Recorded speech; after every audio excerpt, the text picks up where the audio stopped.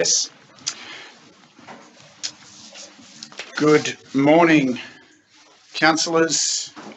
Good morning, executive. Good morning to the digital gallery joining us for the ordinary meeting of the 14th of December 2020. I note a full attendance of councillors, and we will deal with a matter at item 10 under business arising as a result of that. I note that we have two apologies, GM of Customer and Regional Prosperity and the GM Asset and Environmental Sustainability, and note that we have two acting GMs with us today in those roles, and thank you for joining us in those capacities. We turn to item 4, the attendance of prayers, and I believe with the marvels of modern technology we have successfully via phone dialed Pastor Josh in to join us today. Hello. Go ahead, Josh. Good morning, Mayor Greg Christensen and the councillors. Thank you for the opportunity to be able to open the meeting in prayer. I think our minds are at the moment with the beautiful rain that we received, so I'm going to open in prayer, just giving thanks to God for the rain, and also praying for those areas that in our region, at least on the edge of it, that have received a fair bit of rain. So let me commit our meeting to God in prayer. Gracious God, Heavenly Father, Lord, we just thank you for the beautiful rain that we've received. We thank you, dear Lord, that it is filling our tanks and dams and waterways. It's bringing nourishment to the ground, and we've already seen, Lord, the response and the greenness of the grass, Lord, and the washing away of dust. And so we thank you, Lord, for that.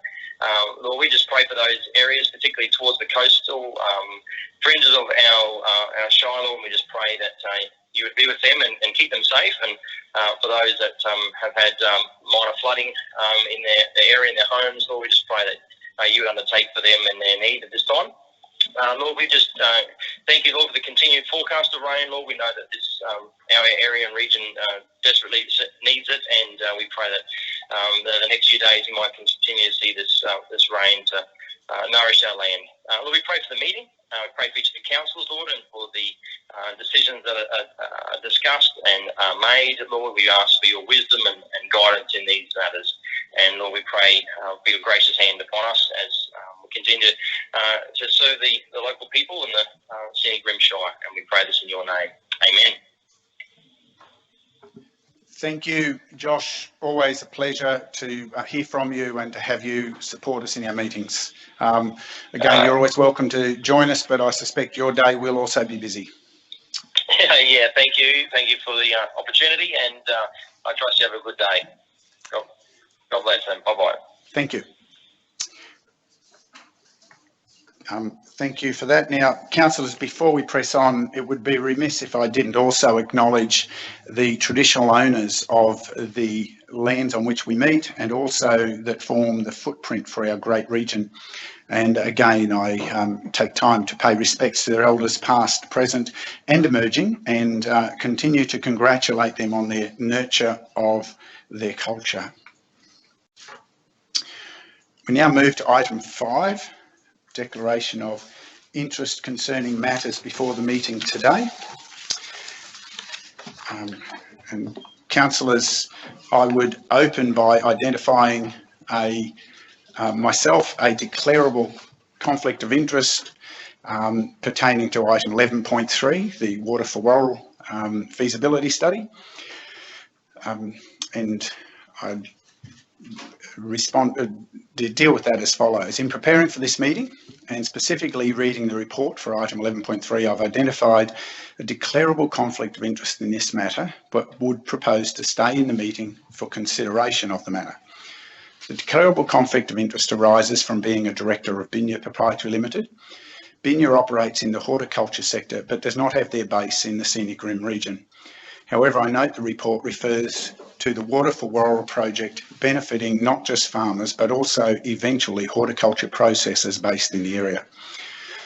I would propose to stay in the discussion of this matter as an overall benefit to the public interest. Should the project be successful, its benefit is far wider reaching than just horticulture and encompasses significant communities of interest. I believe my broader business background and my community engagement offer benefit to the consideration of this issue. It's required by legislation. I ask councillors to consider this request and provide resolution direction accordingly. I'll hand to the Deputy Mayor to deal with that. Thank you, Mayor. I'm okay to stay in just in case there's any clarification people need. Well, maybe we do that first, if there's clarification from people towards the Mayor on anything that he's indicated there. If not... I'm happy to leave if councillors are more comfortable. Yeah, I think it's a good practice actually for all of us to leave when it's discussed, so for those tuned in, the Mayor has now left the meeting, and I would ask councillors for comments if they have a view or anything there, or if not, would someone like to move a motion towards that extent? Or are there any questions or for a start off, I suppose?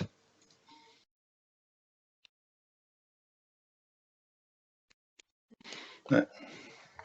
Thank you, Deputy Mayor. I'd be happy to move that the Mayor remains in the meeting for the discussion of this item. Mr. Mayor, I thought the member was going to ask a question. I have some few questions before the motion is moved, if that's okay. I accept that. Okay. I'm just conscious of the fact that the Mayor has on 2 occasions before stepped out of the meeting when anything to do with vegetable producers has been mentioned. And I just wonder why this one is a little bit different to those other times when he stayed in the meeting. My understanding is, and maybe you could have asked him, but I believe that he's, in case the business that he's involved with decides to relocate to the area, they could benefit because of this extra water in the valley. So, I think it's perception, right? Whether that ever happens, I don't think that's in mind at all, is my understanding. But okay, to be more specific, I thought it was when a benefit was perceived for Calfresh, the vegetable producer in the Fassifern Valley. That's when he's left the room, and I was just wondering, is there likely to be a benefit from a vegetable processor in the Fassifern Valley from this project? There certainly will be, and I, just for clear understanding, I have a conflict here and I will be leaving the room. I don't intend to ask councillors to vote on it, but processors and farmers giving security to the for water and vegetable production. But whether you actually benefit or not, the perceived benefit, perceived situation is right, that it's I think people do ask the council to vote on it, is my understanding. CEO, I don't know whether you have a different view, but he did mention one time, you're right, about Calfresh, but their opposition to Calfresh is my understanding. So that could be a detriment or a help. So it's, either way, you should be declaring that conflict. Yeah, I agree. Okay, Councillor Enright, would you like to move? Thank you, Deputy Mayor. I will move that the Mayor remains in the chambers for the discussion for item 11.3, Water for the Worrell Stage 1 project. Is there a second of that motion? I'm happy to second. Second. Deputy Mayor. Councillor West, would you like to speak to that motion, Councillor Enright? Thank you, Deputy Mayor. Look, I think as outlined in the preamble by the Mayor, this particular project is more far-reaching than the impact on a particular horticultural business that operates outside the Scenic Rim. I think the opportunity for the Mayor to have the opportunity to speak to people who may assist in this project to be developed will provide some great opportunities for the ultimate delivery of it, just because of the people that the Mayor meets in his duty as a Mayor. So I think the opportunities that will come through the Mayor being involved in this process is imperative. Okay, thanks. Would someone like any speakers against the motion? Thank you, Mr. Acting Chairman. Look, if the company that the Mayor is a director of has any intentions in the future of moving to this area, it might be that they only move because there is a recycled water scheme coming to the area. To me, that would be of concern, because that would be a direct benefit that is coming. We don't know what the plans of this company are. We don't know if there's a merger proposed with another vegetable producer. I think the safest thing for the Mayor would have been to probably not stay in the meeting, so I would vote against it. Would anyone else like to speak for the motion? If not, Councillor Enright, would you like a right of reply at all? Or? No, thank you, Deputy Mayor. I think I've said all I need to say. Okay, so we'll take a vote. All those in favour?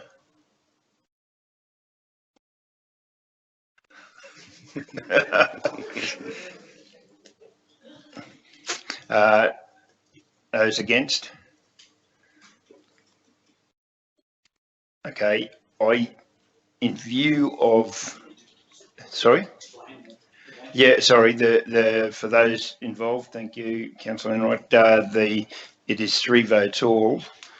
I intend to vote for the motion. I think it's in the interest of council, and my understanding is that there's no intention at this point of time that business is coming to the valley, but as I said earlier, I intend not to stay in the meeting, but I think the Mayor's in a different position.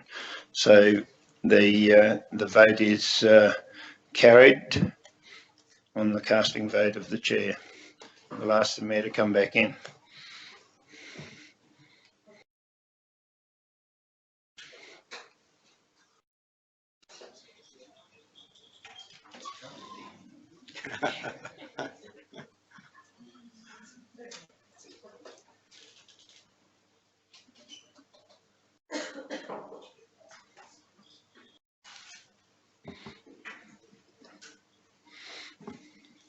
Thank you. Councillor McGuinness. Yes, Mayor, I will be once again on item 11.3. I will not be remaining in the meeting. I've been involved in some of the early discussions on this, and our farm could benefit whether we actually use the water from this project, or I think it could have an effect on the price of water there. So I think it's the best idea that I absent myself from the meeting. Thank you, Councillor.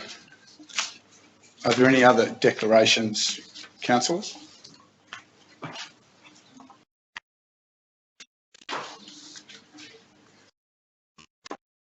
If not, we shall proceed on with the reminder about continuing to maintain clarity of our registers of interest.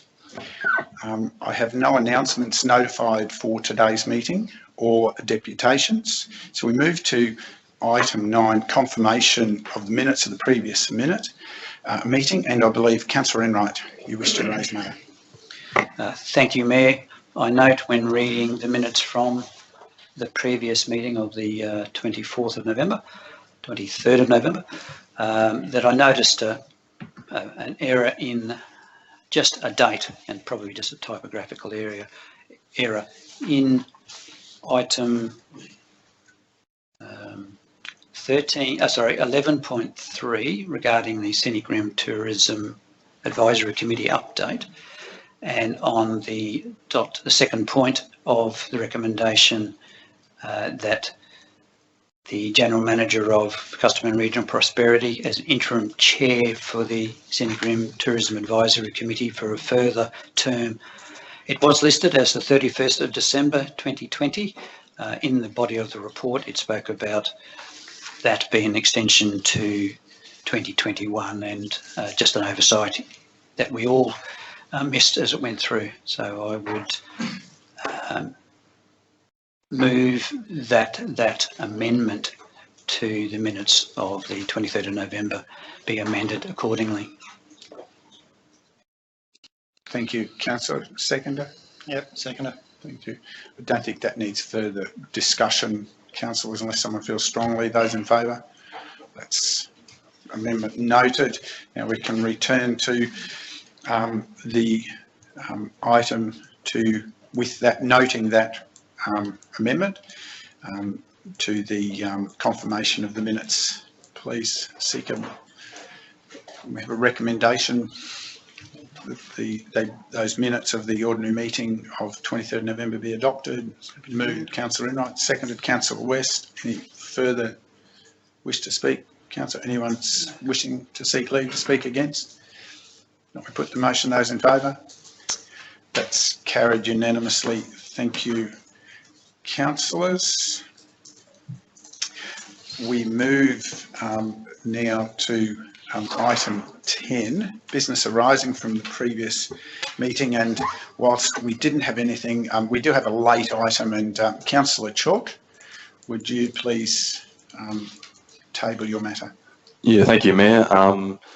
At the previous meeting, we moved a motion because I was going to be away for this meeting for personal reasons, but we've had a change of plans. So we need to amend the minutes of the ordinary meeting held on the 9th of November 2020, particularly item 11.1, which leave of absence for Councillor Marshall Chalk, where Council resolved that I would be absent for today's ordinary meeting.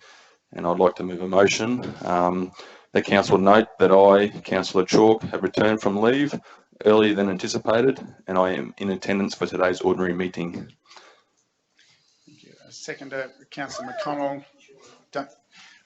We're very sure he's here, Councillor McGuinness. I don't, again, unless someone feels strongly to speak, I believe we deal with that procedurally. We have a mover, a seconder. Those in favour? That's carried unanimously. And thank you, Councillor, for prioritising a return to attend to your duties.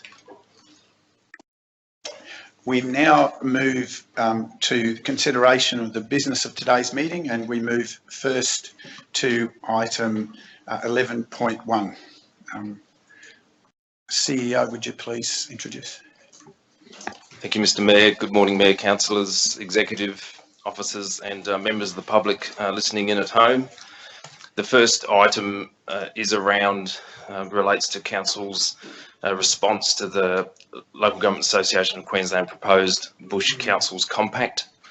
The Compact is designed to speak on behalf of 45 local governments, including this council, of the 77 local governments in Queensland.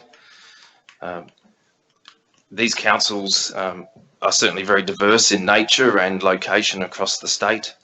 The Compact speaks around a proposed Bush Council's Compact. The letter that was drafted and sent to meet the deadline of 6th of December is quite clear in our response at that point, but did raise some concerns around how a group with very diverse interests, including those that manage water and those that don't, can be grouped together and entitled a Bush Council with rural and regional, rural and remote membership, thinking that we're certainly rural in nature, but not remote, based in the SEQ and being neighbours to some very large councils, and in particular one of the second largest council in Australia in terms of population. So the response was provided and the recommendation is seeking endorsement of that response, Mr. Mayor. Councillors, you've had the report and the response. Any points for clarification?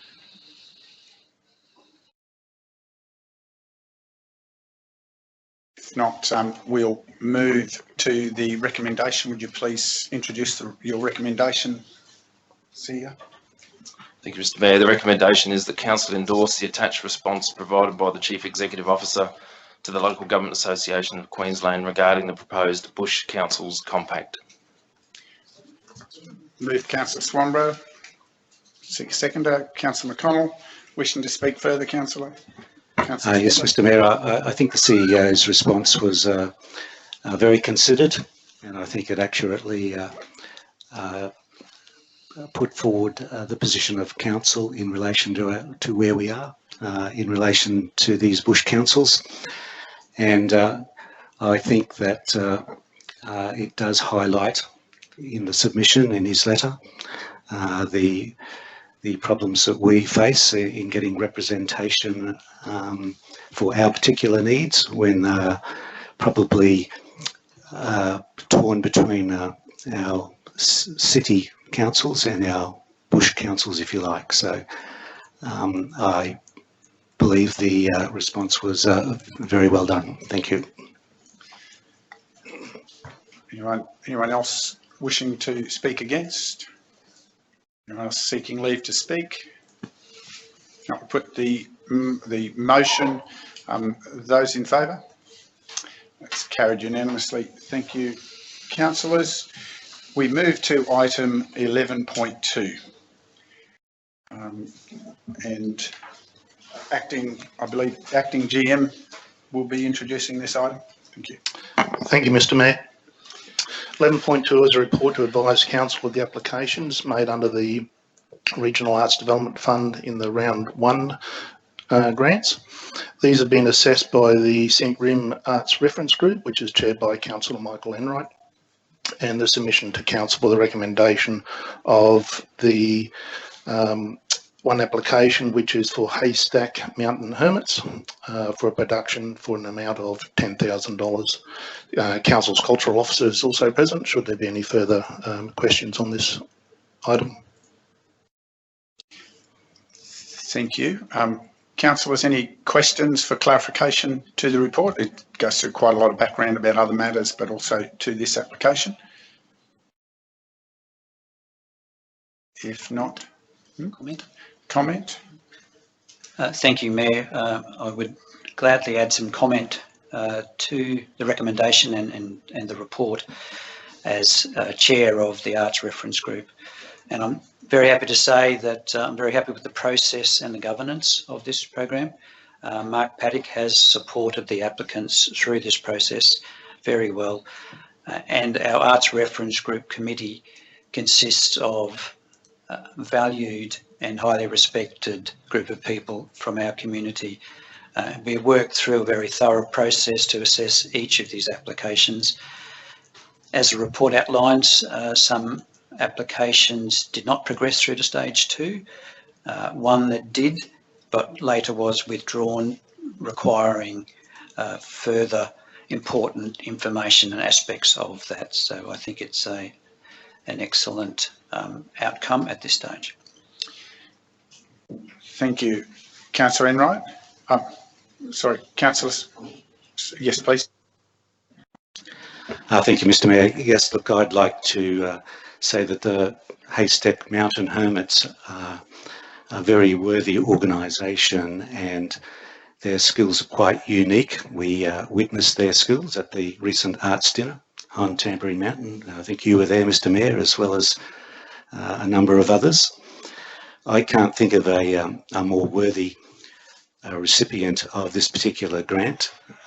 This is a single family of 4, almost 2 adult children and 2 children still at school, and their musical talents are supreme, if you like, and 2 of the older children at the Conservatorium of Music and studying music, and their talent is on display for everybody, and the project that they're doing, the Horses Stay Behind, I can't think of a group more able to capture the emotion and the history and the heritage of that particular event in Gallipoli with the light horse, and I very much look forward to seeing how that turns out. Thank you, Councillor. Any additional comment? Otherwise, we'll table the recommendation, please, GM. Thank you, Mr Mayor. The recommendation is that Council approve the allocation of grants under the 2020-2021 Scenic Rim Regional Arts Development Fund Program Grant, Round 1, as recommended by the Scenic Rim Arts Reference Group for a total of $10,000 as follows. To the group Haystack Mountain Hermits for the project The Horses Stay Behind, One Last Ride for an amount allocated at $10,000. Councillor Enright, you're moving. Seek seconder, Councillor Swanborough. Councillor Enright, wish to speak any further? Thank you, Mayor. I would like to add to the comments of Councillor Swanborough, and I'm very happy to support this recommendation for the Haystack Mountain Hermits project, The Horses Stay Behind. This is based on the Australian 5th Light Horse Brigade of World War I, and it's an important story of our history and deserves to be retold through music and film. It also has a very personal connection to the Haystack Mountain Hermits family, with their great-grandfather, Tom, enlisting as a 16-year-old in 1914. And I look forward to hearing and seeing this story being told. Thank you. Anyone wishing to speak against? Anyone seeking leave to speak additionally? No, we put the motion. Those in favour? Carried unanimously. Thank you, councillors. We move to item 11.3. Councillor McGuinness, I believe you identified your intention to exit for this item. GM, we're in your hands. Thank you, Mr Mayor. Item 11.3 is an update to Council on the Water Tour for Worrell Stage 1 project.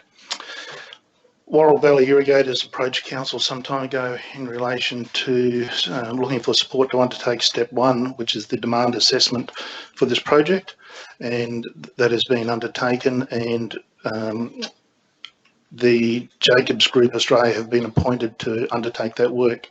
The report indicates the stages that will be undertaken and the future, I suppose, lobbying for state or federal funding to allow this project to proceed once the first demand assessment has been completed.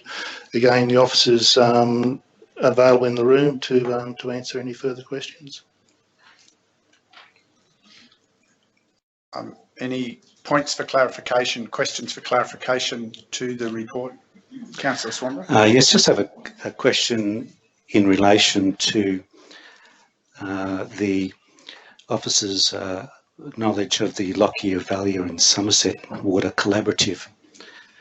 I notice, I spent a bit of time just trying to educate myself in relation to this matter, and I noticed that they're at the stage of doing a demand assessment as well, which is going to take 3 weeks. But with the Lockyer Valley and Somerset Water Collaborative, it seemed to me that they're probably 12 months ahead of us at this point in time, and that their contribution to this process was $1.2 million to date, which is a far more than the $80,000 we're providing this consultant. So the question really is, without the engineering required to be done for this project to understand the price of the water, its distribution, bulk water charges, capital contributions, all the things that are necessary for a demand management study, how is this project going to achieve the results that it sets out to do?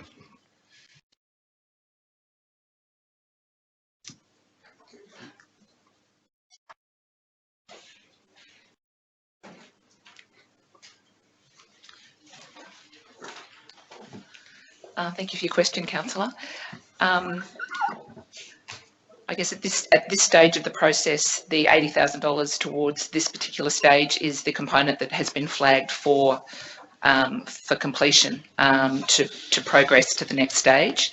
I can't speak at this stage. I could take that question on notice and come back to you with further detail.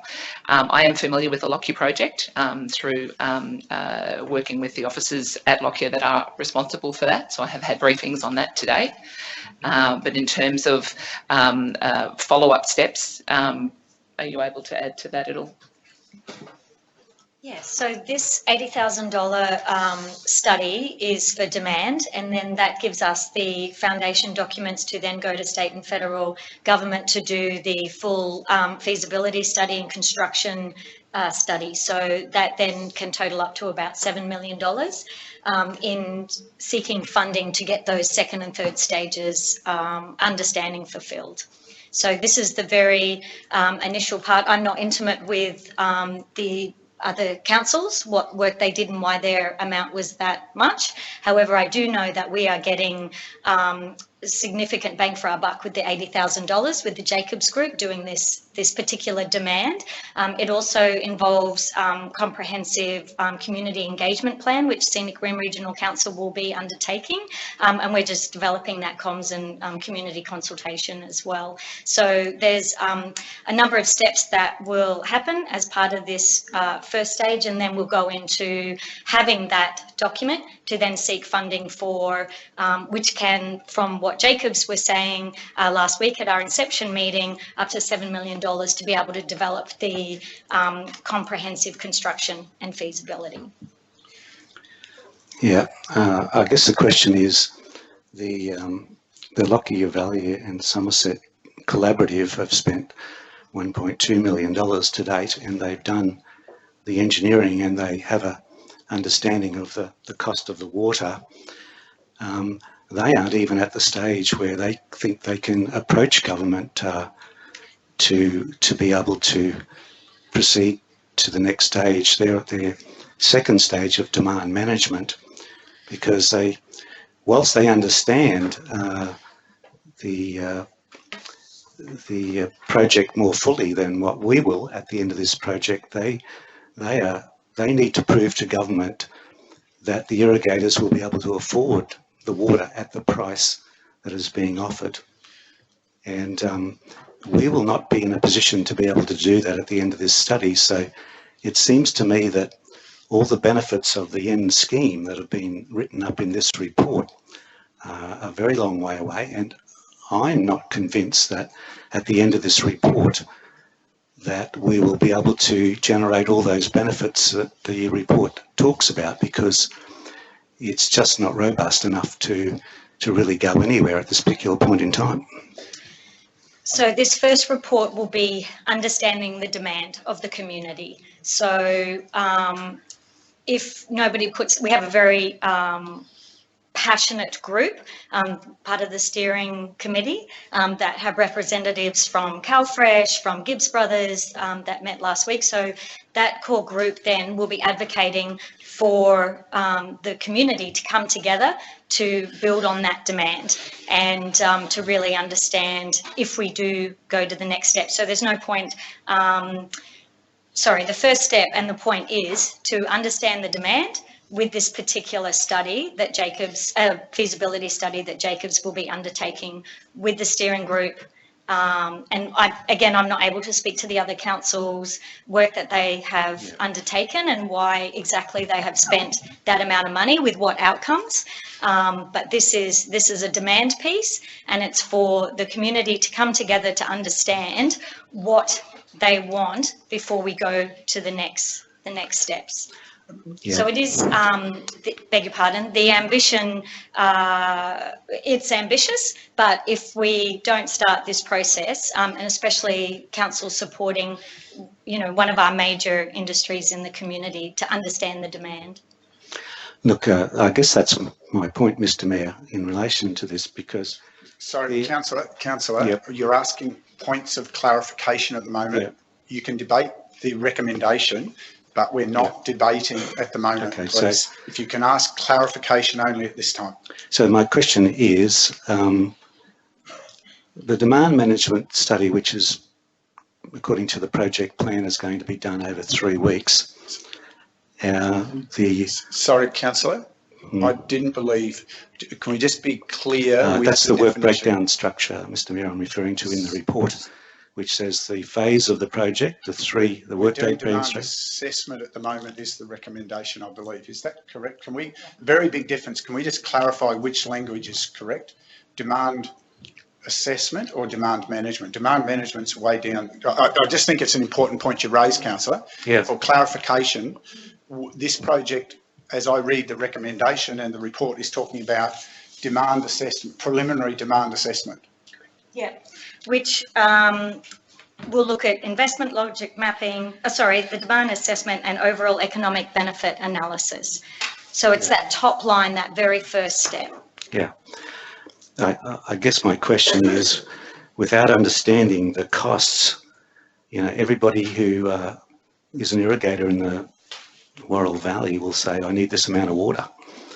But at the end of the day, will they be prepared to pay the costs like Somerset, which is $1,600 per megalitre upfront capital cost, up to $342 per megalitre, with reliability from 75% to 52%? Sorry, Councillor, I'm going to ask you to stick to, you cannot introduce information from someone else's study. You're clarifying what's in the report and you're asking an unreasonable question for officers to know an answer to at this time. Well, this is an early question, and I think the important question that officers may not know, what's the difference in scale between what's proposed here and the project that has been quite public for quite some time, and I am quite familiar with through my own readings and work through the Council of Mayors, the scale of what's proposed for the Lockyer, Somerset, and I believe even potentially through to Toowoomba is part of that discussion. What's the difference in scale, just that we understand? I haven't got that answer here today. I'd have to report back.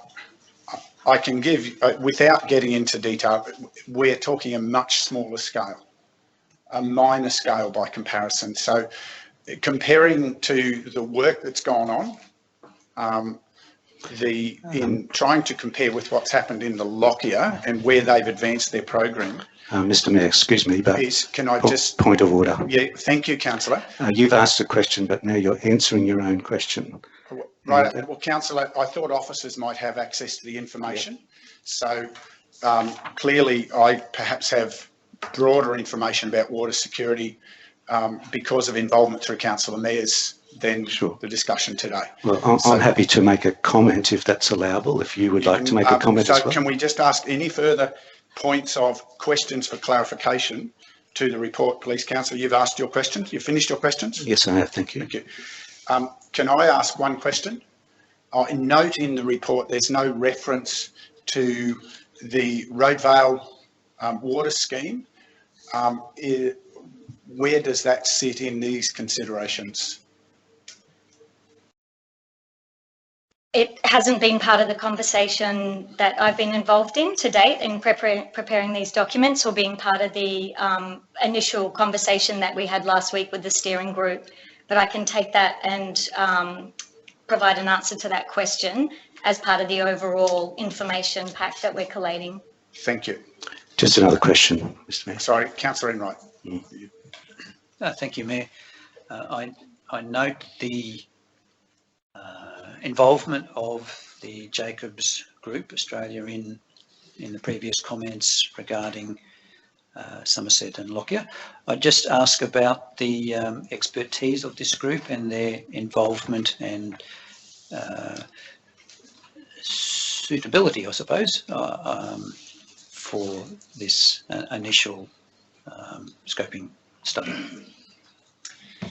Thank you, Councillor. In the attachment is the proposal that Jacobs pulled together, and in their final pages you'll see the depth and breadth of their experience in this particular area, including their biographies, as well as other projects that they have worked on and have had success in progressing.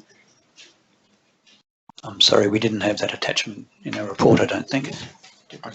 Yes, thought that was.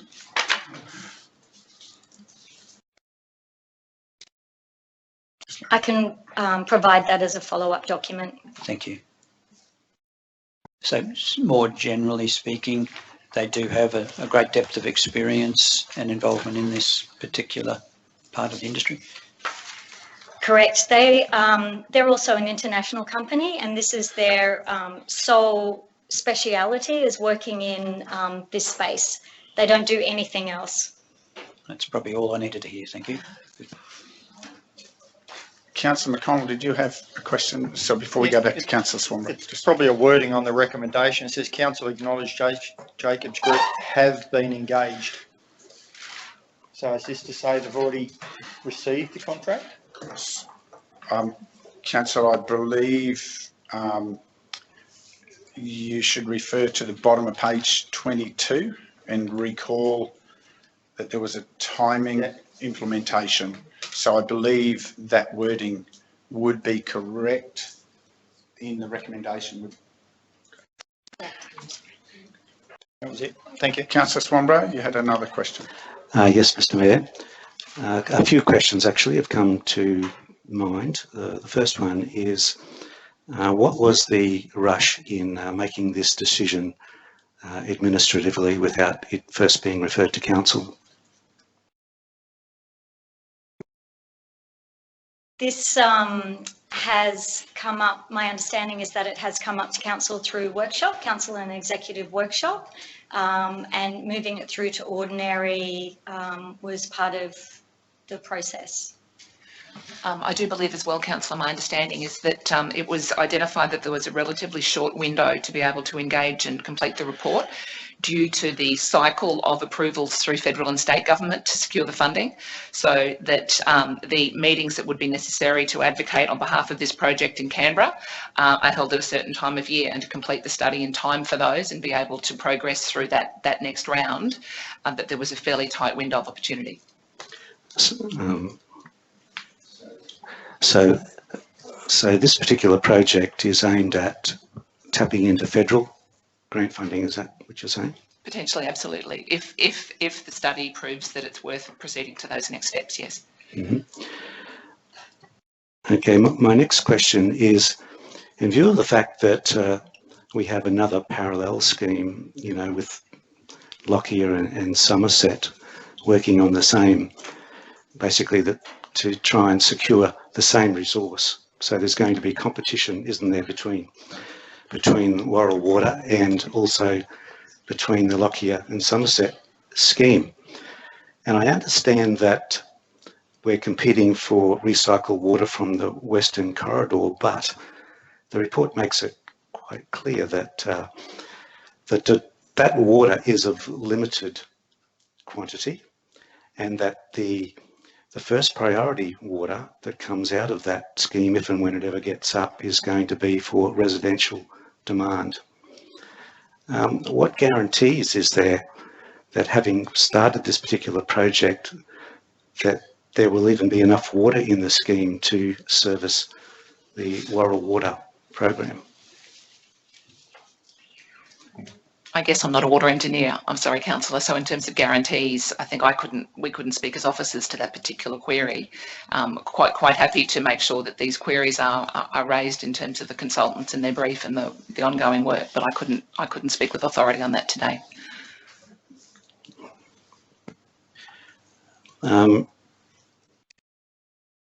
Another question is just, has anyone looked at the politics of this and the likelihood of success by going down this path? And having committed $80,000 just for the very tiny first stage, is this in any way going to bind council to follow through with the second, the third and the fourth stages? And why isn't the industry funding this rather than the ratepayers? So this very first study is about the demand assessment, and as part of the inception meeting with the steering group, they were the users and the consumers of water, so it is industry led, and council is facilitating this with funds out of the Regional Prosperity budget, which we fortuitously have received funding across a number of grants, that we were able to have this money to be able to contribute to this particular assessment, demand assessment. So what this will then, through our communications and community engagement process, will understand the demand. So I believe that we are in the fortuitous position to be able to accommodate this $80,000 fee for the benefit of the community and supporting one of our largest industries in the region. I guess my question was, is this going to mean that council is going to be asked for funds in the future for the other? This is a very preliminary study, and it doesn't cover any of the engineering studies that are going to be necessary. Are council going to be committed to putting up more money in the future towards this particular project? Again, once we've completed the demand assessment, then Jacobs will have a number of recommendations, which part of that will be to go to state and federal agencies for funding opportunities to further progress this, if the demand assessment demonstrates that those second, third, fourth steps should be taken. And then due process would be followed, that we would come to council as part of that to understand what our financial commitment, investment could be in the future based on the outcome of this particular initial study. I guess my last question is, was there a budget for, was this envisaged in the budget, and was there a budget set aside for this project in our current budget? So the budget for this has come out of the Regional Prosperity line, and we, as I stated before, were very successful in securing funding for a number of projects, so that we did have an amount available to be able to contribute to this assessment. But it wasn't identified initially, was it, when we considered and adopted the budget? We don't drill down to that level of specifics. We do have an amount that we use to deliver on our regional prosperity strategy, and that falls in under that particular strategy, under that line item. No more questions. Thank you, Councillor. So just a further clarification as a general question. Are there quite a number of detailed projects that have occurred throughout the year that weren't visible at the time of budget last year, 12 months ago? I think it's a very, the regional prosperity areas are rapidly moving and changing and evolving beast, councillors. So certainly, yes, we always wish to, you know, plan and be as proactive as we can in terms of what we have as line items in our budget, but there are always opportunities that we need to respond to. So, you know, we're very conscientious with our budget in terms of managing it, and we have been extremely successful in being able to make the case over the last 12 months to secure funding, which has enabled us to have a number of savings in certain line items. But certainly, yes, that this sphere does evolve and things do arise that we need to be able to take advantage of occasionally, yes. My second question, following from that, in terms of the demand assessment and the context of what might be available through the schemes that are being developed to bring recycled water back as a valuable resource generally in southeast Queensland. Am I accurate in identifying that a demand assessment is merely a precursor to understanding what's the potential demand versus what's the potential opportunity? You'll have to answer for the... Yes, so beg your pardon. It's about assessing the demand from the users that would be the potential users of this water. So with the steering group, they are significant producers in the region, and because this is industry-led, they will be advocating to other farmers and potential users of this water to glean their necessary demands, or not. They might not have the demand. So, you know, we could get to the end of this study and realise that there isn't the demand at the level that we thought or that they thought as the steering group. Thank you. Sorry, you have another question, Councillor? Probably a comment, if I may. Perhaps to Councillor Swanborough's point earlier about potential competition. Just be careful where we're going. We're not debating. If you just be careful. No, it's probably, my interpretation would be in a response to the concern of Councillor Swanborough in potential competition with Lockyer Somerset, is I think having the same entity, the Jacobs Group, having an overview of the demands for each of the regions, I would see that as a positive in the fact that they would have a more holistic view of demands for the regions. Would that be a reasonable comment? Absolutely, Councillor Enright. Because of the depth and breadth of their portfolio, they have an incredibly rich understanding of what's happening not only in our region, but the Australian and international landscapes. If I can make a comment too, Mr. Mayor. Just in response to Councillor Enright, economics says that demand is a function of price. And my point has been all along that this study will not be able to determine price. And so that's where I have a problem with, you know, the major claims of this report that we're going to lead to all this benefit and that the report is going to be robust enough to attract funding. I don't believe that this report is going to be robust enough to attract funding because the engineers and the politicians... Councillor, we've moved off of clarification and we're now debating the merits of the recommendation. So you can make comments for clarification, but not... I think that comment should be reserved for when we're dealing with the motion. Thank you, Councillor. Therefore, I believe we're at a point where we can move to consider the recommendation. GM, if you'd like to introduce it. Thank you, Mayor.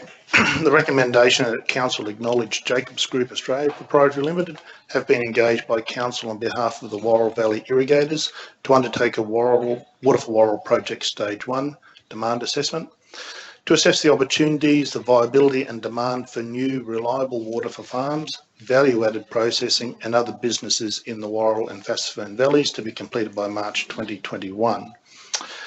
Number 2, that Council note the Water for Worrell project will develop a compelling case for Australia and/or Queensland Government funding for the development of comprehensive water infrastructure business cases, culminating in a detailed business case to obtain government funding to drive the project forward towards construction to deliver a secure water resource for the Worrell region. And thirdly, that Council acknowledge the involvement and collaboration between the Scenic Regional Council, Worrell Valley Irrigators and the Jacobs Group in advocating to Australian and Queensland governments for the future funding support for the Water for Worrell project. Okay, we have a recommendation. I seek a mover. Councillor Chalk, thank you. A seconder. Councillor McConnell. Councillor Chalk, you wish to speak to the motion? Yeah, thank you, Mayor. I think this is a great starting point for Council to deliver something for the agricultural industry, horticultural sector, which is a massive economic benefit to our region. I commend the report and congratulate the economic development team for thinking along these lines. Our agricultural sector is our largest in our region and it provides a lot of jobs now and into the future. So anything we can do along these lines to especially around water, which is a valuable resource and can add a lot of value in the supply chain. So yeah, I commend this report. Thank you. Councillor, anyone wishing to speak against the motion? Councillor Swanborough. Yes, Mr. Mayor, thank you. As we've heard in the questions at the beginning of this session, I am against this motion because I don't think it does do what the recommendation says. It will not get to us to a stage where there is a compelling case to put to government. It's clear that demand management is not about just going out to the irrigators and would you like the water? Oh yeah, it'll be great. We'll be able to do this, this, this and this and everything. You know, if I was asked anybody in this room, you know, would you like the water if it costs, you know, $10 a litre, they would say, no, we wouldn't. And that's the sheer economics of it. And that's the reason why the engineering studies must be done before you can get a price to water, because there's trunk mains to be built, there's bulk water charges, there's capital costs involved, there's a whole lot of things, and that's being demonstrated by the cost of the study done by the collaborative at Lockyer and Somerset. Now, I think this contract and what it's going to achieve is being completely oversold to council. I believe that we've rushed in way too early and signed a contract which we can't stop, not fully understanding or not having fully debate about whether this is going to work or not. And I agree with Councillor Chalk. You know, it'd be great to have recycled water in these things, and I think fantastic. I see all the benefits, but this $80,000 contract, which we can't change, we can't reverse, I don't believe can do anything else but ask the irrigators, would you like this water, without telling them the price.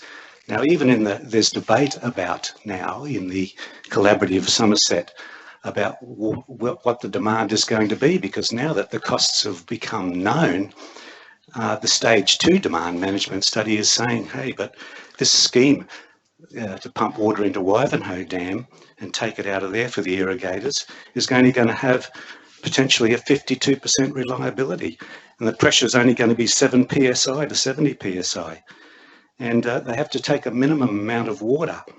And so now that the costs are becoming a reality for this group, they don't know whether the irrigators are going to say, yes, we want this scheme because we can't afford to pay the price. And to say that we can make all these decisions and go forward with this contract and spruik all the benefits to the councillors to make them vote in favour of the contract, I believe is not a robust approach. And I believe that rushing this thing without full knowledge of what we were doing, or we weren't even rushing it, we didn't get the opportunity to really consider it. I think it's a sad thing.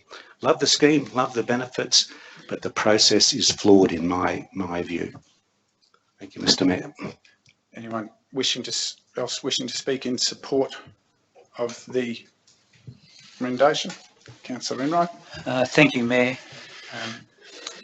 I think it's important for any huge, significant infrastructure project that initial steps are taken to understand the extent of the demand.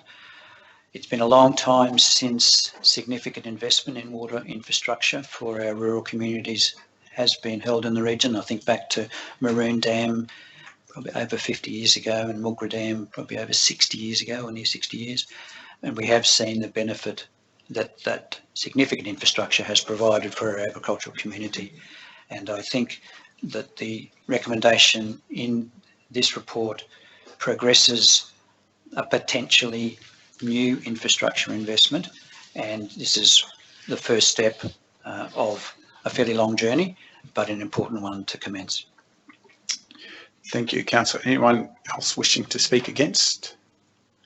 Anyone else wishing to speak, seeking leave to speak to the motion? Councillor McConnell. Yeah, I'd just like to support Councillor Chalk in this motion. I think it's important that this is only the initial step. It's just to find out if there is a demand by the users within the agricultural community. It is not the first step that once we start this process that we have to follow it through. It's just finding out if there is a demand and what that demand is. From there, we can then go forward. So, thank you. Anyone else seeking leave to speak? Sorry, Councillor, you've already spoken to the motion. Councillor Chalk, did you wish to close? Righto, then we put the motion in 3 parts, as resting on the table. Those in favour? Those against? Division. Okay. Those in favour, Mayor, Division 2, 3, 4 and 5, and against Division 1. Just a point of order, Mr. Mayor. I thought you were going to stay in the meeting, but you weren't going to vote. Sorry, no one advised me. I said I was going to stay in the meeting and vote. I was quite clear I was staying in to participate. Okay. And no one advised me other than what I had indicated. Okay, thank you. So can we retrieve Councillor McGuinness?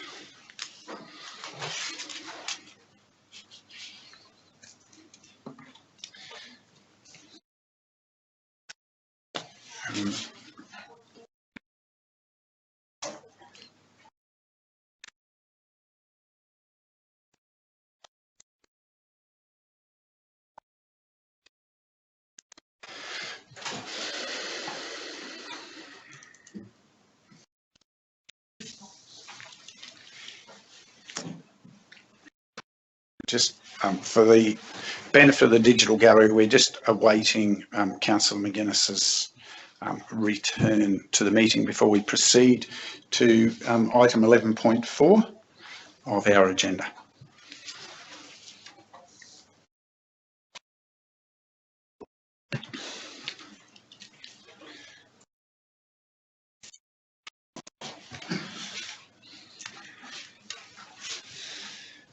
Welcome back, Councillor. We are now dealing with item 11.4, commencing page 27 of the agenda. Again, we seek your introduction, GM. Thank you, Mayor. This report provides an update on the progress of the implementation of the Scenic Rim Tourism Strategy 2017 to 2021. Which was adopted by Council back in January 2017. The attachment to the report is fairly self-explanatory, and this is provided for Council's update and advice. Thank you. Any questions for clarification to the report, councillors? Councillor McConnell? Yeah, thank you. Just page 31 or page 2 of the attachment A1.5. It seems to suggest in there that there's a push to move farmers to tourism. Educate producers about tourism through how-to guides. I wouldn't say necessarily a push farmers to tourism. The approach we've taken is that we do have a number of agricultural producers who are interested in pursuing other streams of revenue to keep their operations afloat in tough times, you know, with the drought that we've had in the region and other natural disasters of late.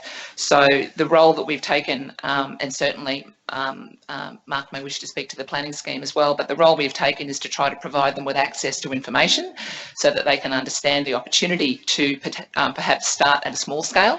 So it may be a farm who wishes to embark upon a cabin or two on their property to sort of amend their income stream. It's not about pushing them out of farming, it's about showing them that there are ways potentially that could add to revenue to enable them to stay on the land most of the time.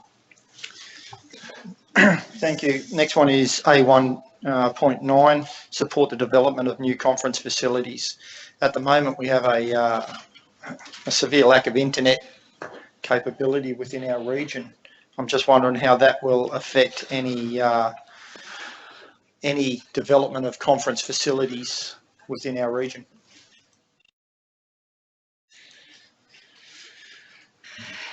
Certainly, the internet access is challenging in many parts of our region. At the early stages of the development of our Smart Region strategy, which has just recently commenced work, that's certainly been one that has arisen as an issue that our community wants us to tackle. From a conference facility perspective, yes, there would be challenges in terms of certain locations. I think we look to resolve those challenges with our operators. There are certain areas where those challenges would not exist, where the internet coverage is acceptable currently, but equally there would be others who we'd be looking in partnership to work with operators to tackle that challenge to make it feasible for them. Thank you. The next one is page 6 or page 35 of our agenda. Destination management A3.1 talks about 3 LTOs. Could you give us an update on the LTOs within the region? Yes, certainly. So when this report was written, we had 3 LTOs that had gone to 2. So we had Destination Scenic Rim, and we also had the Tambourine Mountain Chamber of Commerce Tourism Subcommittee. We have been working with both those LTOs and with the tourism sector for at least 12 months now to workshop with them, to provide external support, to canvass appetite and potential to move to one LTO for the benefit of the region. I can report, as has been covered in local press, that recently the Tambourine operators held a meeting and they have agreed to progress to one LTO. So from the Destination Scenic Rim point of view, there are still a few things to be worked out with their membership, but we do appear to have a way forward on that, which is really, really promising. So that will be something that we'll be looking to finalise in coming weeks and months. Thank you. Page 9, item A3.7 talks about Killarney Glen. Is there any update on Killarney Glen? The only update we had a meeting earlier this week with representatives from the Canungra Centre. The colonel there met with us to introduce his replacement as he is retiring. The Army has decided to formally close Killarney Glen at this point in time. They have been looking for support nationally as to what that move might be. There remains an acknowledgement that it is a magnificent natural asset, but at this point in time, in terms of the Army ownership and in terms of the other challenges around parking and access and the sort of sad history of that particular site, it does remain closed. Thank you. Thank you, Councillor. Councillor Swanborough, did you have? Yes, some I have points a of series of clarification? questions too. Thank you, Mr. Mayor. Yes, just also on page 35 of the report in relation to the LTOs, I wonder if the manager could advise me. I was at the vote on Tambourine Mountain of the Chamber of Commerce when there was something which I wasn't aware of because it hasn't been to a council meeting as far as I understand, but there was Sorry, Councillor, is this a matter that's clarifying in the report, or is this a matter outside of this? Yes, it's clarifying. It's in the report, and it's the same, similar to what Mr. McConnell asked, and that was for clarification on where we're up to with this. And where we're up to was that there was a vote taken, but the vote was taken on the basis that there was an offer or a suggestion made that when the LTO was formed, that the Chamber of Commerce on Tambourine Mountain needed had an offer from basically LTO, which really, as I understand, would have come from council money for $20,000 to transfer their map brochure and their intellectual property of the URLs for their websites to the new LTO. And as we understand, the LTO is called an industry-led LTO, but it still is going to employ an executive officer. The council will employ the executive officer. So my question is, where did this figure of $20,000 arise? Thank you for your question, Councillor.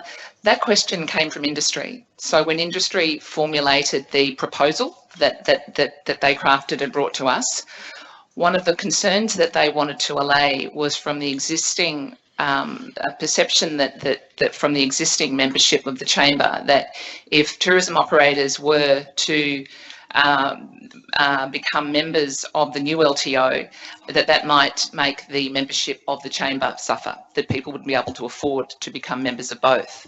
So it was what about the potential for the new entity to provide some funding to the chamber, which would enable that blow to potentially be lessened in terms of the impact on their revenue. The other component of your question, which was in relation to the website, it's slightly confusing, but there was never an intention that we wanted to, I guess, take over, or that the new LTO would necessarily take over the URL. The project that has been proceeding, the website refresh for the Visit Scenic Rim website, has always included in its remit the fact that operators had mandated that they wanted that to continue as a standalone website, so as a URL that people could access in its own right. And out of recognition of that concern for operators that website maintain its own integrity and that the brand of Tambourine Mountain remains strong in the new project, that would still be accessible. So the remit that has gone to the providers and industry, there are a significant number of industry, including operators on Tambourine Mountain, who are working in conjunction with us and with the external party on developing that new website. It includes very much a brief that website will remain, that there will be an overarching Visit Scenic Rim website to which you can go to a drop-down menu and obtain information about Tambourine Mountain, or you can also go to the Tambourine Mountain existing site as well. So my question is, where did the $20,000 figure come from? That was a suggestion from industry. Okay, who in the industry suggested that? I think at the early stages in negotiation with the group on the mountain. So it didn't come from council, but it was something that we were palatable to put to the new LTO. So not $20,000 from council, but $20,000 from the new LTO. Did it come from the tourism subcommittee of Tambourine Mountain Chamber of Commerce? I believe it was in discussions with both the subcommittee and with Destination Scenic Rim. And could you tell me when that took place? I wouldn't have the date in front of me. I'd have to come back to you on that point. Okay. Mr. Mayor, I'd like to table some documents here as a procedural motion. Councillor, do they pertain to yes, they do. the update, or are they a separate item? They pertain to this particular issue, Mr. Mayor. Well, Councillor, very uncomfortable as a procedural motion to accept something to form part of an update that councillors haven't had opportunity to see, to consider whether they represent the update across a wide range of issues or deal with a specific matter. They deal with a specific matter that we've just talked about for the last 10 minutes.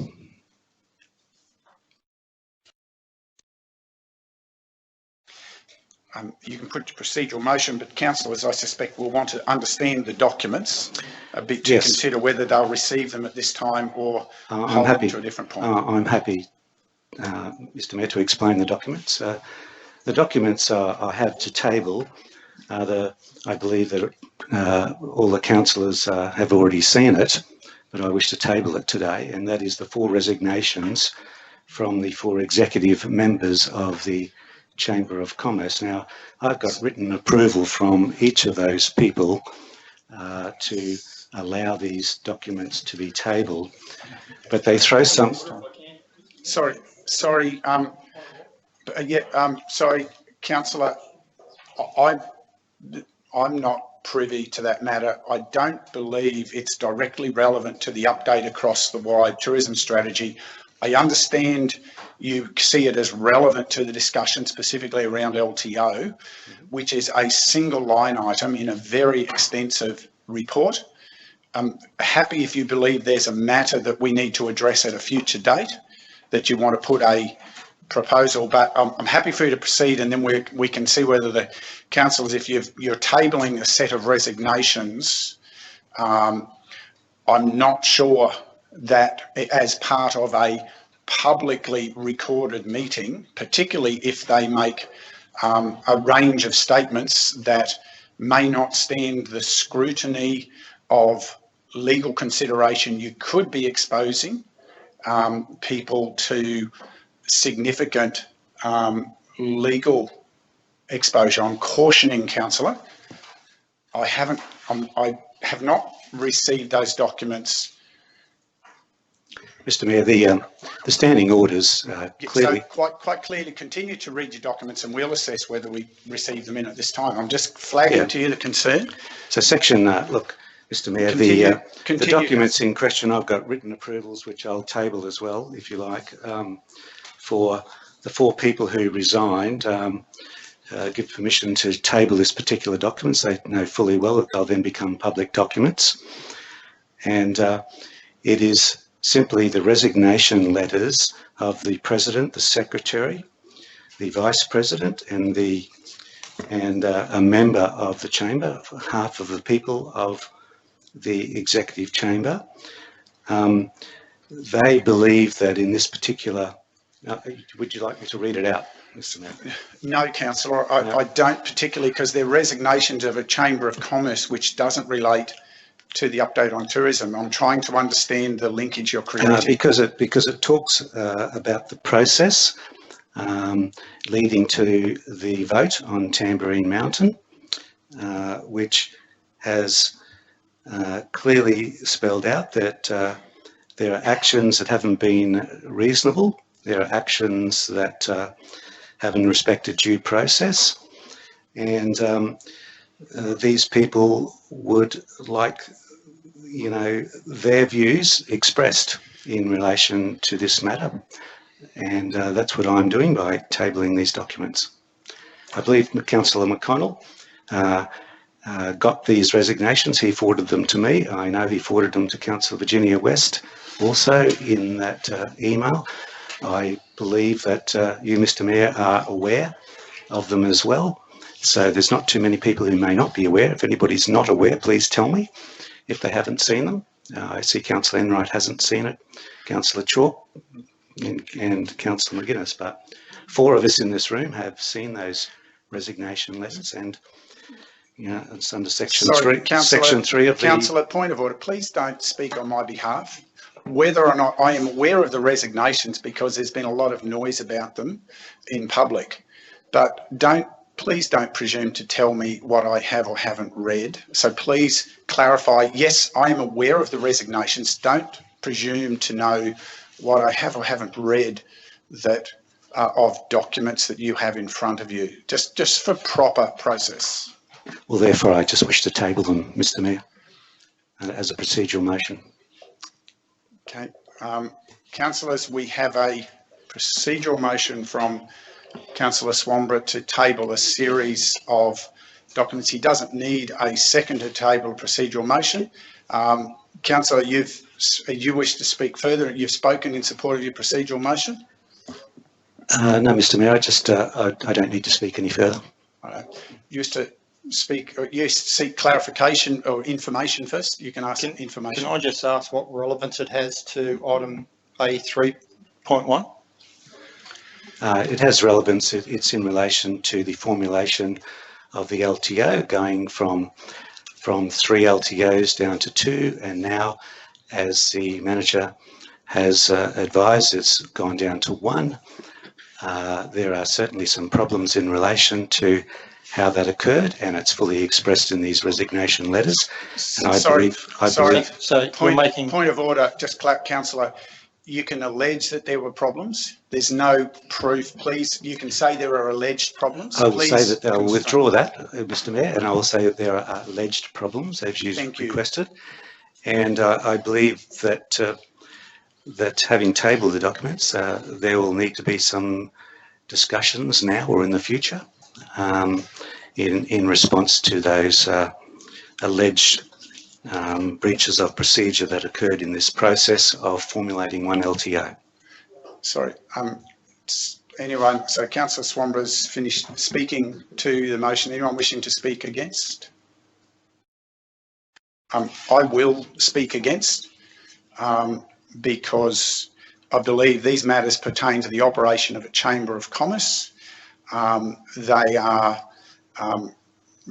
They relate to decisions of a set of officers of an organisation that isn't under council control, and the decision of those officers in the face of whatever processes within that chamber is outside of council's remit, and therefore is not something that should reasonably be forming part of the reference to a document that is updating on behalf of the oversight of a wide range of issues on behalf of council, is my belief.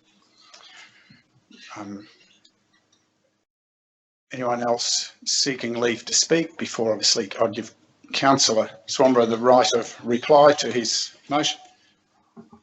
Councillor West, do you wish to speak? Thank you, Mayor. Look, the document that we're looking at in front of us now that we're reviewing, which is the tourism strategy, actually was written before the meeting of last week when things changed with the down to one LTO. So I really don't believe that that's part of what we need to be discussing at all today. That's for another report to come to council as that progresses. Councillor Swanborough, you wish to exercise the right of reply? Yes, thank you, Mr. Mayor. Mr. Mayor, the letter clearly indicates that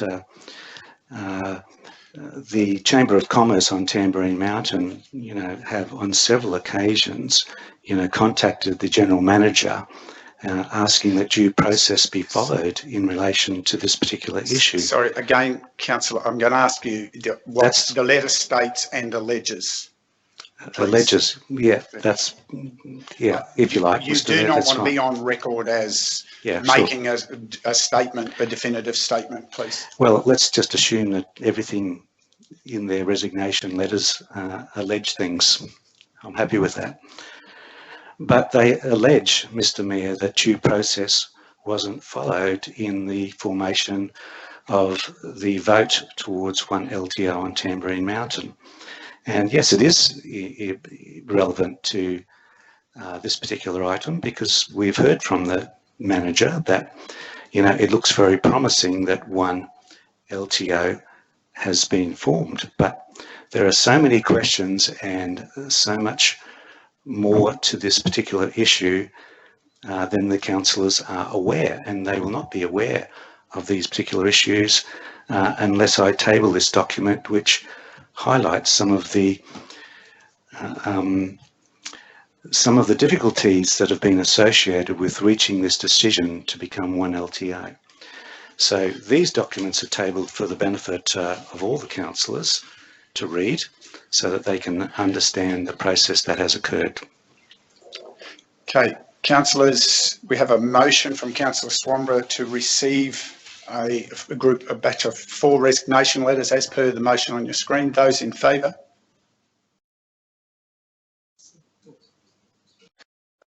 Those against?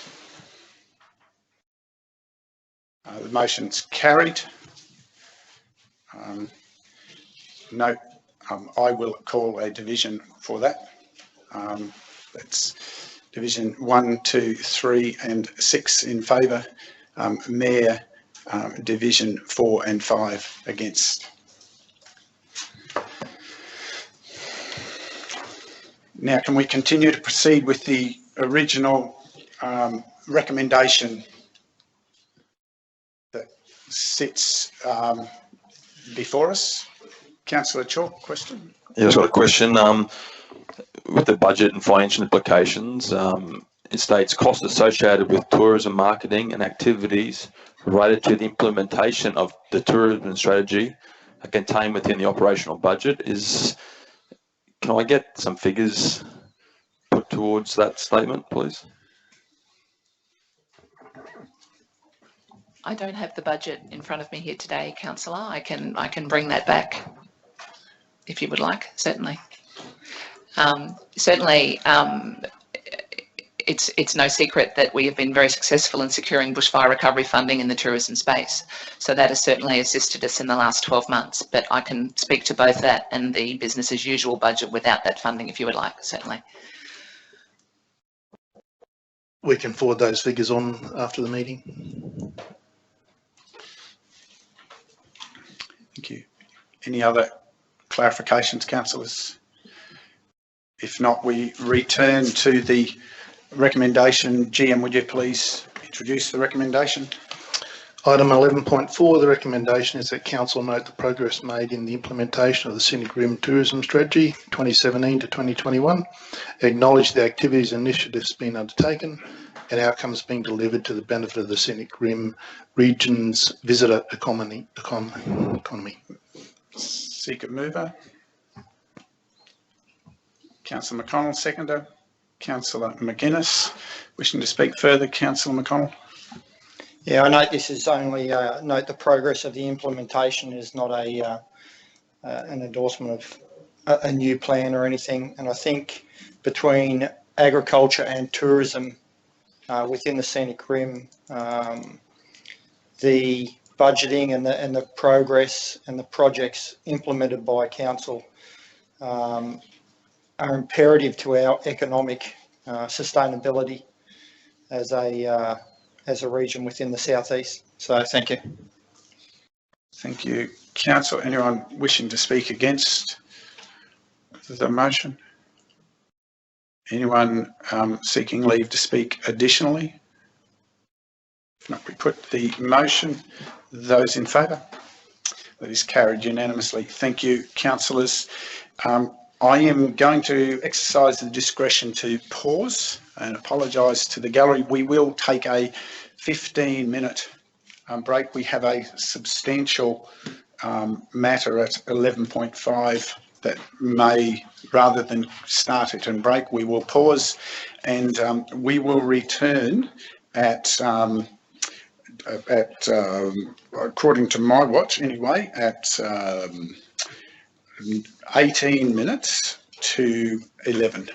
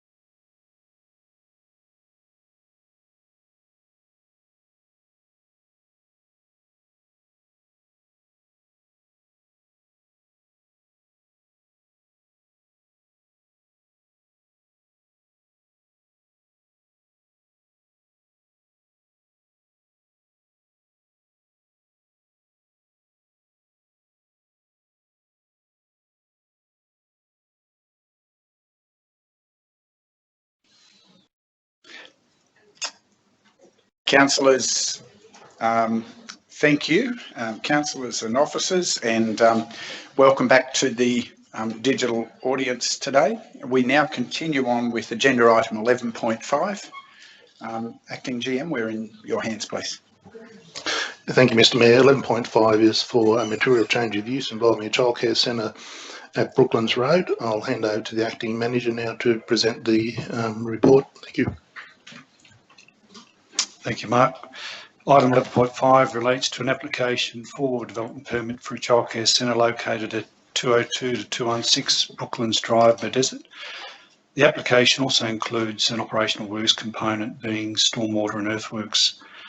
The proposal triggers impact accessible development in the rural residential zone. The childcare centre will accommodate a maximum of 116 children and 20 staff. As intended, the centre will operate from 6:30 a.m. to 6:30 p.m. The proposed childcare centre requires 35 car parking spaces, including parking for people with disabilities. The applicant has demonstrated that the proposal satisfies the Parking Access Code's provisions under the planning scheme. The proposal is consistent with the low-density residential character intended for the local area. It has been architecturally designed to reflect the traditional rural town streetscape. Following public notification of the proposal, 4 properly made submissions and 2 not properly made submissions were received, with the main issues of concern being inconsistent development in the rural residential zone, the scale, form and design of the proposed development, car parking, traffic generation and noise impacts. The applicant advises that their community consultation undertaken consisted of phone contact with the most immediate neighbours to the proposal, on-site discussions with local residents and letterbox drop of about 32 surrounding residents presenting additional material for the proposal. The proposed development has demonstrated compliance with the relevant codes of the planning scheme through the submitted material within the application, and it is recommended that Council approve the proposed development subject to reasonable and relevant conditions.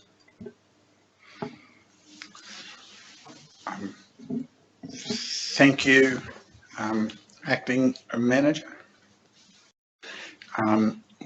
Councillors, questions for clarification? A very comprehensive report and attached papers. Do you have questions for clarification to either the Acting GM or the Acting Manager? Councillor West.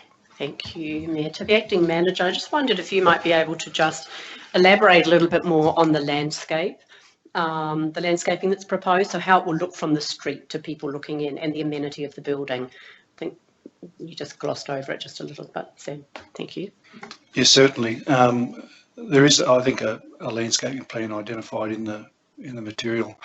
The main provision for it is to screen the development, provide some privacy both within and without, and some of it functions in relation to stormwater and overland flow, mostly not on the entrance street, but on the side street exiting from the main road.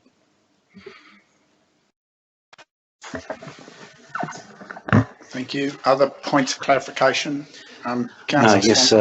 Yes, my question is in relation to the number of children and staff that are available. Are those staff going to be required to park in the allocated car parks inside the centre, or are they going to park on the street? No, the parking is for staff as well. That's been included in the numbers. When this was first brought to council, was there a pre-development lodgement meeting? And, yes, there was. What was the advice given to the applicants at the time? The advice pertained to the design of the proposed building and to the numbers and traffic access, where the driveway was going to be located. Mostly operational issues. At that particular meeting, was there any mention made about the existing traffic that's being generated from I think it's the Mullen Charlie house on the street that comes off the roundabout? It wasn't discussed, although I was present at that meeting, and I did note it, and I did suggest to them that there's already because some of the residents there were concerned about the traffic impacts, and I did note that there was already considerable parking on footpaths and whatever down the street in relation to that use.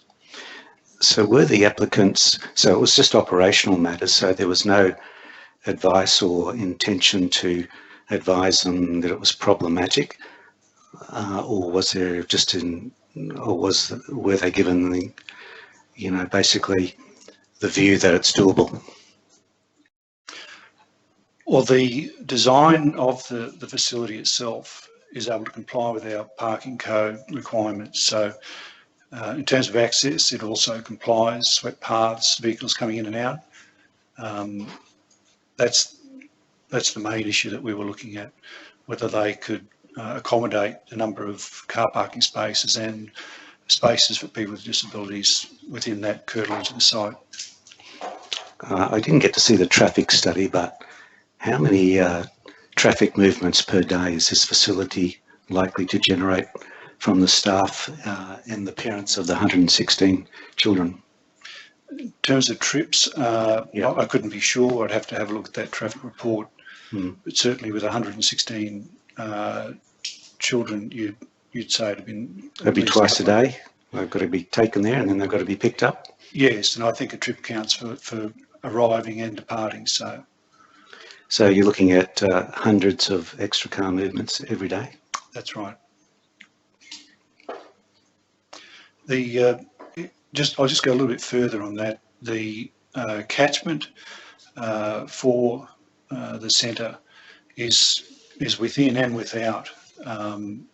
The advantage with the location of this site is the catchment from without has limited impact on the existing residential estate. They don't have to come all the way in, they just come through that main portal at the main road. So we're not envisaging rat runs through the suburbs to get to that facility. But there's no guarantee which way anybody's going to come to the centre, is there? Well, people generally come the shortest possible way. Mm-hmm.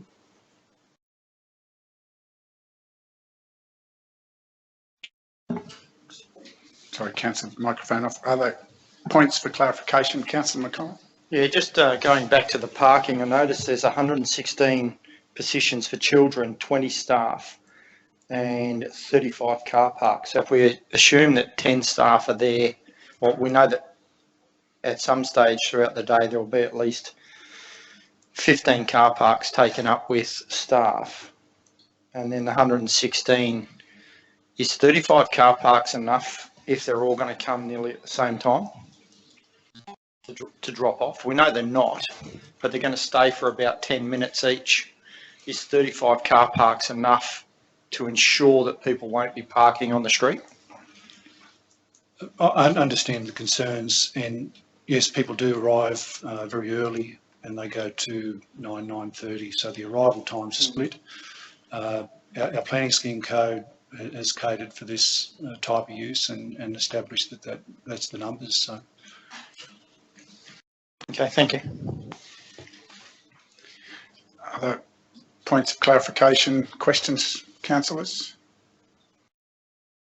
Sorry, Councillor Swanborough, switch your microphone on and you were asking a question. Just another question. I was driving here this morning and I drove in past there to have a look, and I counted 29 cars parked in the Aboriginal Centre, and there were something like 20 cars parked on the street, and on both sides of the road all the way up to the roundabout there were cars parked. Was that not a consideration in looking at the potential traffic, parking problem? Because as Councillor McConnell has said, 35 car parks, 15 taken up by the staff, 116 kids coming to be delivered off before they go to work. Doesn't common sense say that there's likely to be a traffic problem there? I think Again, sorry. In the makeup of that street, the parking that you're talking about is on a separate segment of the road and a separate exit off that roundabout. So to say there's an impact from one on the other, I don't think is valid. It was something that we've addressed right from the pre-lodgement meeting, that they had to address traffic issues and parking, and that they have done through their traffic reports and through their compliance with the parking codes. So if I could ask another question just in relation to that reply, doesn't it have an impact if all that street parking is already taken up where people might go to, and so that's not available for people? If there's overflow parking, they're going to then start parking in front of the residential houses across the street from the development, and obviously that's the concern of the objectors. I wouldn't see that someone using the childcare centre would park on the opposite side of the roundabout, and then bring their child across a roundabout to bring them to the childcare centre. The access to the childcare centre is on Brooklands Road, so it's on the that main road side. So it'd be unlikely that people would want to or desire to use that section of road for parking. A question would be on the loss of amenity. The report, indicates that it's consistent development and it's in accordance with the long-term goals and et cetera, but it is a rural residential zone. It's a residential zone. Sorry, Councillor. Yeah, the question. Yeah, question for clarification, not debate. So the number of traffic movements that are going to be generated from this, was that given consideration as to how that would affect the amenity of people in the vicinity of the childcare centre? Yes, it was by way of a traffic report, but also in the drafting of the planning scheme was quite clear that council identified that childcare centres most likely occur in residential areas, and even within normal smaller lot residential areas, as long as they're on a basically a service road or a main road, high order road, that they would be consistent development. In this case, the lot is on a heavily used road and almost backs onto the main highway and has access, very direct access from the highway. So it's anticipated this type of development would occur in a residential area.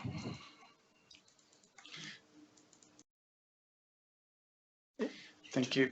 Councillor McCall. Quick question. If there is overflow from the car park, it's not against the law to park on the edge of the road? Sorry, turn yours off. Done. Councillor Swanborough, can you turn your microphone off so that... Yeah. No, it's not illegal to park on the road. Obviously, we try and ensure our developments provide sufficient car parking. But if on the odd occasion the people do need to pull up on the road, they are quite lawful in doing so. Thank you. Any other points for clarification, councillors? I was just wondering if someone could, it's a long time since I did a traffic test, but could someone tell me what the rules are in relation to how far you can park on the side of the road before a roundabout and before the main road? So I'm looking at that road that goes from the roundabout out to the highway, Beanley, the Beaudesert Beanley Road. Can someone tell me how many cars are likely to be able to park between the roundabout and the highway based on traffic regulations? I don't know. It is unlikely. I probably should know the answer, but I don't. It's unlikely they would use that as a parking area, because where you see the existing driveway and that building on the aerial here is fairly close to the location of the entrance into the property. So we do have the benefit to take away speculation. We do have relevant experts in the room. Acting GM, would you just expert might be a long bow, but acting GM, we'll take you as the most informed advice we have. Expert is a stretch, but it's 10 metres from an intersection and 20 metres if the intersection has traffic lights. So, Yes. Yep, roundabout classes as an intersection. Yep. so my question is, now that we understand that, so this morning, 8 o'clock, all the traffic was parked from the Aboriginal Centre there on the left and the right-hand side of the road all the way up to the roundabout. So that was taken. We've just heard that there's going to be very little parking on the other side of the roundabout to the highway. That's 2 out of 3 of the entries to that roundabout. So isn't it logical then that the Sorry, parking... Councillor, you're moving into debating. Can you ask a clarification rather than clarification is proposing a debated based on position? that information, is it likely, in your opinion, that there will be traffic parked on that just one road that's left as the entry to the roundabout for the childcare centre, and it'll extend up in front of those residences on the western side or northern side? No, western side.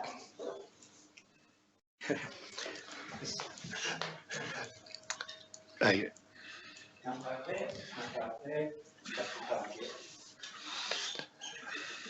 the initial issue is that the car parking facilities that have been provided have been in place over a long period of years based on the type of car parking need that is this sort of use would require. So if in circumstances where that car parking wasn't sufficient, it would be logical to assume that most of that car parking would occur on Brooklands Drive on the east-west section.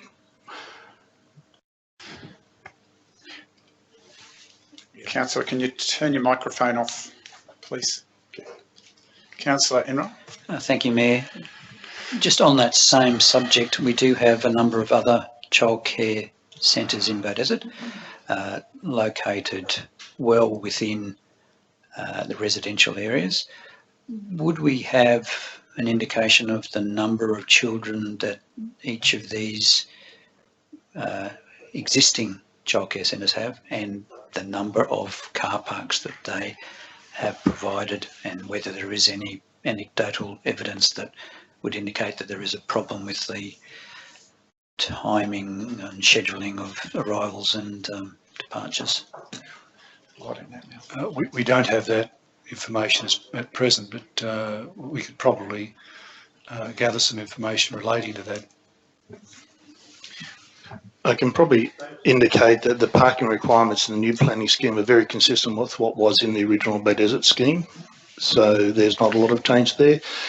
What each individual one has, we could do the research on, but in some respect,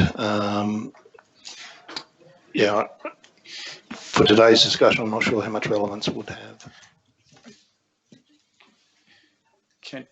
Can I ask the clarifying, as per the car parking discussion item on page 66 of 235, just further to your last comment, the provision of car parking for a facility like this within the planning scheme is based on the size and scope of the operation to determine the number of spaces as per that report item. Is that a correct understanding? That is correct, yes. Thank you. Just another question in relation to the intent of this particular zone. It's spelled out on page 57, and it facilitates low density residential living on large lots. It protects the high level of residential amenity and privacy expected in the zone. Land uses consist of predominantly dwelling houses and home-based businesses. They include dual occupancies only where development is located on large lots to maintain the low density residential character of the zone and the appearance of a single dwelling when viewed from the street. I guess my question is, how can we say that an approval here would satisfy all those zones? Councillor, you're now moving into debate. Again, I'm going to ask you to properly contain yourself to clarification. You can debate when the motion is put. We've had this discussion enough times, Councillor. Please constrain yourself. Consider that a proper warning to consider yourself to limit to questions of clarification, not questions of debate, please. So I'm a bit confused, Mr. Mayor, on the categorisation of my questions. My question was a question, but not obviously a good enough question. Councillor, it was not couched to, you can clarify the content of the report.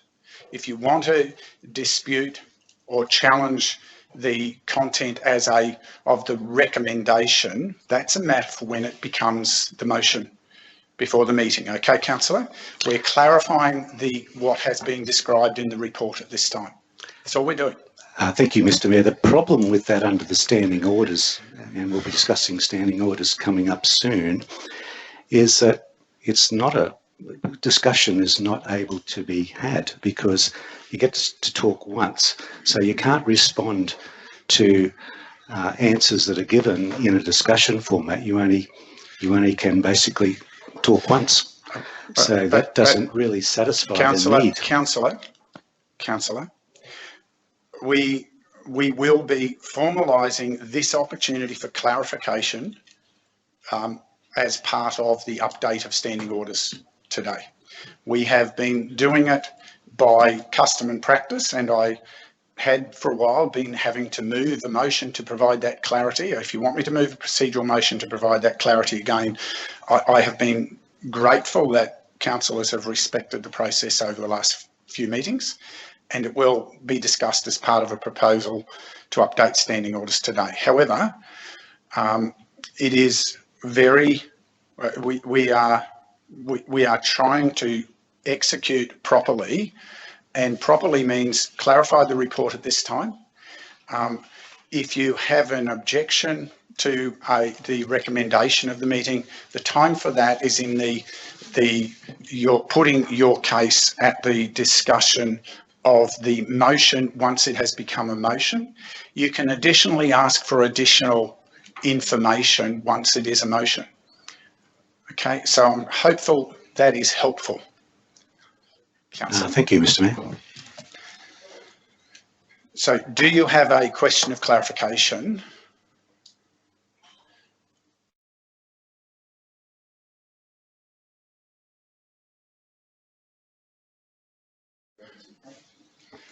Mr. Mayor, I'll wait till you indicate that's the proper time.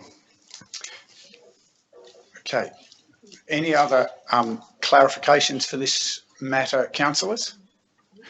Any additional comments, noting this isn't about a debate? If there are comments to the aspect of the recommendation, or sorry, not of the recommendation, of the report at this stage? Thank you, Mayor. I'd just like to make some comments. Look, obviously this application has caused quite a bit of concern with the residents down, especially in that area of Brooklands Drive. And a number of them obviously have looked at the day respite centre at the bottom of the road there. However, that was approved a long time ago under a different planning scheme, and you can see by looking at the maps that were up there that parking was not as it would have been today. No, I'm sorry, point of order, Mr. Mayor. Councillor, just, well, at the moment, there's just asked to make a comment. Just, is there a particular place that you want to add? Is there, in terms of clarification comment to the report scope? No, just comments. Thank you. Just some comments. Okay. Thank you.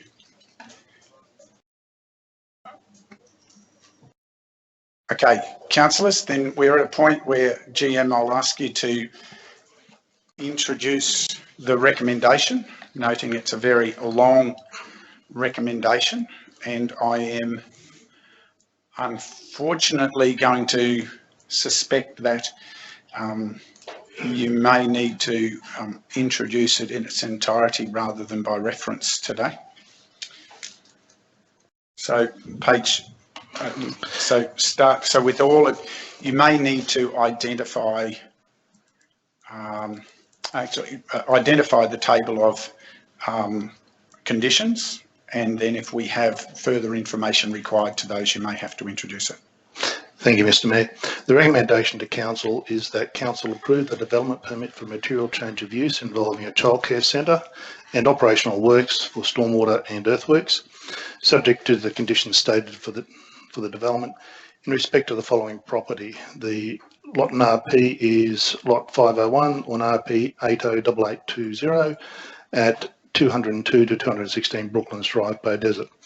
The area of the site is 4,123 square metres, and the proposal is for a development permit for a material change of use involving a childcare centre and operational works for stormwater and earthworks.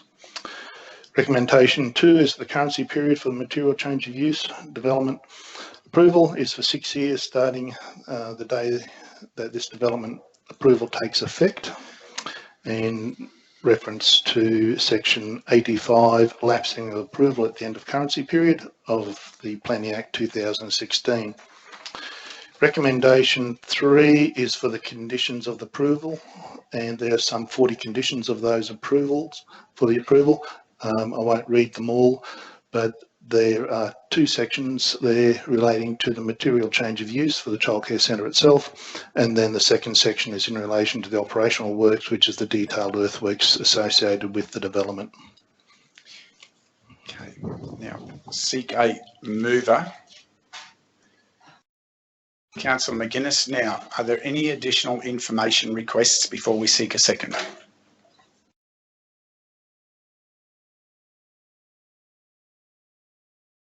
Okay, seconder. Mr. Mayor, when you say information requests, you mean questions? Do you have any additional information questions requiring information? Okay, seconder, please. Happy to second, Mayor. Thank you, Councillor West. Wishing to speak to the motion, Councillor McGuinness. Thanks, Mayor. Just to open this debate up, I believe it's a good thing for Bay Desert. I think it's I accept some of the issues, questions have been raised regarding car park. It is conforms with our planning scheme. I believe it is a good thing for the placement of it just off the highway. There is should not interfere, I would think, with the residents there too much. But no doubt some people will want to take the scenic route when getting there. But I think the big majority will be wanting to get in and out as quickly as they can, and it should not interfere with the residents. But leave it for others to comment.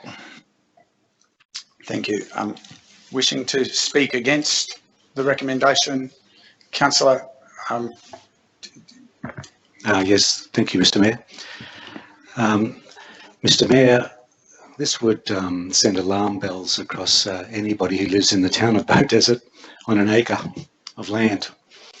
Because if I said to anybody, knocked on the door of anybody in the town of Bay Desert who lived on an acre and said, guess what, there's a childcare centre is going to be built next door to you, and I'm sure they'd be absolutely horrified. And this is the experience of all the people around this particular development. They bought there because it was a residential area, and it's got some beautiful homes around this area, and there's some big investments around this area from people. But it seems to me that despite any traffic report that you talk of, that there will be overflow parking here. I do not accept that it complies with the intention of the codes. A low-density residential living on large lots, it protects the high level of residential amenity. Well, I don't think this does with that many car movements around there. Privacy, no, I don't think they're going to have as much privacy as they had before. Consist of predominantly dwelling houses This practically takes up the whole lot with its car park. Is it a home-based business? No. Is it a dual occupancy? No. It's located on a large lot to maintain the low-density residential character? No. Has it the appearance of a single dwelling when viewed from the street? No, it doesn't. So I can't see, and I understand all the objectors' reasons outlined, and I feel very sympathetic for them. I don't believe that this is going to set a good precedent to start with, and I don't believe it's going to do justice to the 35 odd houses that are mostly impacted. And I believe, just from common sense, that if they came to me and said they wanted to do it and I was the town planner, I would probably give them information saying don't waste your time, because it's just not the type of development which was going to comply with that zone or be one that's not going to impact on the neighbours. So that's why I would be voting against it, Mr Mayor. Councillors, any speaker for? Councillor West. Thank you, Mayor. Look, I do just want to acknowledge the residents who came forward with their feedback, and certainly was very much appreciated. I can see that the officers have really tried particularly hard to address the concerns that they all had, with a number of very firm conditions in this. Just to add that obviously Beaudesert is a growing area. There's a huge area of new subdivision up behind all of this area at Banksia Green, young families moving in there, and really there haven't been any new daycare centres in Beaudesert for quite some time. So I think this will be a bonus for the town. Thank you. Anyone else wishing to speak against the motion? Anyone seeking leave to speak additionally? Councillor McConnell. Yeah, I'd just like to speak to support this motion. I think it's much needed within Beaudesert with our growth, and especially as Councillor West said, there is a growing number of houses behind here. I think the location is perfect for a childcare centre. There's a easement between the childcare centre and the next house beside it, and a road on either side. Noise, you probably won't hear the noise of the kids because of the Beaudesert Nerang Road, which is extremely busy. So they'll probably drown out the noise of the children. I did have reservations about the car parking, but I don't think it's going to be the same as the Munninjully house. Those people are there all day, where these parents are dropping off and leaving within a 10-minute period.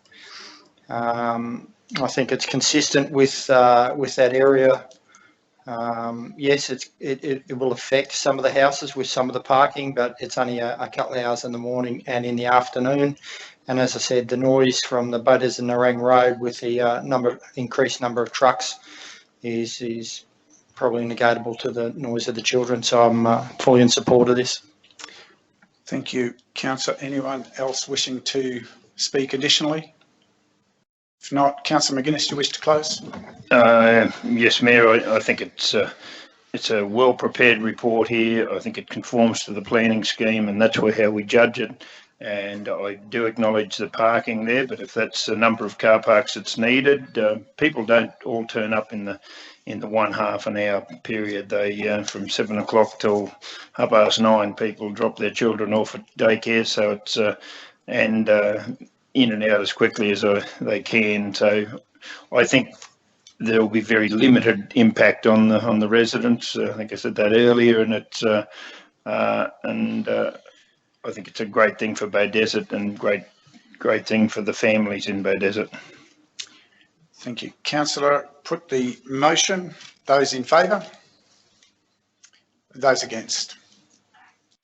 Motion is carried. Yeah, better call a division on that one. Thank you. Division requested. Those in favour? Mayor, Division 2, 3, 4, 5 and 6. Against Division 1. We move to item 11.6 of today's agenda on page 90, councillors, and this is the Over to the Acting GM for Asset and Environment Sustainability. Thank you, Mr. Mayor. 11.6 is the updated Waste Management and Resource Recovery Strategy 2021-2026. We have in attendance the Manager of Resources and Sustainability to take any questions, but in short, at present, we have our current waste management strategy in place with Council. This is an updated new strategy to align with the Queensland State Government's waste and recycling strategy that's been, the WMRR that's been released. So this strategy outlines some measures for investigation in regards to how we meet our waste reduction targets and a strategy going forward in minimising waste within the region. Happy to take any questions. Points of clarification, Councillor McConnell? Yes, just the first one is page 96.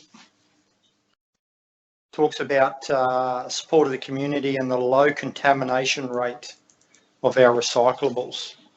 How's that? Can you just elaborate on that? So at present, our commingled recycling, it does vary, but we do generally have a pretty low contamination rate within our commingled recycling. It has slightly increased with the CDS, the container deposit scheme. Obviously, with those cans and bottles being out of the cycle now, they're in a separate stream, so our contamination rate has slightly increased. But in general, when we have an audit, in the past, our contamination rate wasn't fantastic, but it was good. Yes. Okay, thank you. Page, where are we? 110. Strategic outcome 3. Logan City Council transports 11,815 tonnes of waste to Bromelton. What percentage of the total going to landfill does that represent? Roughly. I refer to Kartiki, but I think it's around 30% of what it's a bit close to that figure. Yeah, it's Councillor, good morning all. It's around 30 to 40%. Thanks. Yeah, in general, we're around the 30-odd thousand tonnes of littered waste to landfill at present. Thank you. Next. Can we ask a supplementary question to that to provide clarity around that point? The nature of the relationship which underpins the receiving of waste from Logan. Am I correct to understand there are two different, if you like, formulas in place? There are two different models. One relates to prior footprint of shared region and the other relates to other waste stream. Is that still the case? Now, at this stage, we just have one agreement and it relates to the disposal of waste coming in, and it's basically, I think, post amalgamation and the areas within Scenic Rim, the areas like Chimbumba and the other areas that came as part of the amalgamation, and that's the areas where we are catering to at this stage. Thank you. Thank you. Sorry, Councillor. Thank you. And the last one is page 115. And strategic outcome 17 talks about investigate constraints on the Bromelton SDA. Can you elaborate on what some of those constraints are? Yeah, so this ties in with our regional prosperity strategy. So some of the constraints around the SDA at present are access to water, access to sewer. It's those physical infrastructures and even to a proportion main road access as well. So functionality of the Mount Lindsay Highway and the Beaudesert to Boona Road. They form some of the constraints around the firing of the SDA site. So yeah, if we can work around trying to resolve some of those big ticket infrastructure issues, it will assist in getting the SDA area up and running a lot better and a lot quicker. Thank you. Thank you. Councillor Enright, did you have some clarification? Thank you, Mayor. Perhaps a question, if that's acceptable. I recognise that waste management is certainly a moving beast at the moment, and there will be many milestones that will be achieved as we work through this process. Perhaps the first milestone along this journey will be the potential removal of the refund for domestic waste. Sorry, Councillor, are you clarifying a point in the report, or are you asking you're moving into an area outside the scope of the report? Well, the question is probably more into what strategies we are dealing with to deal with that in the... So, yeah, Councillor, so is your question around how is levies and rebates dealt with in the strategy? More about how we're dealing with it in our own strategy, in dealing with our residents, the impact on the residents in our domestic market, was where my question was heading. So Councillor, we are looking at other avenues that how we can generate revenue within our waste management stream, and also looking to minimise and educate our residents as well around separation at source and so forth, to actually try and reduce the impact of the waste levy on the resident themselves if and when the levy gets taken away by the state government. So at present they haven't given us an indication that it is going to occur, so we have nothing in writing as yet to say that the levy rebate will end, but yeah, we are still looking at other options that even if the levy rebate stays, that will still assist our community in trying to minimise the cost to them in their waste disposal. Could I ask a supplementary question, perhaps? In the formation of the strategic drivers on page, the strategy drivers on page 100, and then into the principles,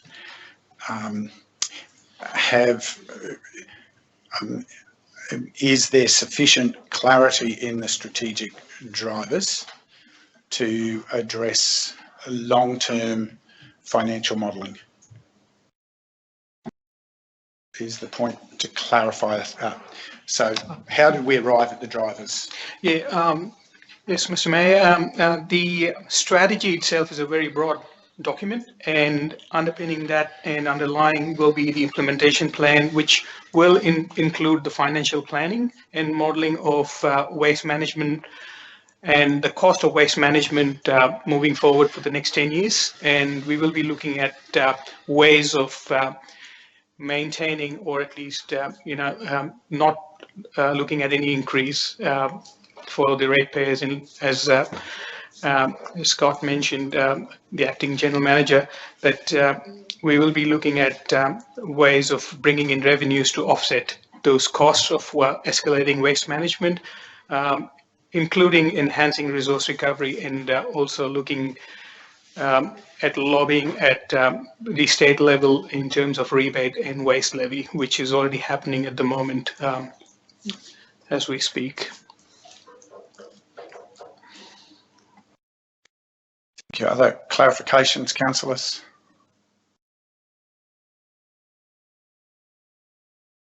Okay, then we proceed to the recommendation. Please introduce Acting GM. The recommendation is that Council recognise the development of the draft Waste Management and Resource Recovery Strategy 2021 to 2026 and endorse its distribution for community feedback via a consultation process. Thank you. Moved Councillor McConnell. Seek a seconder. Councillor Chalk. Councillor McConnell, you wish to speak to your motion? Yeah, I'd just also like to note that this is a strategy 2021-26 and endorsing it to go out to distribution for community feedback and consultation, which I hope that our learned members within the community will come back with some feedback that is both constructive and relevant, and look forward to reading the report when it comes back. Thank you. Anyone wishing to speak against? Anyone wishing to speak additionally? I will take the opportunity just to speak additionally. This is a step on the road, as Councillor McConnell has alluded to. Look forward to the broad engagement. This is certainly something that is a universal discussion for our country, but certainly for South East Queensland, that as to how we proceed forward. We do have a significant challenge as well as a significant opportunity. As a region, we've had some great education aspects in the past, and we've seen some great opportunities, and the engagement process around this is about the appetite of our community for where this goes in the future, because some of that consultation will need to be about the price point that people are interested in for the speed of change that they might seek. Look forward to that and support the recommendation. Wishing to speak further, Councillor? If not, I put the motion. Those in favour? Those against? That is carried unanimously. Thank you, councillors, and thank you, officers, for progressing this so diligently so far. We move to item 11.7, page 119, councillors. 11.7, waste collection services tender. Again, I have the Manager of Resource and Sustainability here, who I'd like to congratulate him and his team on putting this tender to market. Obviously, it is the largest tender that council puts out. It is a big job, so it's all our waste collection services from our curbside collection. But also we've included into it a raft of various measures that will assist us in some of our diversion to landfill tactics and so forth that are within the strategy, that may be an option that we can pick up in the future as part of this contract. So this is a contract going out for 7 years with 3 one-year terms for extension to be taken up if deemed suitable. We were out to market for an extended period. We received 3 tenderers, 3 large-scale operators, all with a wide variety of skills and experience. But our recommendation today is that we award to JJ Richards and Sons, Pty Ltd. They had a lot of non-price elements that were very positive and a good use for council. So we found that they were the tenderer that was to be awarded. But happy to take any questions regarding the report. Thank you. Councillors, questions to the report? Councillor McConnell? Yeah, just a query on why it's a 7-year tender. So the time we actually go out to market, we have to give the tenderers sufficient time for them to get value out of their fleet and so forth. So for them to gear up to do a large-scale contract, they need that time frame to then be able to get value out of their fleet and so forth going forward. If we gave them a shorter term, it would push our price up because they'd be trying to recover the value of their fleet in a shorter period of time. Thank you. Thank you, Councillor. Other points of clarification? Councillor McGuinness? Yes, Acting GM. Could I ask you what the strategy is to extend the contract area that's there at the present time? There's a number of people from that aren't serviced at this point of time, and there is some mention of it there in part of it, but maybe the manager, Kartik, if you could, just where you see that going and what opportunities for people to be involved. Sure. As part of this contract, we do have a possibility of extending it within the 2-kilometer radius of the region and potentially exploring options on a case-by-case basis. And that's we do as business as usual. We do get requests from areas where services haven't been provided in the past, and we do review those and scope them, and if it's practical and possible, we do extend that, and that's going to be part of our ongoing operations. Thank you. Other points for clarification, councillors? Okay, if not, can we table? Sorry, Councillor McInnes, sorry, Councillor Enright. Thank you, Mayor. I note in the report that there are optional services, bulky recycling, 360 litre bins. At what stage do those services be considered to be delivered? Is that something that's triggered by demand from the community or as needs? I'm just trying to understand that. Yeah, those are additional services, which is basically which will form part of the strategic decisions as well as operational. In particular, if you take the green waste bin, the third bin, we will be looking at extending it, doing a trial with the garden waste first, and then extending it to food waste in the future. There are no specific timelines as such, but again, it comes back to the community demand and what sort of services the community requires. And also from a strategic point of view, what sort of diversion and effectiveness we get in terms of resource recovery and diversion from landfill. So further to that, Councillor, they are options within the contract, obviously to help us meet some of our state targets and so forth. But as Kartik mentioned earlier, community need and want will guide us on that. So as those measures come forward, they'll be brought to council for council decision. So it'll be a decision of council as to whether we are to provide a bulky waste service, but we do have the option in the contract to undertake that if the community desire is there and the council wish to support that. Councillor Knight again. Further to that, there would be some engagement in it through a process with the community as the time moves on. Is that the understanding? That's correct.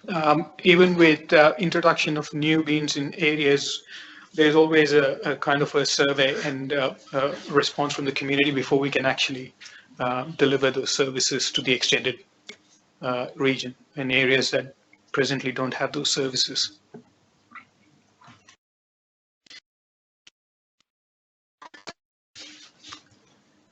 Other points for clarification, councillors? Not, I'll ask you to introduce the recommendation, please.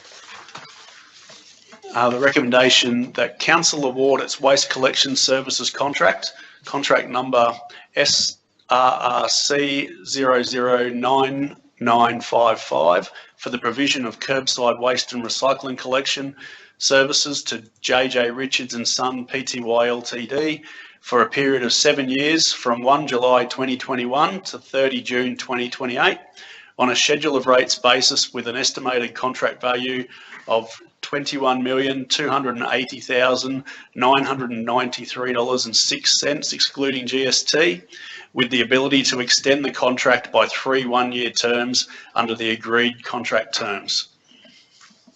Seeker mover. Councillor McGuinness, seconder. Councillor Enright. Wishing to speak further, councillor? Yes, Mayor, as someone mentioned, it is the biggest contract council awards, and it would be, I'm pretty sure, the biggest contract this council has ever awarded, actually. And it's, I believe JJ have done a generally a very good job in the last contract term. There's always a few small hiccups around the place that not everyone's totally 100% satisfied, but they've proven very professional over the time, and I expect that to continue. So, as I asked the question earlier, hopefully it's rolled out to some of the areas that don't have this service. I know there's a number of people have approached and in the last couple of years to try to extend it, and with the coming up to the end of the contract wasn't deemed appropriate to do it, but no doubt we'll have a few people knocking on our doors fairly soon once this is done. I commend the motion to the meeting. Thank you. Anyone wishing to speak against? Anyone wishing to speak additionally? If not, we'll put the motion. Those in favour? That's carried unanimously. Thank you, councillors. We turned and thank you indeed to the officers involved for the comprehensive work to get to this stage in the process. Now you can unlock the next round of value.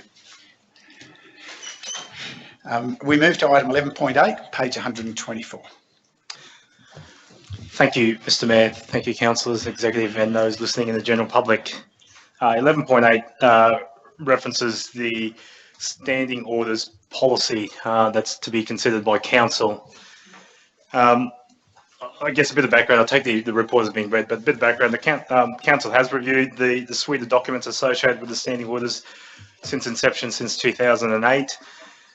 And considerable changes were last effected back in May 2019 to reflect the decision of the then council to dispense with the committee meetings. As you'll be aware, recent changes to the legislation, as well as the department publishing the best practice standing orders document, has necessitated the need to try and reflect as much as possible these best practices into our suite of documents. And as such, what's tabled before you is the updated versions of the documentations pertaining to standing orders. Now, I will apologise for some reason or not, some gremlins crept into the agenda and caused some grammatical issues and whatnot associated with the documents on there. Uli is just handing the copies out pertaining to the documents that's contained in there, and a copy of these will also be provided to Sharon to make sure that they're uploaded accordingly. There were just a number of typo errors and bulk changes where it came to regulation when it needed to be updated weren't affected correctly.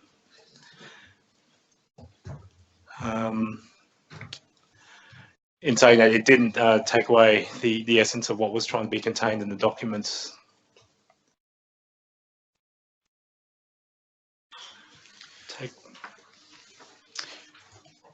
Okay.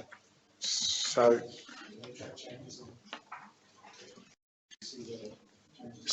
sorry, Councillor Swanborough, can you use the microphone so we can hear the question? I was just wondering, with the new handouts, you've indicated where the changes were made. So we printed off the hot copies that would be provided, but we can provide where those changes are. It was mainly to do around there was some grammatical errors around spelling. There was a PM missing under the 5 PM in meetings. On the top of my head, I can't think of an inclusion of special meeting with ordinary meeting. But they were very minor. But we can provide a copy of those to show you where those changes were.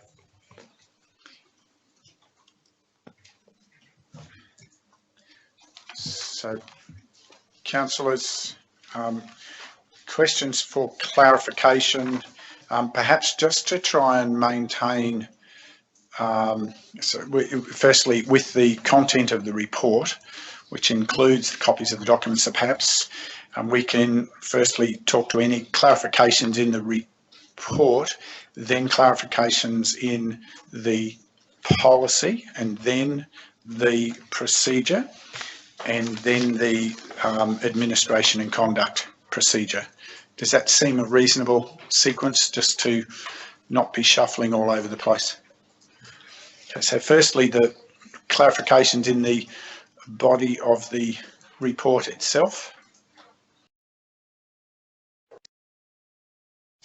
Councillor McConnell? Yeah, just a quick one on page 126, second paragraph under first paragraph under noteworthy changes. The last sentence says, this appears to be contrary to the local government principles of transparency. It's either it is or it isn't, I would think. It's talking about the miscellaneous business. This appears to be contrary, so I thought we'd be working on definites rather than appears.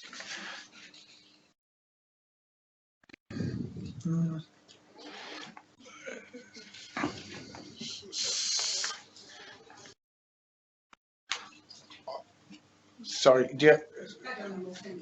so can I try to clarify the question, Councillor? I think within that paragraph, there is particularly, as I read it, the sentence, the second sentence refers to the end of that reads, as an agenda item suggests that a placeholder on an agenda entitled miscellaneous business may give the impression that some business that ought to be published is dealt with without notice because there is a desire to withhold timely information. Then goes on to say, this appears to be contrary to the local government principles. So I think it's the interaction between the may give the impression and this appears, is the council is asking, is that as definitive a description as you can have on that statement? And right, so can I suggest with the CEO's input there, it might not be to the officer, but the CEO's input, I think the step forward is the removal of that, or the redirection in the following paragraph might provide the answer that you're looking for, Councillor. As I think this is looking back, correct, at what may have been a confusing interpretation.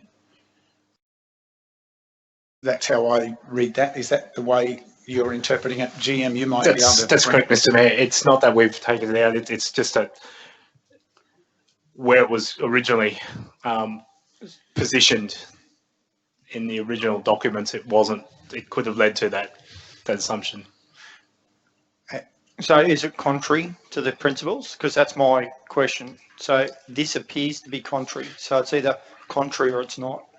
So, Councillor, I think you might be, it's actually the statement before, if the impression, so I think it's the may give the impression, if the impression was, or if the fact was, that business that ought to be published is dealt with without notice because there is a desire to withhold timely information, then that definitively would be contrary. But that was never the intent, but it could give the impression of the intent. I think, is that what you're trying to say? That's right, Mr. Mayor. I'm trying to decode here. Yes. Yes, Mayor, that was the intention, to outline that miscellaneous business is no longer considered a suitable placeholder in an agenda for an ordinary meeting. Thank you. And in fact, just to the councillor's question, what will the future agenda placeholder be is a bit below there. Is that correct? It will now be late items. That's correct, Mr. Mayor. Just to bring that clarity for you, Councillor, does that help to? Yes, that clears it up. Thank you, Mayor.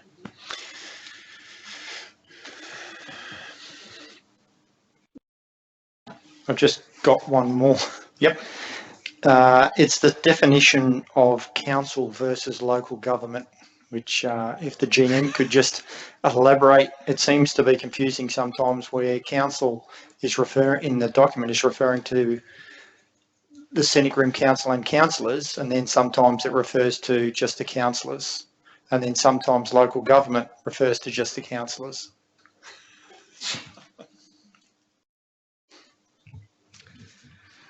I guess in the context of the sentence, you could take what it's actually referring to. Whereas, it's throughout the whole document.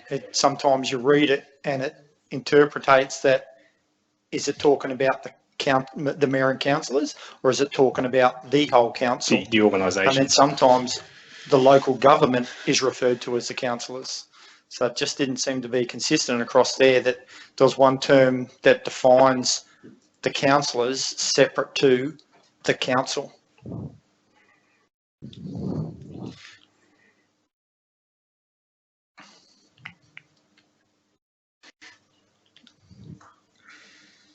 If I might answer that question, in the Local Government Act, there's no reference to council. It is all local government. So when local government is referred to, it means council as in the Act. When it's council, as in the whole organisation, and councillors as in that's within here. That's how I'm trying to differentiate, because if I use the same term for everything, it would be even more confusing.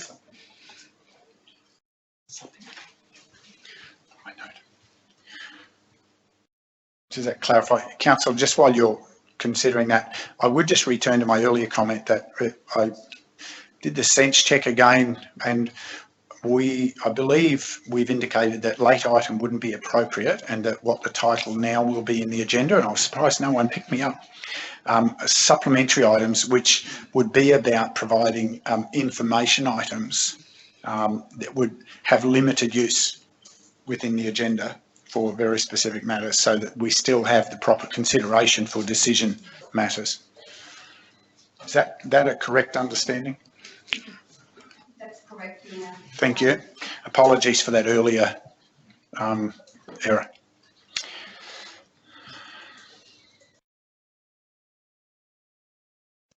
Other clarifications in the report before we move to discussion of the policy? Yes, Mr. Mayor. Councillor Swanborough. My question is in relation to standing orders, is on page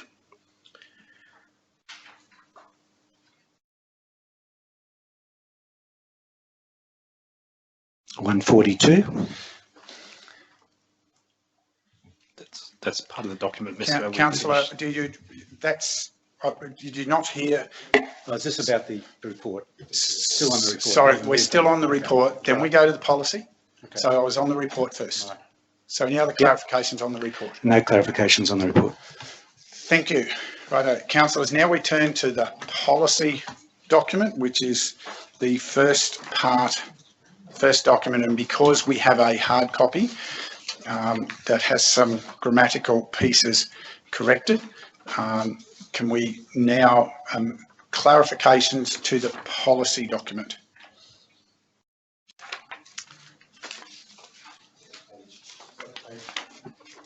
It's page 129 and 235. It's the physical but we're referring to the physical handout that's coloured green. That was council policy standing orders. Yeah, what page on the report? 129 and 235. It was originally 129. 129 be the old policy and 145 be the new policy? I think you're right. So, follow through.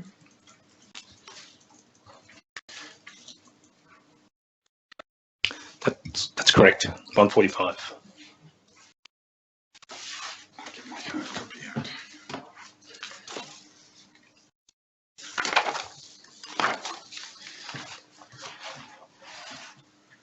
Clarifications to the policy document first, councillors.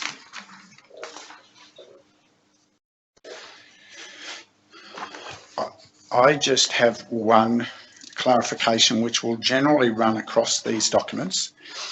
In the purpose statement, we refer to ordinary meetings and special meetings, but I note that when we go to definitions, we've now added the word including special meeting, which wasn't, I think, in the original report. So that's one of the changes, councillors, that I just would allude to, and would just highlight whether that has carried through the procedure documents when we get to those. So if you could just take that on note. But I believe that's one of the key amendments, is the clarification that this applies for both those forums as the prescribed meetings of council.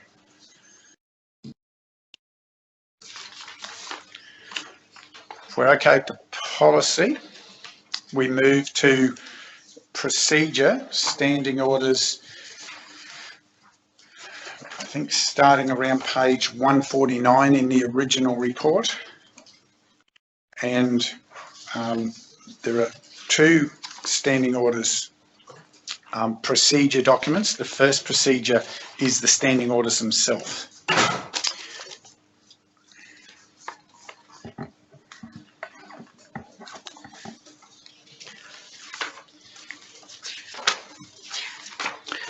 Just some clarification on page 149, Mr. Mayor. Yes. Just want to ask the question, how does it's point number 3 in the procedure actions, it says promote transparency by limiting opportunities to raise matters without due notice to the public. Just can someone explain to me, how that promotes transparency by limiting opportunities to raise matters without notice to the public? The position taken in that one relates to publishing agenda items and reports that are to be discussed in an ordinary meeting, and members of the public should have access to those before the council meeting commences, and it is viewed better to not have surprises for members of the public. So the idea is that most issues that are discussed in an ordinary meeting are actually on the agenda, and members of the public are aware of what's going to be discussed.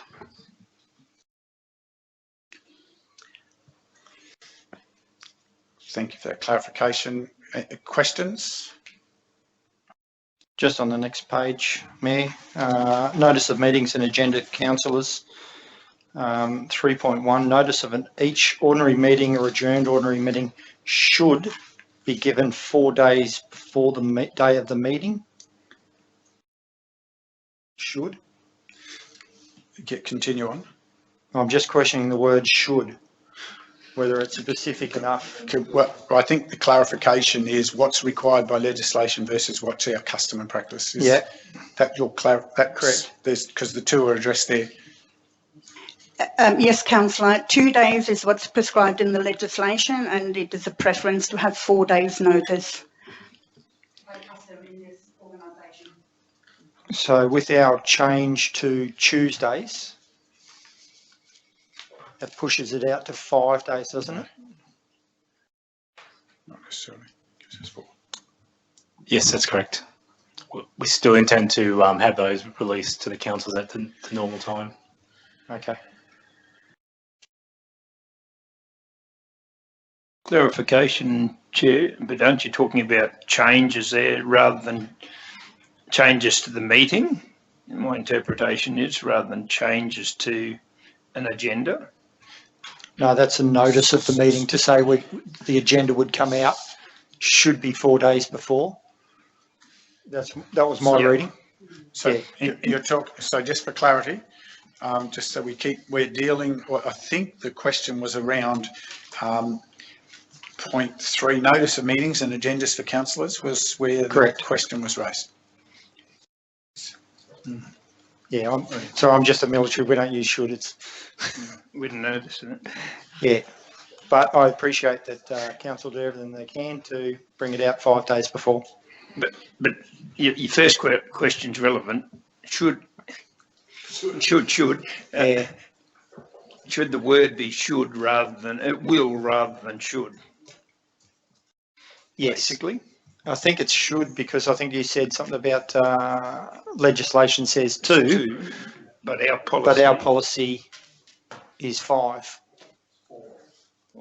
It's 4 listed in the documentations, but as as the timing would prevail, you get 5 days.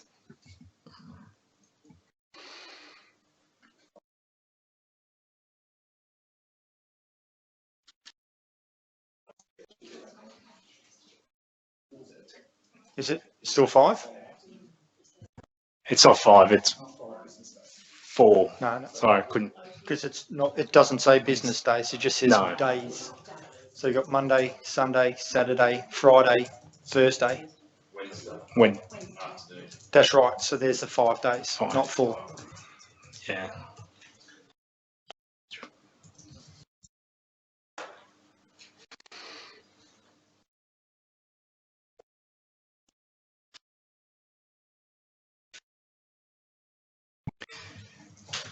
Mayor, just a point of clarity, you queried the question before about the definitions of the meeting. What's contained in the policy included the special meeting, ordinary meeting, and in brackets, what's referenced in the procedures is ordinary meetings of council, which references back to the policy, which includes special meetings. So just for that clarification, councillors, wherever you read ordinary meeting in the procedures, it refers to the policy definition, which includes ordinary, special meetings as a prescribed ordinary meeting, rather than repeating it. That's correct, Mr. Mayor, because the procedures don't have a definitions. Thank you. Listing. They do. Okay. Other items on questions for clarification on standing order procedure. Councillor McConnell? Can we go down to page 154 if no one's got anything before that? We'll go to Right. I was 150. Did we come to a landing on should? I thought they said will. CO, did you? Sorry, through the chair. Was there a change to will instead of should? I didn't hear that. Oh, sorry, I thought I did. I didn't hear that. I heard that discussion, councillors. No, I thought there was a nod. I mean, it's an ideal in terms of the more the better. Legally, it's 2 days. If we can do more than 4 or 5 or 6, Okay, we we'll will. leave it. Maybe we should then. Clarifications now, were we going to? It's a clarification about process, Mr. Mayor. The process of this discussion? Yeah, on page 150, 4.3, it gives the order of business for the ordinary meeting, which is fine, no problem with that. And I'd like to know how I can suggest a change to that order of business to include question time in that order of business. What form of question time, councillor? Well, later on in the procedures, later on in the forums and other meetings, we're proposing to run question time in the councillor workshop, after the councillor workshops, I think it is. Sorry, yeah, councillor, we can deal with that when we deal with that agenda item. Yeah, but Mr. Mayor, once we adopt this, it'll be too late to go back and change this. Yeah, I'd like to move a foreshadow moving a motion in this thing, which You're talking about public question time. I'm talking about the 30 minutes of questions that we're proposing in the confidential briefings, to move them to be included at the start of the ordinary meeting. Councillor, pause. We don't, you're confusing me. We have a subsequent agenda item today, right, that deals with meetings and other forums. That's why I was asking for your procedure. And one of the other forums is a public question time that is operated separate from it's not prescribed as part of, it's not a prescribed part of a meeting, which is why it's dealt with separately, is my understanding. Your suggesting you want to bring it in as a prescribed, part of a prescribed meeting. Yes, that's correct, Mr. Mayor. And the reason I asked for your advice on the procedure is that once we adopt this recommendation, it'll be too late to consider that when we talk about it in the forums and other meetings. So first off, Councillor, it would never be too late to have something come forward at a later date for an amendment to standing orders. So first off, we have what we have in front of us today, okay? And if there were, the reason we're amending these is because there have been external factors as well as internal factors that have led to us changing and updating them. So these are not a static document. And it's important to recognise the reason we're here doing this review is to bring them up to date, to deal with both some of the requirements of this council as well that have been discussed and put forward to be included previously, not today. But in terms of the, I'll allow the question for clarification if you're able to provide any clarity around public question time and positioning it just as an extension outside of this discussion. Yes, Councillor, the public question time occurs after the ordinary meeting has been concluded as a non-decision making forum under the subsequent policy that we're going to be talking about in the next item. If it were to be part of the agenda, then it's within the ordinary meeting and it shouldn't be in the ordinary meeting. It's a non-decision making issue. I understand that, Mr. Mayor, but drawing on my experience in New South Wales, question time is a part of the ordinary meeting business, and that's why I wanted to bring it up here, Mr. Mayor. Sorry, Councillor, just a clarification, just a point of order. We do not operate under New South Wales legislation. We satisfy... Point of order, Mr. Mayor, point of order.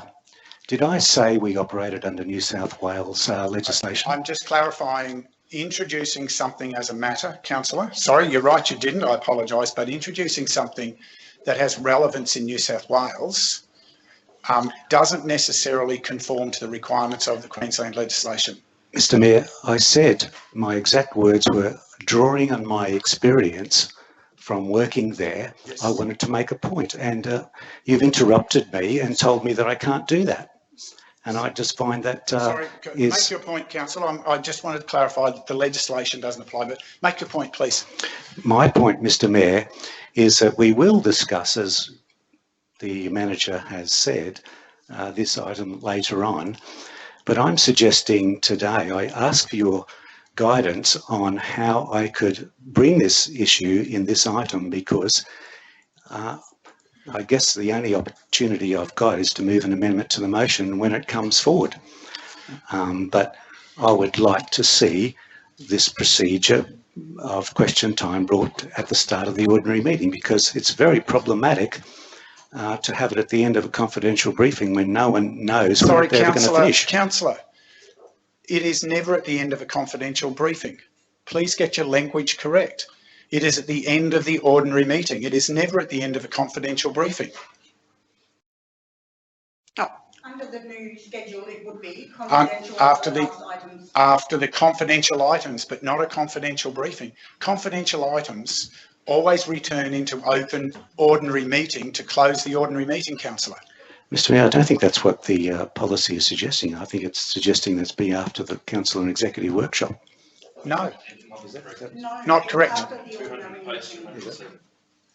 Sorry, Councillor, I've read it quite extensively. I can assure you, it does not. Public question time sits immediately adjacent to the close of the ordinary meeting at whatever time that is, after we have dealt with any confidential business matters and returned into ordinary meeting for any resolutions arising from that. We then close the meeting and move to public question time. Thank you for that clarification, Mr. Mayor. So what I'm suggesting is moving an amendment, foreshadowing moving an amendment to the motion to bring it in as something that occurs before the ordinary meeting rather than at the end of the ordinary meeting. Councillor, the problem with that is To me, that's a discussion for when we deal with the next agenda item, which may then result in an amendment to standing orders at a future date. That would be my recommendation about the procedure for it, because we haven't had proper opportunity to word it, construct it, consider its implications and bring it forward. It's a significant change. And when we deal with the next agenda item today, if you wish, we may consider it there. However, I would be strongly recommending that it be something that is brought forward as a request for consideration, as a future consideration, because it will require amendment to multiple policies and standing orders of council and should be considered in a structured way rather than an ad hoc way today. That would be my recommendation. Just to clarify, that's how we have dealt with the procedural changes we're dealing with today. Thank you, Mr. Mayor. My next question is on page 151, and it's in relation to petitions. What will be the process of accepting change.org petitions, for instance, if in future there are additional requirements for petitions, and that is that they have to include the postcode, and they have other written requirements that they have details of the specific request matter appear on each page of the petition. So they be in eligible writing or typewritten. These new provisions, could I just have an explanation of why they're being introduced? They're in the best practice standing orders published by the department.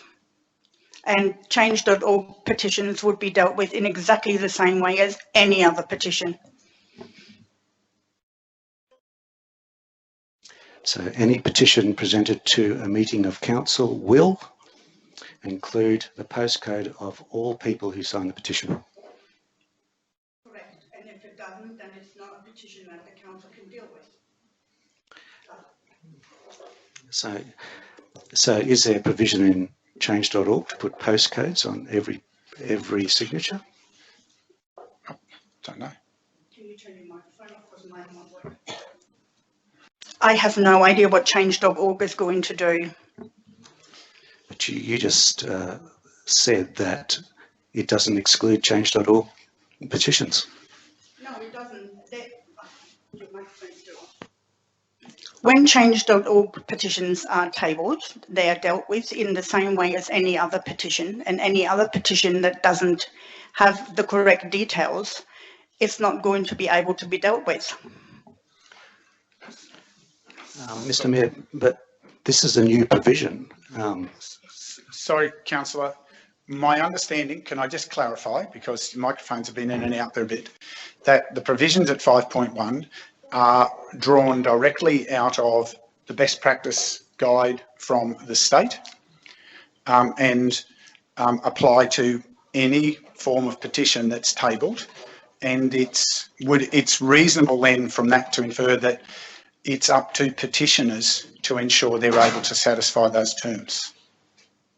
Is that the intent of the standing order advice from the state? Yes, that's correct.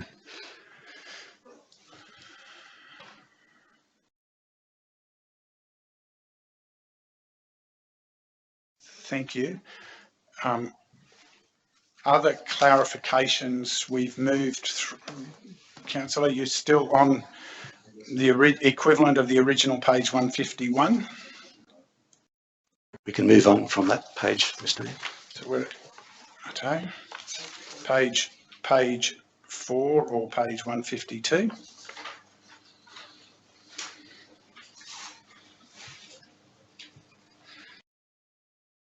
Page 5, 153.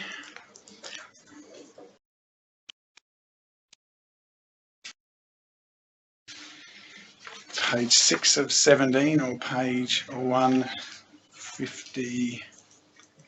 Where am I? Just a quick one if I can on that one, Mayor. Item, 10.4 specifically references COVID. Is there a need to specifically reference COVID when it should just be pandemic? Councillor, it's referenced because it expires in June 2021. And just to clarify the reason for the wording, that's the specific That is what the description current that it Act was says. provided under. Does that make sense, Councillor? That's the way the wording of that provision was linked specifically to COVID-19 pandemic.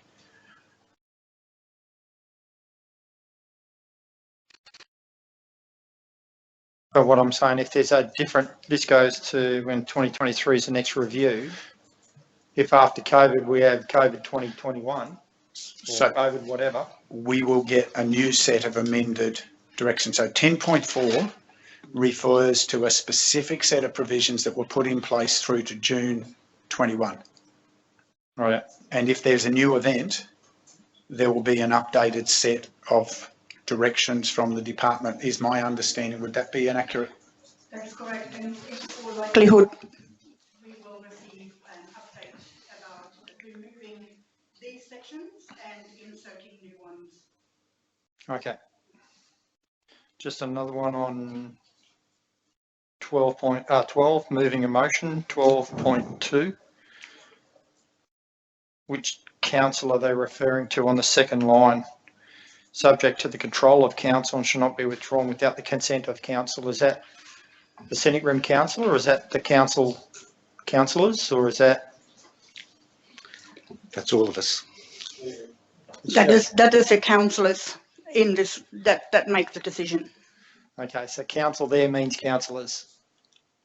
Okay. Correct. So, Councillor Swanborough, when you're not asking a question, can you please switch off? Otherwise, I can't. Thank you. Anything else on page 6 of 17 or page, what was page 154? Yes, Mr. Mayor. Yes.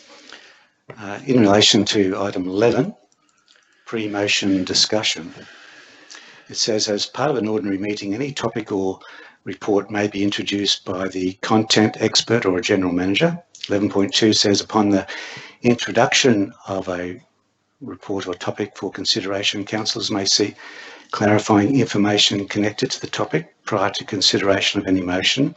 Then 11.3 says, the chairperson may direct the discussion in a fair and respectful manner as to explore all clarifying question. There seems to be an inconsistency with the actual standing orders that actually doesn't allow for discussion. And we have a discussion on page 163 of a subsequent, when we get to it, which defines what discussion is. Does this pre-motion discussion mean discussion, or will we still be subject to the standing orders which forbids discussion? Councillor, I'll certainly ask officers, but to answer question 11, because I thought this was rising straight out of our discussions. Yes, item 11, understanding orders, is unique to this council, and it is exactly what occurs every time there is an ordinary meeting, insofar as the councillors are able to ask questions, clarifying questions about the report before considering any motion. Mr. Mayor, I refer to section 163, page 163.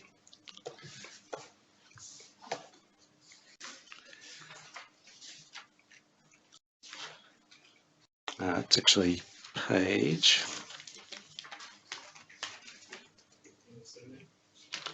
15 of 17. Yeah, page, what was it? 15 of 17 in the attached. Sorry, you're talking about the definition? Yeah, the definition. Yeah, 164. 154. 64. I'll just get to it.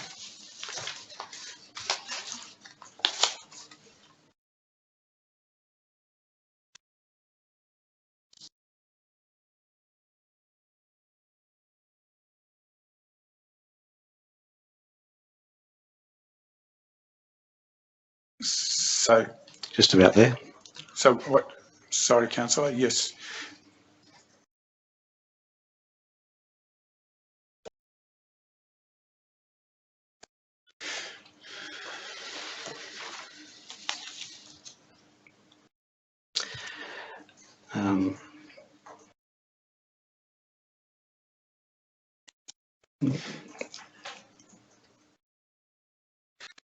I haven't got that definition of discussion on that page, 154. So page 16 of 17. No, 164, you're on 154. Oh, 164, I heard wrong.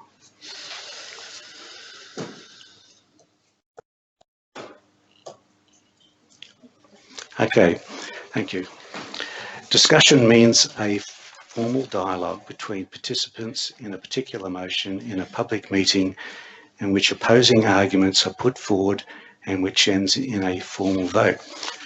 Oh, that's debate, sorry. Discussion means the action or process of talking about something in order to exchange ideas and make a comment on the topic introduced by a report on the agenda. Now, I understand that discussion, that description of discussion under the formal standing orders is not allowed. So my question still remains, this seems to be at odds and seems to be technically inconsistent with the standing orders. Sorry, Councillor, I'm not quite clear. Can I just perhaps your question for whom? Because one happens before there's a motion, and so debate happens when there is a formal motion, and the other happens as clarification. So are you concerned that the definition of discussion doesn't align and that we should correct the definition? Absolutely, Mayor, because it's not what happens. I mean, it's here today. We've witnessed, you know, people trying to have discussions, but they've been pulled up saying, no, that's not a question or that's not a comment. So there's no free discussion, and that's the problem with the standing orders. There's no opportunity for free discussion between councillors. This says that at the start of the meeting there will be free discussion. Well, I'm all in favour of that if that's the case, and that's what the definition says. But then you have the problem of going back to the model standing orders, which clearly says under questions that discussion will not be allowed. So Councillor, point 11's been put in there to allow for clarification from officers. Can I seek a clarification of an understanding? Debate occurs between councillors in the chamber in the context of a motion via the execution of speaking for and against a motion. Once it's a motion. The clarification process, and we may have our wording wrong, but the process of allowing clarification is not about trying to debate issues with officers. It's about clarifying the content of the report. That's why I've been exercising the point of difference, Councillor. The debate process has specific rules around it for debate between councillors, but trying to move into a space which opens debate between officers and councillors within the course of a public meeting is not considered appropriate, as I understand, both from the model standing orders or from a good practice point of view. Is that a reasonable clarification of the two? And perhaps we've got our wording wrong. No, that is my understanding. We have debate after a matter becomes a motion. Once it's a motion on the table for consideration of the councillor, during that time it's a debate. But prior to a motion being put forward, there can be discussions and clarifying questions, which is what's happening in this council every ordinary meeting from listening to it. This is what happened here this morning. We are still talking before a motion. This is seeking clarification. I've got to differ with your interpretation. The only thing under the standing orders where there can be discussion is if standing orders are suspended. That's clear, and I think everybody understands that. And there hasn't been discussion here today. There's only been clarifications and comments closely policed by the Mayor.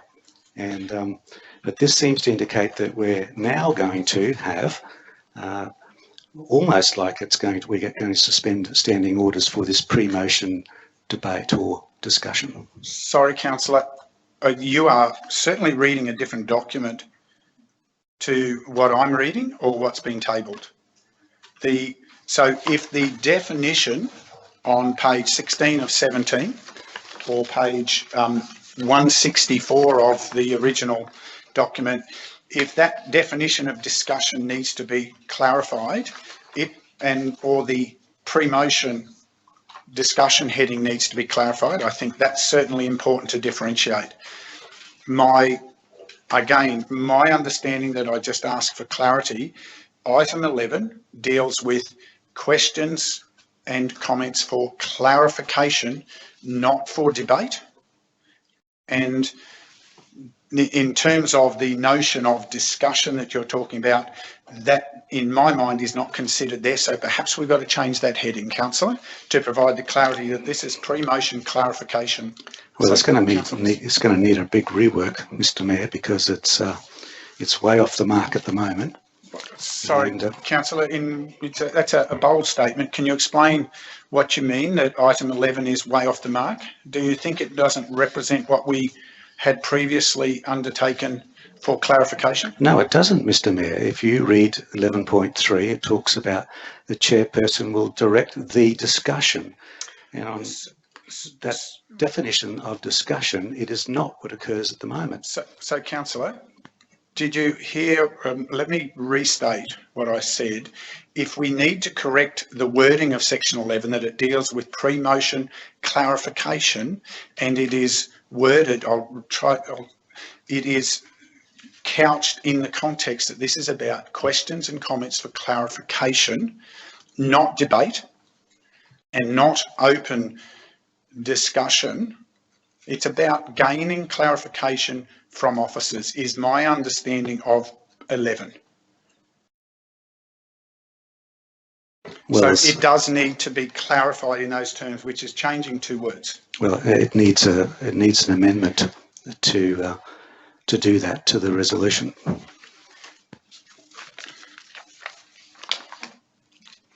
So can we continue on to how we deal with this CEO? It may be that we're not able to complete this agenda item today, but we'll put that on note. Can we continue to discuss the clarifications we need before we discuss how to deal with any potential resolution today? Councillor McGuinness, did you wish to... Could I suggest that if we don't think we're going to get a resolution here, that the things need moving, that we adjourn it now rather than debating parts of it? If that's a feeling that it needs some more work done on it, and I can see the sense in that, rather than and can I ask the CEO or the manager, is there a rush for this to be done at this meeting? Or the GM for that? I'm happy for that question. Councillor, the legislation changed on the 12th of October 2020, and this is to align our standing orders with the new legislation. So there is I guess, a little bit of urgency around this. Mr. Mayor, for the benefit of the meeting, there are a lot of other inconsistencies throughout this suite of documents, which I would be talking about. So it's, if you want to proceed, just foreshadowing that there are other things that need to be amended as well. Well, it's certainly, councillor, the idea of it being out ahead of meetings is to allow for those things to be brought forward. So it would have been nice to have had visibility, but if we have a range of others that have now arisen,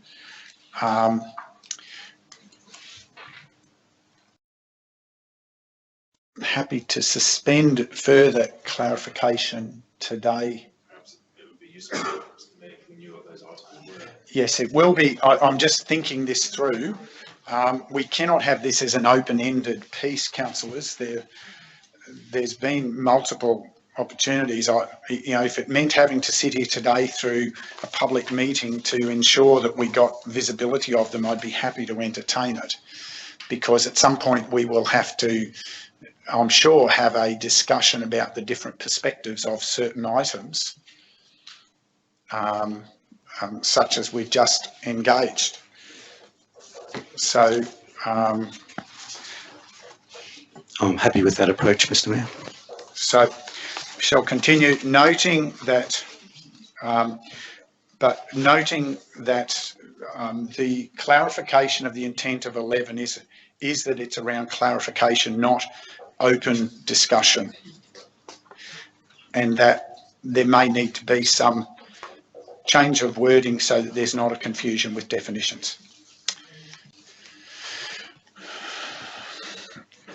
Page 7. So, Councillor McGuinness, I think for confidence for officers to be able to know what they have to work on, we may have to persevere.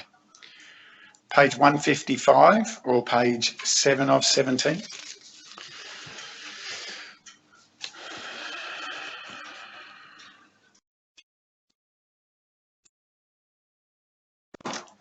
Okay, page 156 or page 8. Yeah, just a quick one. I think the GM has already, item 17, method of taking a vote. I think the references are incorrect. And they're going to be changed to regulations, not rules, not the Act. The handout copy does refer to the regulation now. They did previously refer to the Act, which was incorrect, but... Thank you.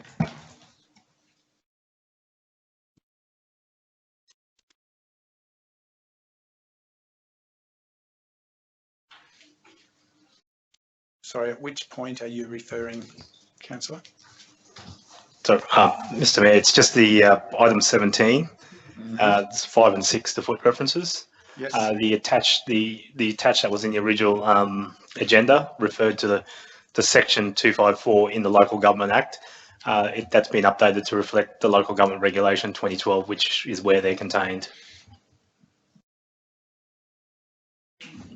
Just in the bottom, the footnotes. You may also want to check in the middle of the page.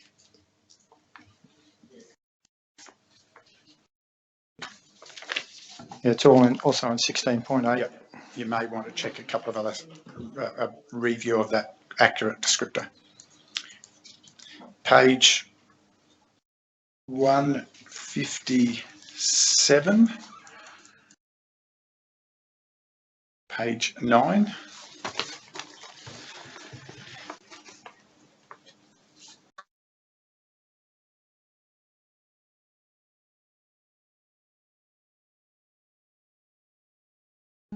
Just a quick one on 17.3. Last paragraph, the chairman shall declare the result of the vote. So do we interpret the wording of shall declare will name? Or is it just the division's called so that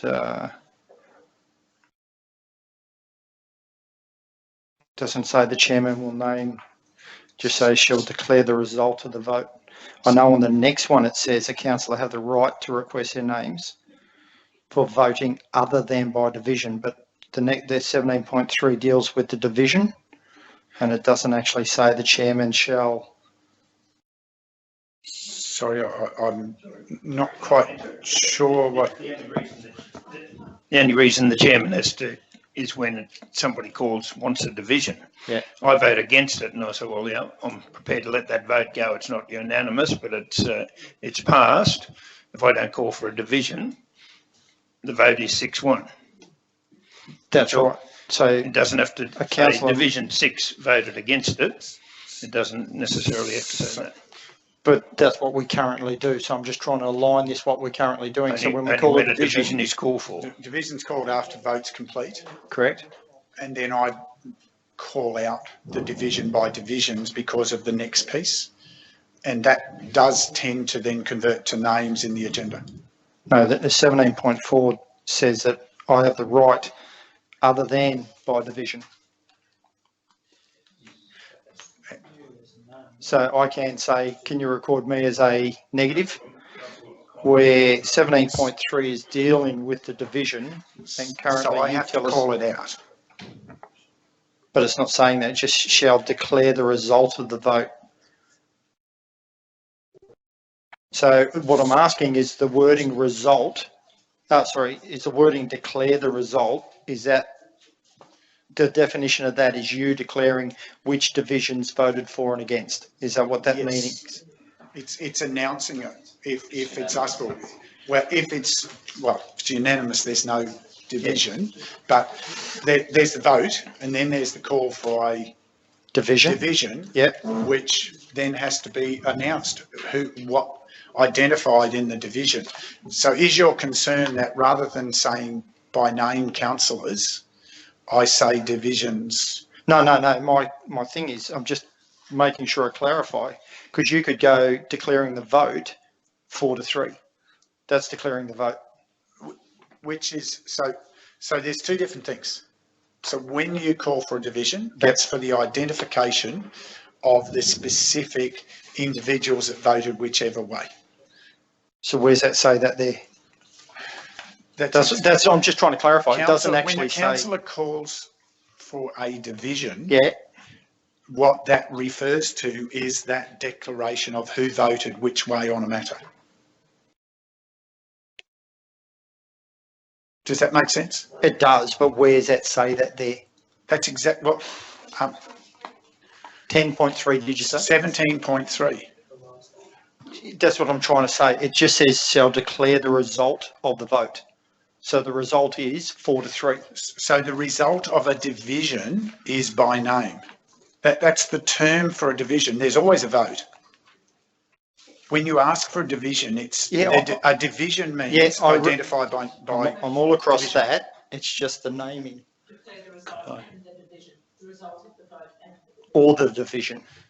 Could I ask if the final word of 7.4, division with a capital D, refers to our elected division, or where's this? The final word of 17.4, the sentence? No, that's the next one. That's if an individual councillor wants to record their vote. Yeah, isn't that what you're asking? No, I'm talking about a division. Because that's other than by division.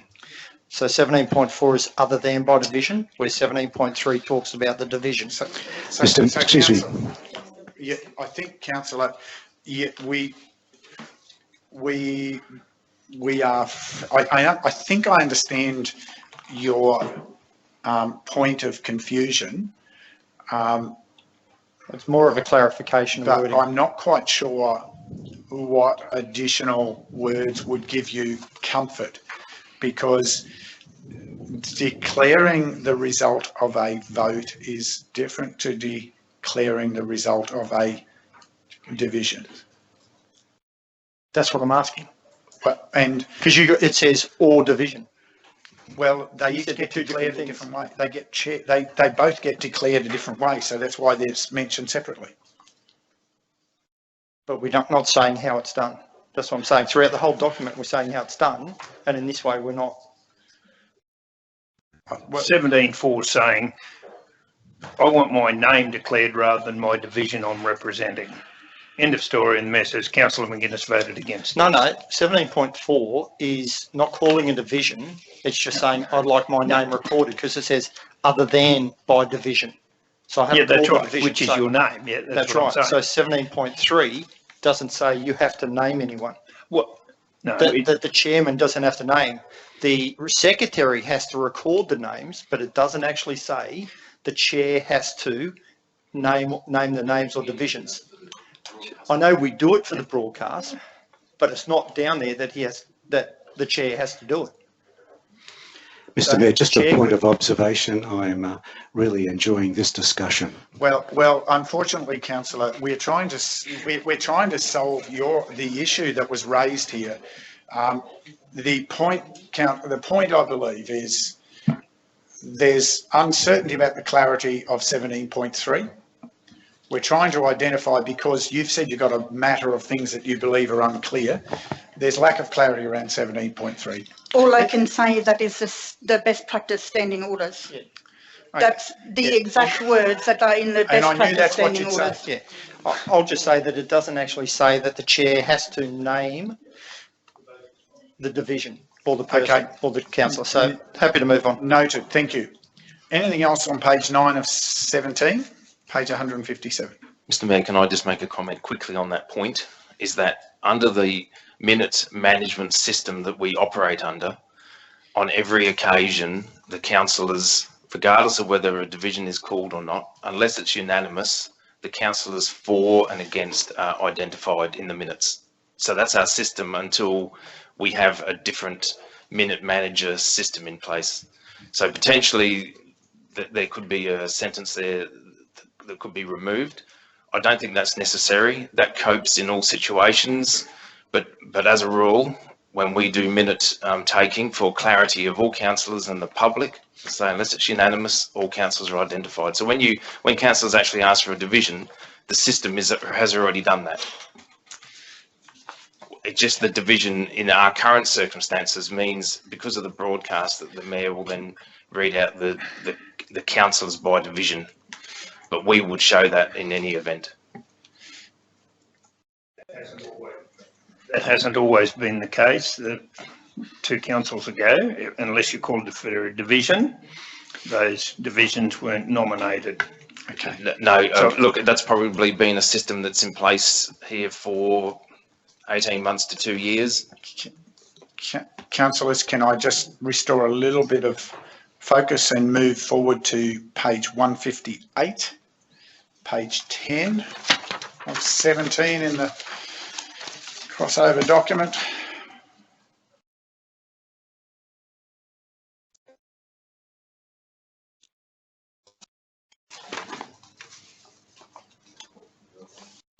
Page 11 of 17, page 159. Councillors, we'll try to get through this. So I've got a question on 159. If perhaps this 21 questions paragraph is also going to need some work, because this is what I was referring to before. A councillor may at a council meeting ask a question for reply by another councillor or an officer regarding any matter under consideration at the meeting after the matter has become subject to a motion. A question shall be asked categorically and without argument, and no discussion shall be permitted at the meeting of council in relation to a reply or a refusal to reply to the question. A councillor officer to whom a question is asked without notice may request that the question be taken on notice for the next meeting. That is not going to work with the amendments that are proposed that need to be added in relation to pre-motion discussion. Sorry, councillor. It's going to need some words. It's going to need some words in there, you know, say accepting for pre-motion discussions as defined by the previous paragraph, whenever it was, to clarify that there is circumstances where that doesn't apply. I think I understand your comment, councillor. There's a clarification around post-motion questions that you're wanting to address, which I thought we had clarity around, but we shall consider that.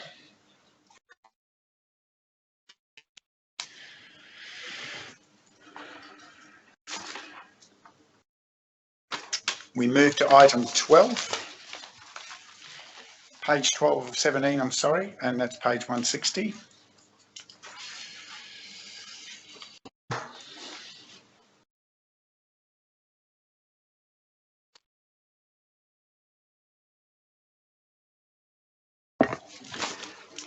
So, Mr. Mayor, the question in 22.1 to me when I read this was that there seems to be an inconsistency because when we move into a confidential briefing under section regulation Sorry, councillor.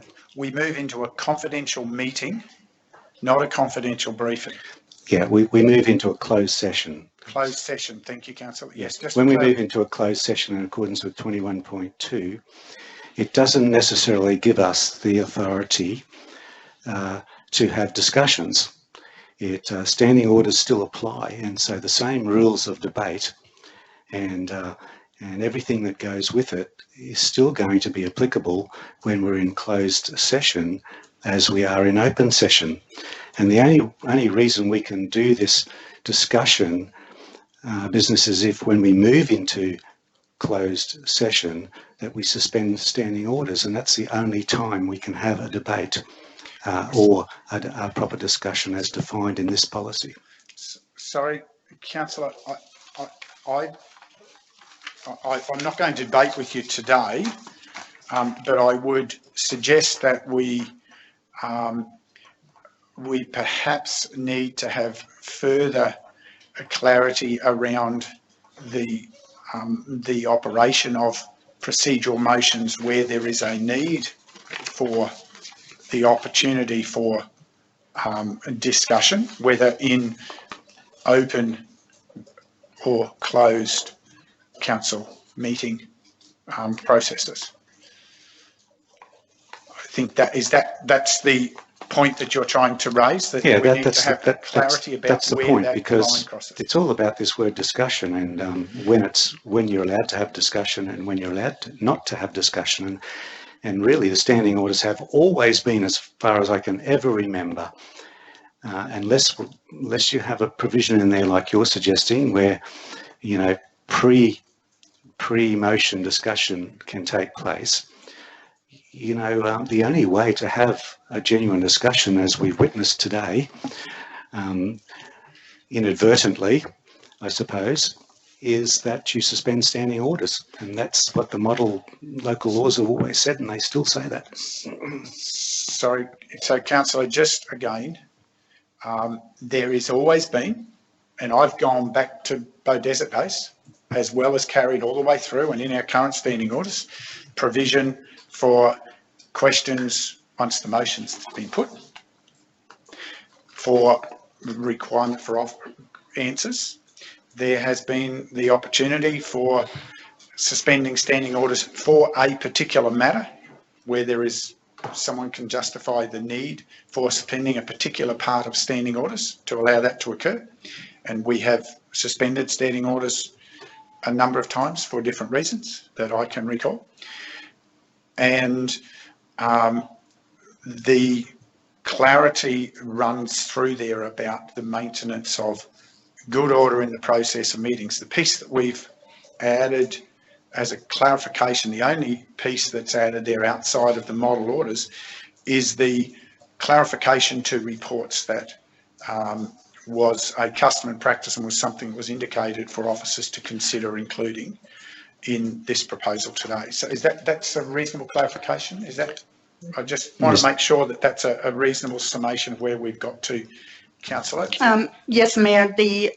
Almost all of this document is the best practice model standing orders, other than section 11 and the section 26. Those are not part of the normal model, the normal best practice standing orders as proposed by the department. So 11 and 26 are the two that are different in hours. Thank you. And Mr. Mayor, just a clarification. Sorry, yep, so councillor, so you're on item 22. Do you have some more to clarify? No, I'm just clarifying your comments, Mr. Mayor, in relation to the old Bow Desert Shire Council. Their ordinary meetings only ever went for 15, 20 minutes. Yeah, generally, unless there were other items, late items put on the agenda. There was always discussion on everything, like we've had today. That's because they were all done in committee systems, and Bow Desert Shire always had a committee system for the 16 years I worked in it. And there was no need to go through this rigmarole of discussion or not in ordinary meetings because, they only lasted half an hour at best.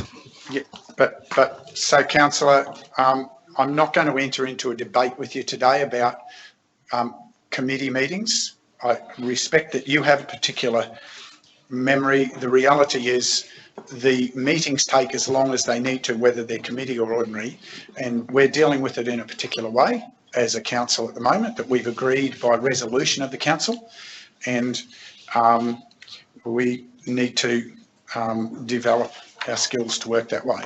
So can we continue on then? Councillor McGuinness, we're on page 12. I'm sorry, I'm trying to... Yeah, and I'm aware of the time there, but it's, I think Derek's got a point.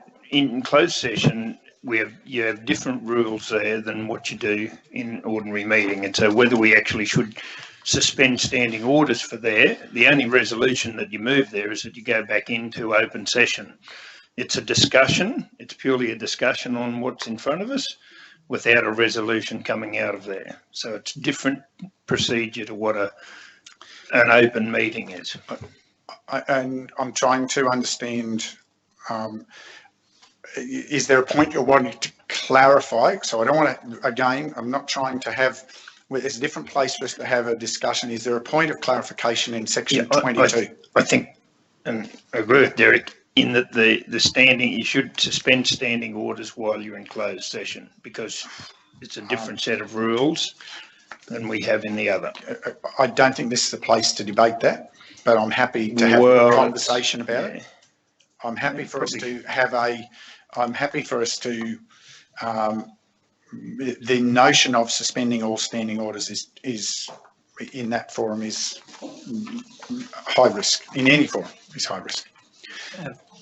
Make a comment. I'd like to know where the procedure is different in closed session. If you take out the fact that we're not debating a motion, because that doesn't happen until it comes back into open. So I'm going to draw the conversation in this forum today, councillors. We're saying we want more clarification around section 22.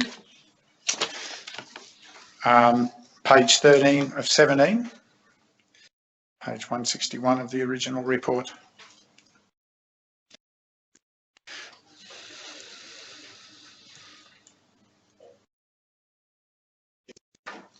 Mr Mayor, just looking at 22.6, it again is a little bit problematic.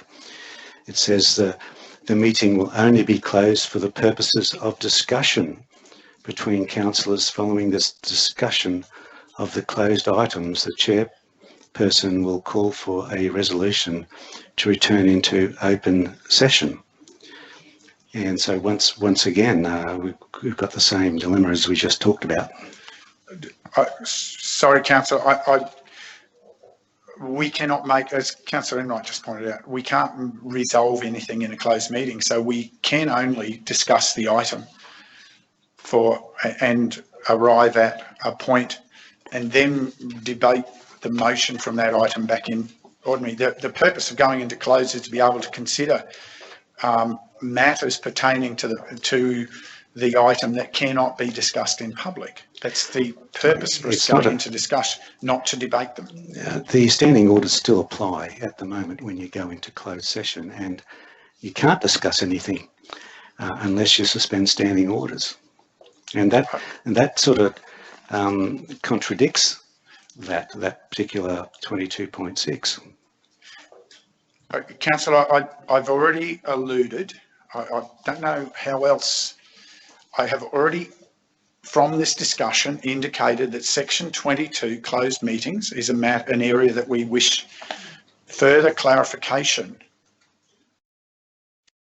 I can't provide any other, I think we're trying to provide advice here. I'm trying to be very flexible to understand the issues so that we don't have to reopen another set of issues. So, Mr Mayor, I was only merely pointing out what's on this page. Yes, at 22.6. Yes. Yeah, and I'm saying, were there any new matters? Because that's part of what we've already discussed for 22. So that was already identified as a topic under 22. Page 14, the original 162. Mr Mayor, I don't know whether it's been corrected, but there seems to be a mistake twice on this page. yeah, it refers to section 275 of the local government regulation, and as I understand it, section 275 has been repealed. Sorry, councillor, are you dealing with the paper version? I'm dealing in 24.3.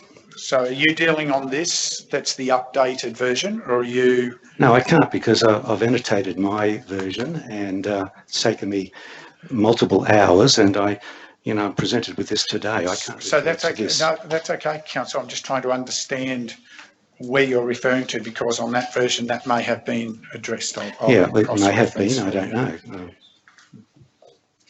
That has been addressed in this version.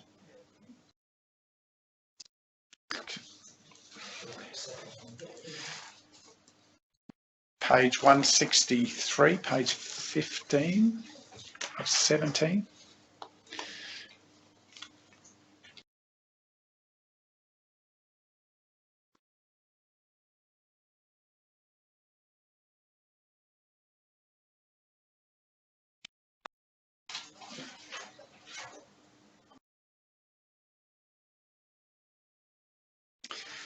Page 16 of 17.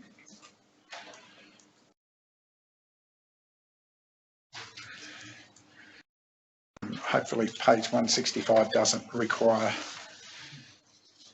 further.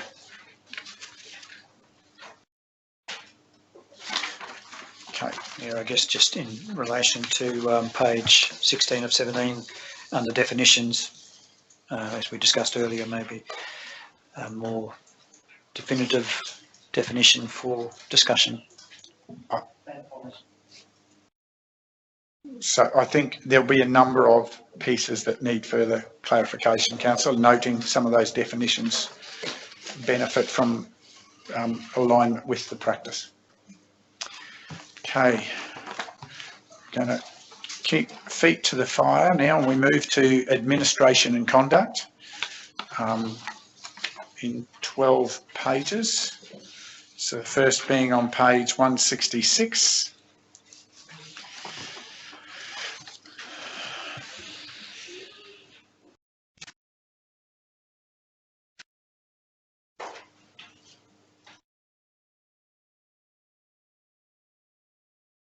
Hoping to get through this before lunch. Yeah, yes, I was. It's the only way to stay focused. So it's a good Christmas preparation. So page 1 of 12.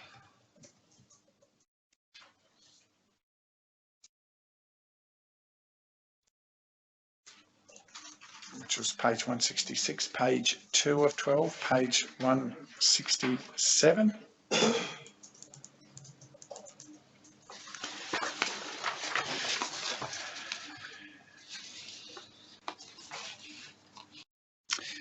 Page 3 of 12.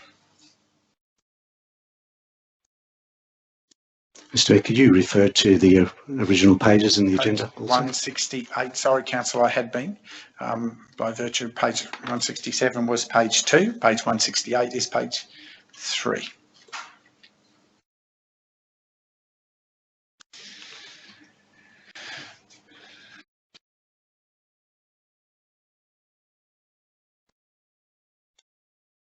Page 169.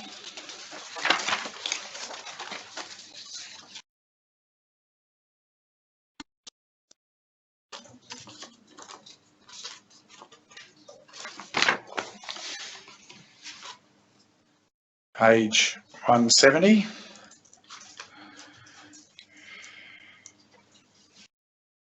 Just page 5 of 12. Page 6 of 12, page 171.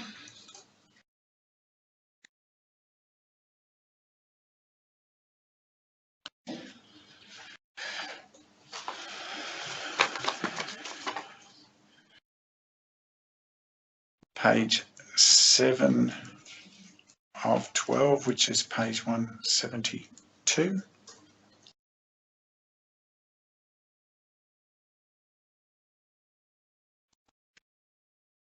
Page 8 of 12. which is page 173.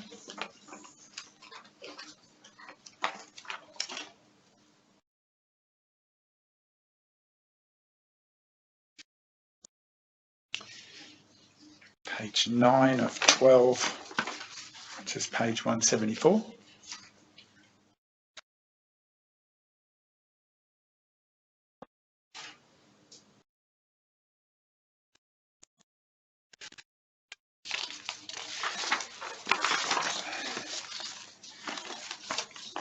And page 10 of 12, page 175.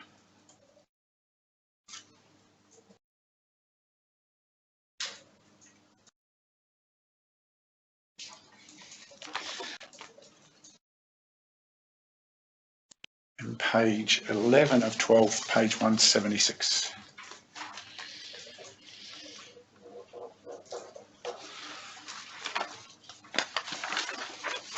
And then the final page, of course, is the technical document management components. Mr. Mayor, I'd like to move a procedural motion. I wish to move that this matter be deferred to a future meeting of the council so that we can consider those changes that are necessary.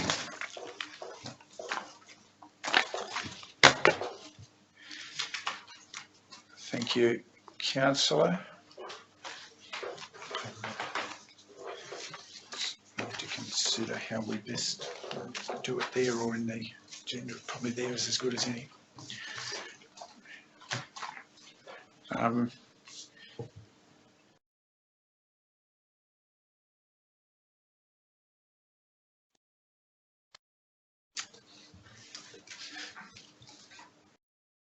Sorry, I'm just waiting for the typing to catch up.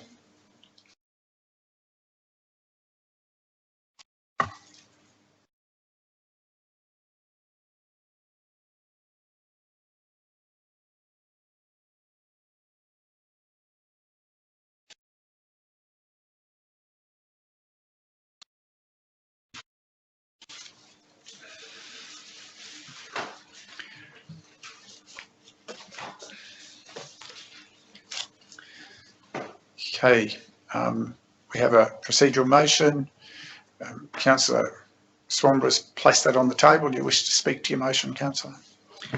Thank you, Mr. Mayor. Look, there's too many things for consideration. We could work all day on this and not have time to reflect on what we've got. I believe that we need to see a clean document with all the changes we've discussed today so that we can give it consideration.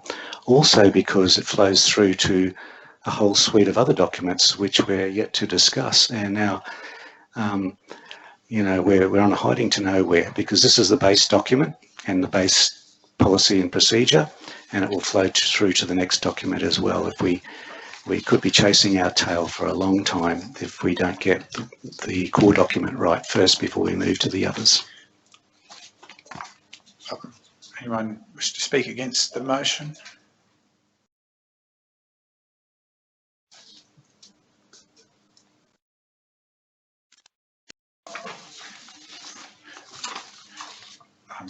I would just make the observation statement that I'm not sure that there's a direct causal link between the two to create that point of that solving the one directly intersects with the other. So, but I'm happy to proceed. Councillor, you wish to close out the item? I've spoken, otherwise. No, I've said enough. Thank you, Mayor. Thank you. Councillors, motion before us. Those in favour? I think that's carried unanimously. Thank you, councillors. We are going to adjourn for 20 minutes. And that's 1 o'clock. We'll return at 20 past 1. Thank you to those patiently continuing with us in the digital gallery. We'll endeavour to return at 20 past 1. Thank you.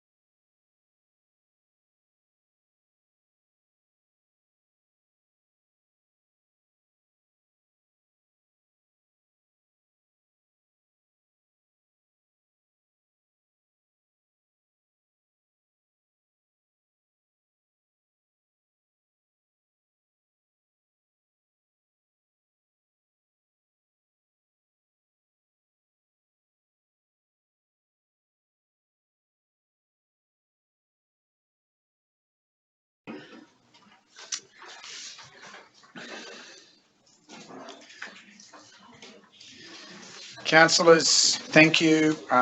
Welcome back to our participants via digital gallery.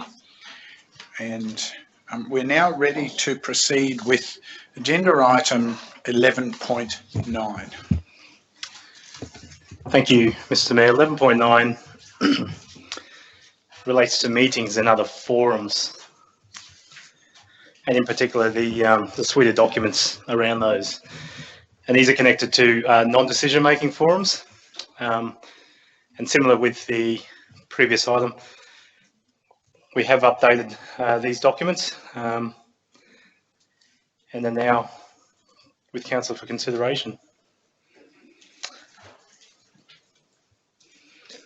Once again, we have Uli, one of the officers in the back, in case there's any matters pertaining. Okay, councillors, we go to clarification of the report, please.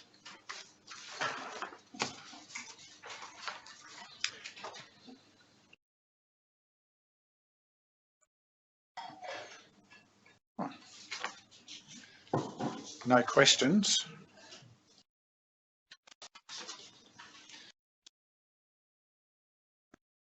No questions?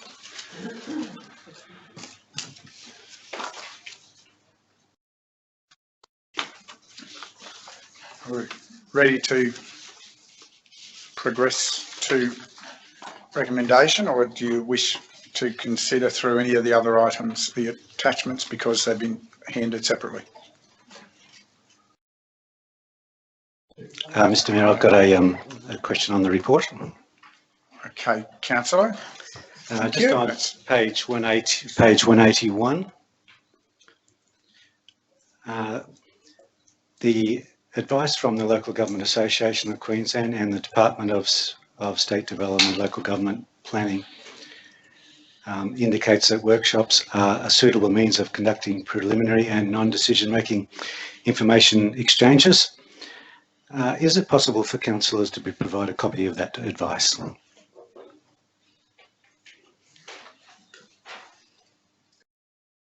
Councillor, I think that's online and I can locate it for you.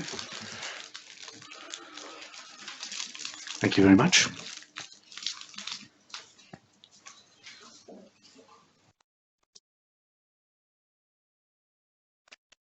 Okay. Any other points of clarification, councillors? You've got the two grammatically updated documents, the policy procedure. Any additional questions for the policy document?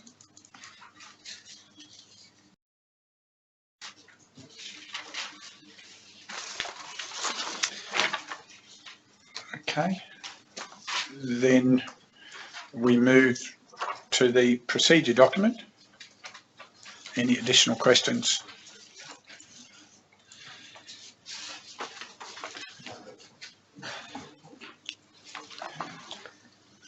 I've got some questions in relation to the procedure document. Yes, councillor, what's the points of clarification? I just wanted to clarify, Mr. Mayor, whether that workshops are a meeting of council or not.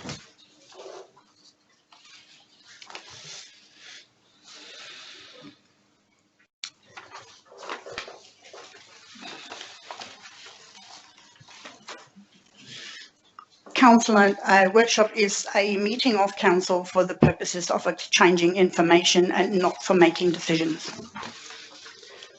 I just asked that question, Mr. Mayor, because it just goes to the heart of whether or not, what powers you have to enforce the conduct provisions in the standing orders. Because I understand that meetings and other forums, they are not meetings of the council, and that the Code of Conduct clearly talks about meetings of the local government and not council meetings. So the clarification is a point of law, I guess, as to what standing meetings or informal briefings, which is what this is about, has in relation to those other powers contained in the standing orders and the code of conduct. I'm happy for you to take advice from officers. I certainly have inquired and had very clear briefings around it, but I'll be happy for someone other than me to provide you that clarity. Councillor, I think the code of conduct of councillors applies at all times, not just in a council meeting. And I would just seek to clarify the question. Are you suggesting you don't want to apply the code of conduct during a workshop meeting? Yeah, well, a clarification would be, you know, the Mayor has certain powers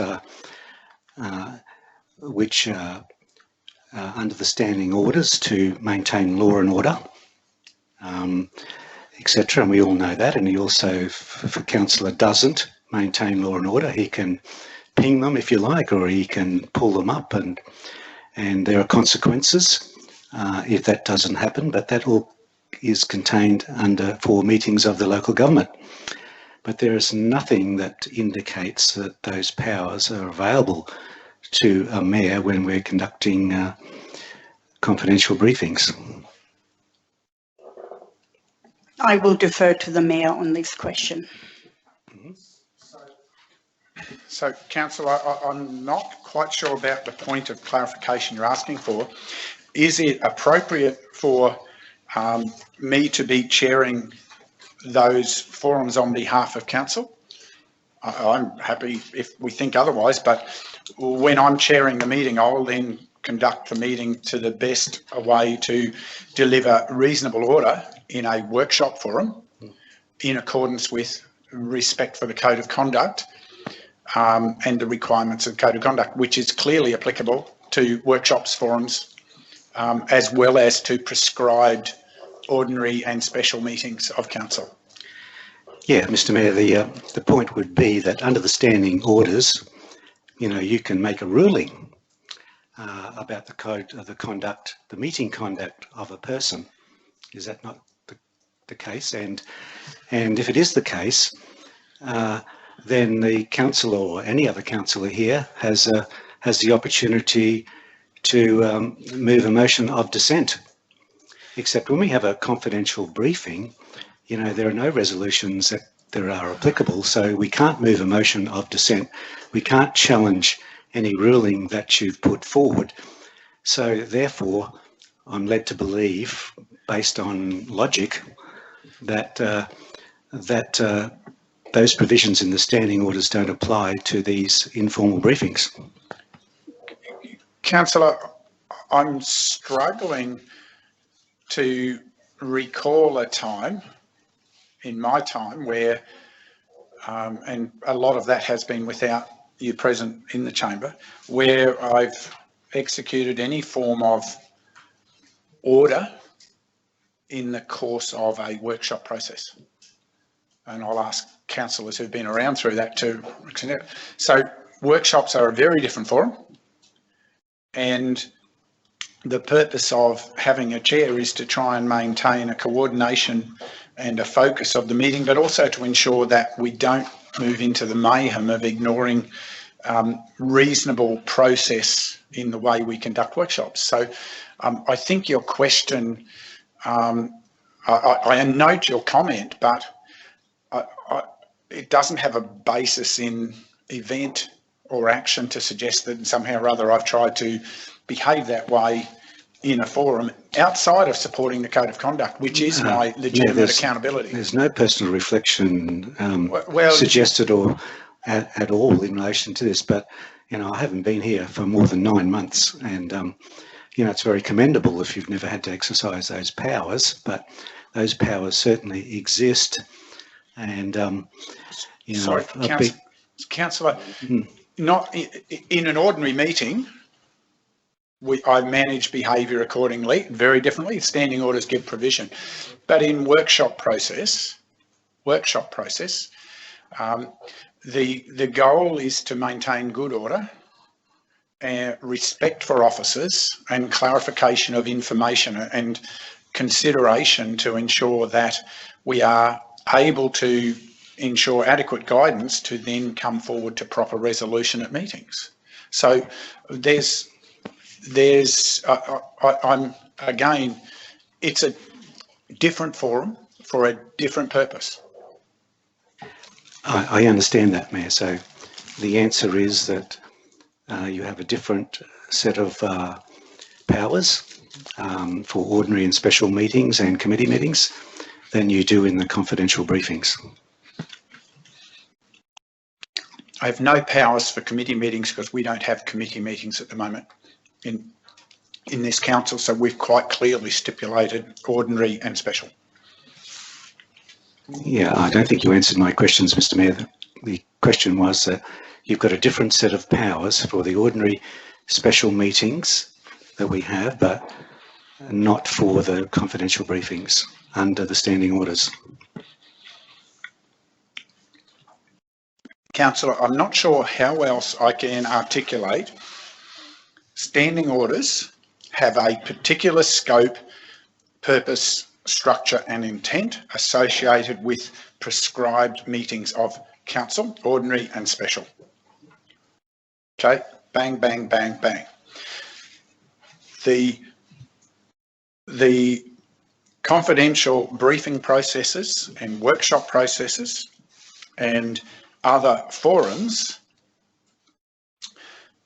because of my role, I become the chair, and as chair, execute proper form and order for the meeting with agendas prepared and topics aligned and reports and guidance and presentations, whatever, consolidated via the CEO's office for us to have an orderly progression of matters. I'm not sure what else except to say that in those forums, I am relying heavily on the guidance of the Code of Conduct. That's all I can. I'm not sure whether would you like me to have a set of standing orders for the conduct of workshops? If that helps to add clarity. Mr. Mayor, I just, with the ordinary meetings and special meetings, the councillors actually have some powers and rights to exercise if they thought, whether it was you or anybody who happens to be the mayor, had made a ruling that they disagreed with, they could take a vote of, the vote of dissent, and the councillors would vote on it. But in these confidential briefings, that power to the councillors does not exist. So I wonder if, you should be, there should be some powers that you have, or what the councillors have, to also, the same as the standing orders, to apply to the briefings. Well, I think not, councillor, because then we're getting into potentially seeking to make decisions and resolutions and dissent motions, procedural motions, which gets us into a very dangerous place of starting to confuse the role of workshops. Could it be dealt with by policy, Mayor? That's why we have policy. I think it is already dealt with, councillor, via Code of Conduct. And perhaps rather than drawing this out today, I'll be happy if you want to identify the occasions, and I'll certainly welcome all councillors within the context of a workshop, if you believe that there's a need to review the way I'm managing those forums. I'm very open to having that raised in the context of the forum, so that it can be dealt with. Mr. Mayor, this is not at all about you. It's about the position of Mayor. You shouldn't make it personal, because there's no intention to make it personal. It's sorry, about the process. Your language has specifically referred to me each time. Your language has specifically referred to me. So I'm not taking it personally beyond being the person in the chair of Mayor and saying the process is that in those forums it is already dealt with, and there is already availability in those forums for people to speak up, but to start to suggest that we will somehow or other invoke another set of standing orders for those, which then invoke some form of voting process on dealing with discipline matters is very, in my mind, very dangerous. And I would take some governance guidance as to where that would be seen. That's from a pure process point of view, Councillor. Oh, look, my original question was this on the same level as a meeting of the local government as opposed to a meeting, and the differences between the two. I tried to get an answer out of the manager, and she gave me an answer that didn't really cover what I asked. And it seems to me that what you're saying and what I can deduce out of this is that the same level of discipline doesn't exist in a confidential briefing as it does in the ordinary meetings of council.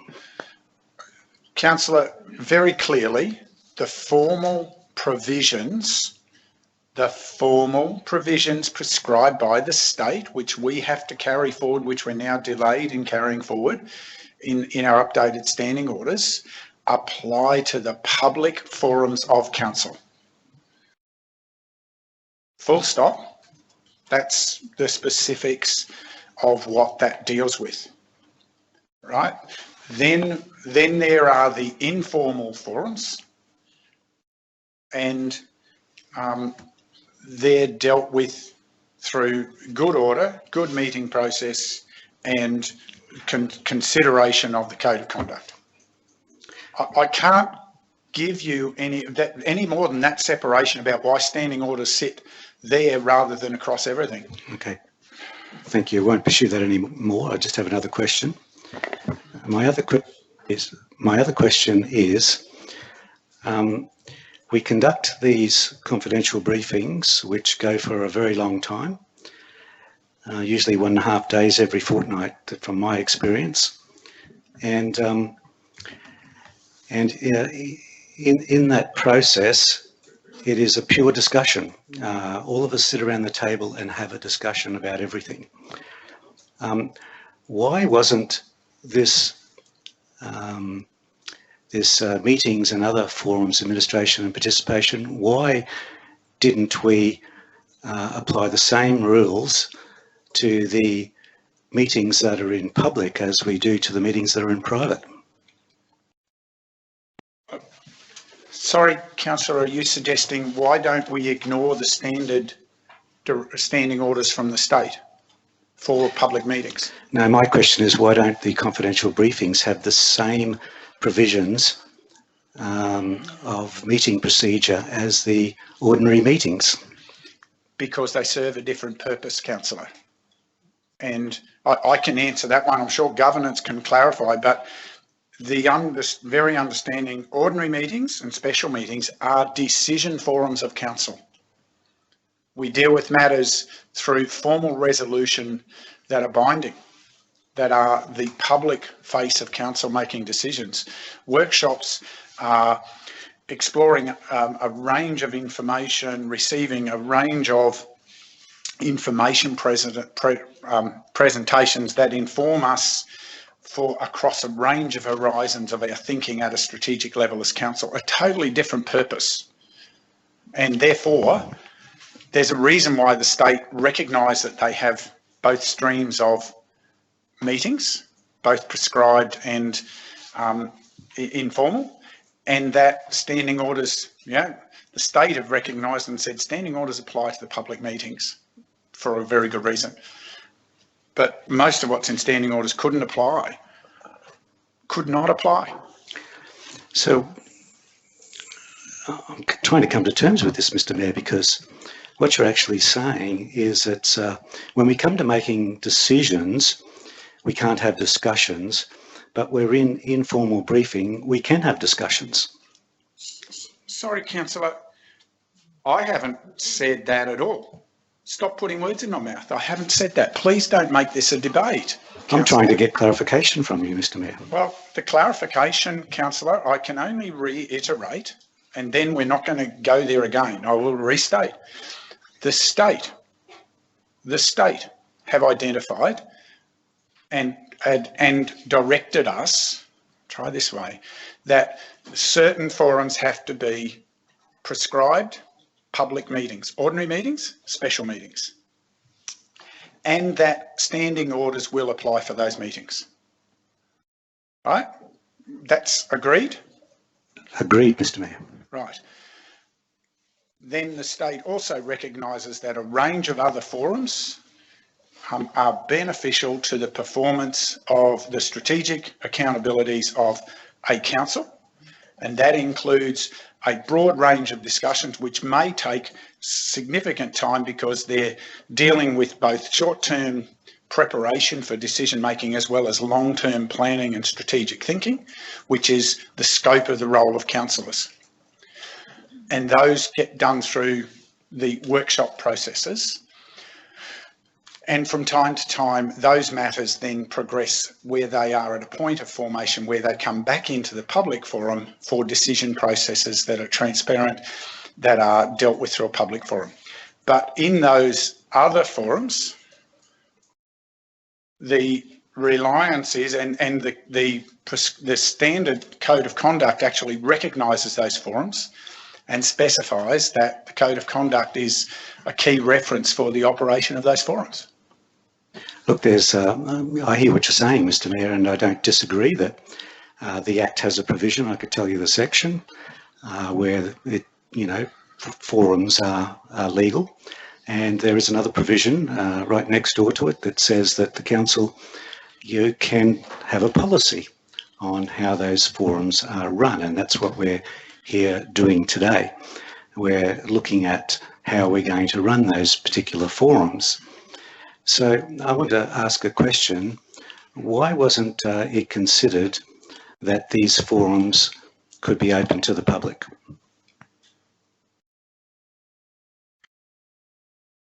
Sorry, councillor. I thought we've been through a lot of discussion around this at workshop, and the state recognises, not just us, the state recognises that there are aspects of preparation, planning, thought process that require access to some confidential forums as part of the process. Now, the state have identified that. You've acknowledged that that recognises. So I'm not sure, again,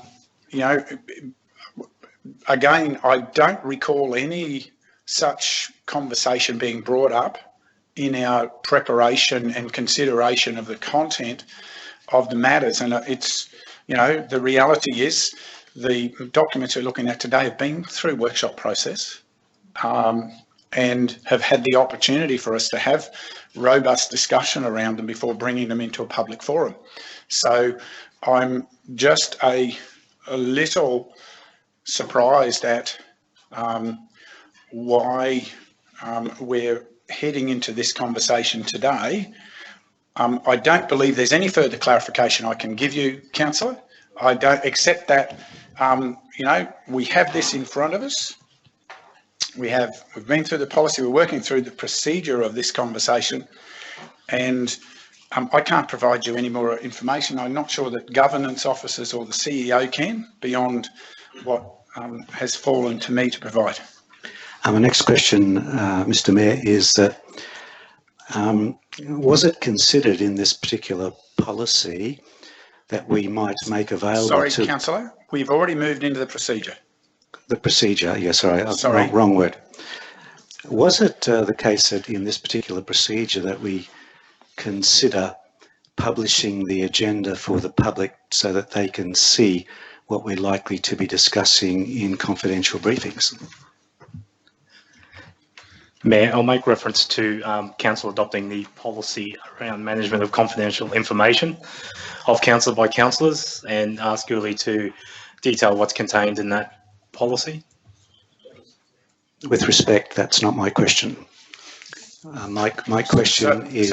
So, councillor, you've asked the GM for you've asked a question to clarify why that, so this may be the basis of answering that question. Okay, you've asked the question. If this doesn't form part of a reasonable answer, then we might have to put the question on notice.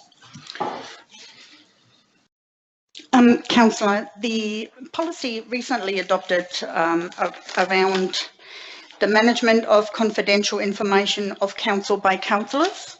On page 3.9, I believe, reads, information examined or discussed at councillor and executive workshop unless the CEO declares that such information or part thereof is not confidential. So it's confidential information unless the CEO declares that the information is not. So for that reason, it was not considered to publish an agenda it's not called the agenda in a word. Program. The program. So for that reason, it was not considered to publish under the policy connected to the meetings and other forums. I guess my question was not about, because we've decided to, as the answer. My question is about, I look at some of our neighbours, Ipswich City Council, for instance, they have these informal briefings, but in every case they publish the agenda just for transparency and so that people can understand what's being considered in the interest of transparency and open decision making. Councillor, ask clarification. Now you're moving again into debating content rather than just asking a question. So you were given an answer, now you're moving into debating. See, that's the point. So if we worked through a process from workshop to consider, and I don't recall this discussion, but I'm very happy, Councillor, that if you believe there's a place for a separate discussion about what we do, then there is a process for that, but not whilst we're clarifying what's in the report today. Happy for you to bring that forward. Mr Mayor, I'm being asked to vote on this report, and I'm seeking clarification as to why the words are on this particular page and the implications that they have. And so far I've heard that the public can't listen to discussions that councillors have, and secondly I've heard that we can't even tell them what's on the agenda. Sorry, Councillor. For these briefings. Councillor, I really ask you not to be argumentative in the interpretations. We have a report. If there is a process, if we want to discuss as a council and make proposed amendments to come back for a future resolution, very comfortable if that's a process you want to embark upon, but not in the context of clarifying what's in the report today. I don't think I was doing that, Mr Mayor. Well, yes, you were. I'm sorry, Councillor. What I heard you was being argumentative about the information that was there. I disagree, Mr Mayor. Sorry, I wasn't being argumentative. I was just making the point that if Ipswich City Council can do it, the question was, why can't we do it? Councillor, you were being argumentative to the clarification that was given, and you were putting a hypothesis forward, which is the formation for debate. Okay? So I'm clarifying for you why I see that as putting forward, rather than there was a clarification given, don't debate it. That's the clarification was given. And if you don't agree with it, I respect that you might hold that view, but the clarification was asked and given. I understand you don't agree with the clarification. Well, it seems like I'm not allowed to discuss it, so I can't do much. There are points in time for you to discuss, Councillor. I'm concerned that you're trying to exacerbate this sometimes, because there's a clarification. We've had this discussion enough. If there are further clarifications you seek, that's fine. There is a point in time for debate when the motion's put.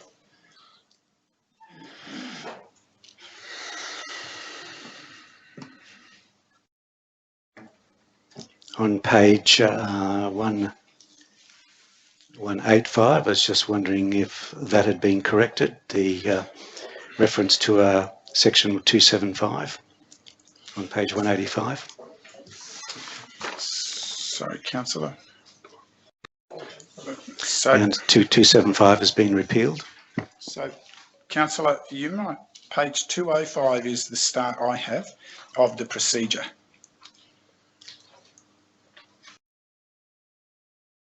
Is that correct?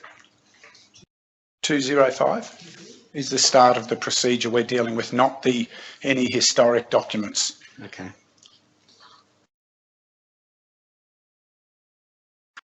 So you may have been referencing an older version of the document. So we're on page 205 now, Mr. Mayor.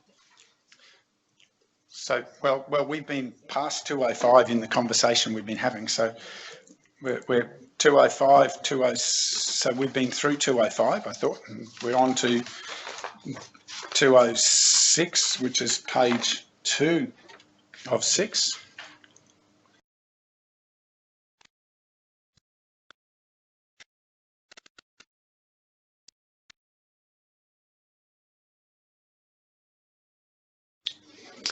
So, Mr. Mayor, this is we were referring to earlier on public question time. So you've moved on now. You've moved on to page 3 of 6. 207. Page 207. Righto, councillor. No other councillors, I presume, have questions.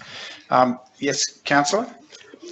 So, with the public question time as proposed in this procedure, Mr. Mayor, I just have some doubts about, you know, the mechanics of it all. We're going to be asking people to come along to ask these questions, but, you know, we're never going to be able to give them a time. Are we expecting them to sit around all day until our ordinary meeting is over, you know, for them to ask their questions? I just don't think it's a genuine attempt to, you know, to encourage people to come along and ask questions. And that's why in the earlier conversations I was suggesting that we put it on at a time that has some certainty to it, to recognise the importance of allowing this communication process with our ratepayers and residents, so that can come along and not have to wait around maybe 3 or 4 hours before they can ask their questions. So councillor, there was a reason why. So public question time is separate. First off, is a separate meeting from ordinary meetings, and it's that way for some very good reasons. And public question time has historically happened at the end of ordinary meetings, and if we wanted to provide a different time, still separate from ordinary meetings, but concurrent with them, because we need the efficiency of our timetabling. I'm not averse to it, I guess, councillor. The notion is that it's a separate forum. No one has previously asked the question, so again, it would have been a good topic to consider in the workshopping of this. I mean, that's why they don't, if we, you know, I agree, no one wants to put it in their formal standing orders, but I think there would be a provision that, you know, half an hour before the ordinary meeting starts would probably be a good time if you want to keep it out of the agenda and informally. Again, councillor, I can't comment anymore. I don't think governance can add anything. I've already iterated. The timing of it has been carry over historically. It'll just mean councillors will need to ensure they're available for it to, if we decide to shift the timing. We can set the timing of it, but Councillor Enright, do you want to clarify something? Mayor, just a question in regarding proposed public question time. The understanding in the procedure is that the questions need to be submitted in writing, a minimum of 5 business days to the CEO. It would not be inconceivable that the residents could attend not attend physically, but attend the meeting on a digital forum, so that they would be able to tune in when that question is raised. I don't think they have to actually wait around for hours while the meeting may or may not finish at a certain time, they could certainly just tune in through the audio. So you're seeking some clarification on that observation? Yeah, is that the understanding? So, look, I think that's just, and the timing of public question time, whether it's held immediately following, I think that's an easy one for us to change procedurally, but can we talk about anything else materially in the content of page 3 of 6? Mayor, just a point of clarity again, just why it wasn't included in the standing orders, because as you rightly presented before, it's a separate forum and it's non-decision making, and that's why it's included in this suite of documents around meetings and other forums. I think I've already agreed with you on that. So that's page 207, so page 208, page 4. So, Mr. Mayor, just on that thing, I'll foreshadow a motion at the end of this to include that public question time at the beginning of the ordinary, not in the ordinary meeting, but prior to the ordinary meeting by amending 2.2.1, the time that it's placed at. Noted, Councillor. Page 4 of 6, which is page 208, page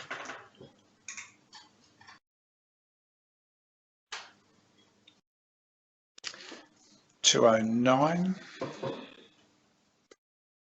page 5.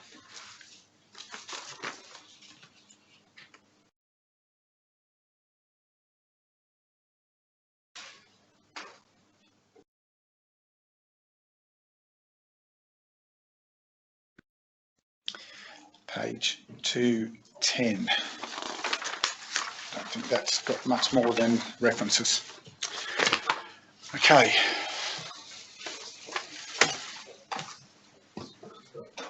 I just got one question in that procedure in relation to how OIA complaints are going to be handled under this procedure. At the in this document somewhere, I've got to find it. Sorry, Councillor, you're in the wrong document. Am I? Yeah, we went through that page by page before we broke for lunch. Okay. And that's in the prior, in the standing orders and administrative documents that will be coming back to us at a later date. Okay, righto, thank you.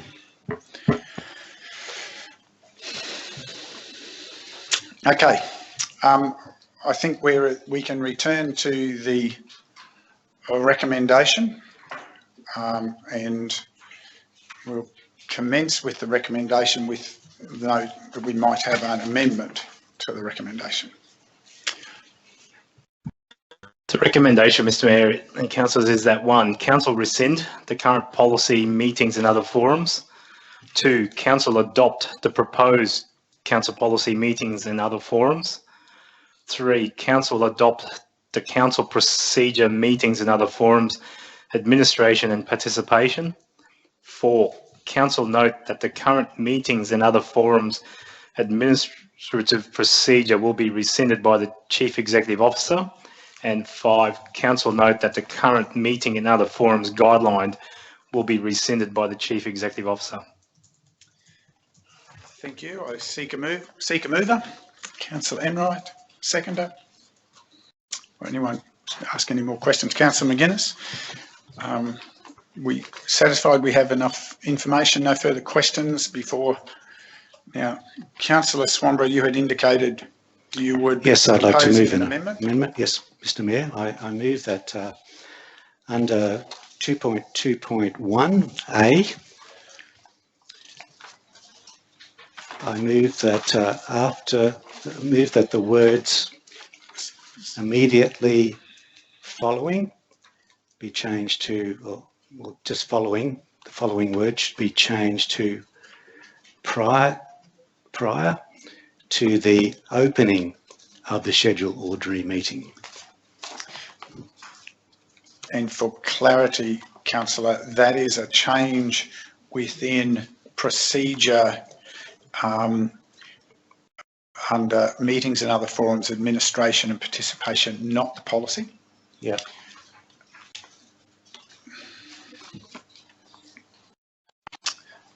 Councillor McGuinness. Clarification, Mayor, is we would need a set time for that, but we're opening our meetings will open at 9 o'clock regardless. This will take half an hour or whatever it is. It has to be no longer. So people who want to tune in for our meetings know they can do without listening to some grandstanding or whatever might happen there. I can't comment on what might be happening in question time, Councillor, but... my perception, Mayor. I don't think that's very gracious, Councillor. Again... Truthful, but might be very gracious. Again, Councillor, I can't... The point I'm making, Mayor, is that it will be for a set time that we're finished by, I would suggest 5 to 9, that we're actually know that we will start on right on time. My interpretation would be we would need to start with at whatever time to allow a half hour, then a 5-minute break. So that would mean starting at 8:25. It's fine for me. I'm happy with that. And all councillors will be in attendance. So that's a proposed amendment, councillors, moved by Councillor Swanborough. Do I have a seconder? Councillor McConnell, sorry? Yes.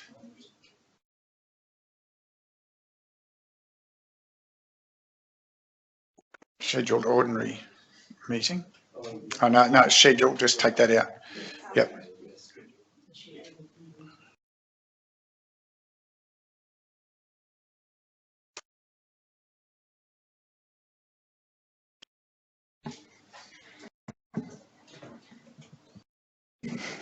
I better keep it straight.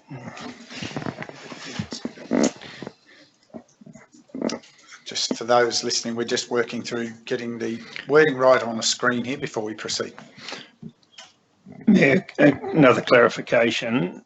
Do people have to book in beforehand or can they just turn up? Is it... So we know beforehand whether there is anyone coming, whether that be digital or in person. Councillor, I guess I'd be giving the clarification that we have in here, which is that questions have to be still presented in advance and it's up to the discretion of the chair to accept them from the floor when we're back in a situation of having an open gallery. And when there's an open gallery, there's a prescribed process for people to be in attendance for their question. There is, but I take it we would allow people, given the present circumstances, people could send their questions in. Yep. Which we have already done and we will be doing today. Just a quick one, is there a possibility they could zoom in? Is that something in the future we could look at? Councillor, not a question we can solve today because that's quite challenging for us to do in this context because it's expensive to set this room up for that capability would be my observation. That's why we haven't been video broadcasting our meetings. So we had Councillor McConnell as a seconder. It's okay.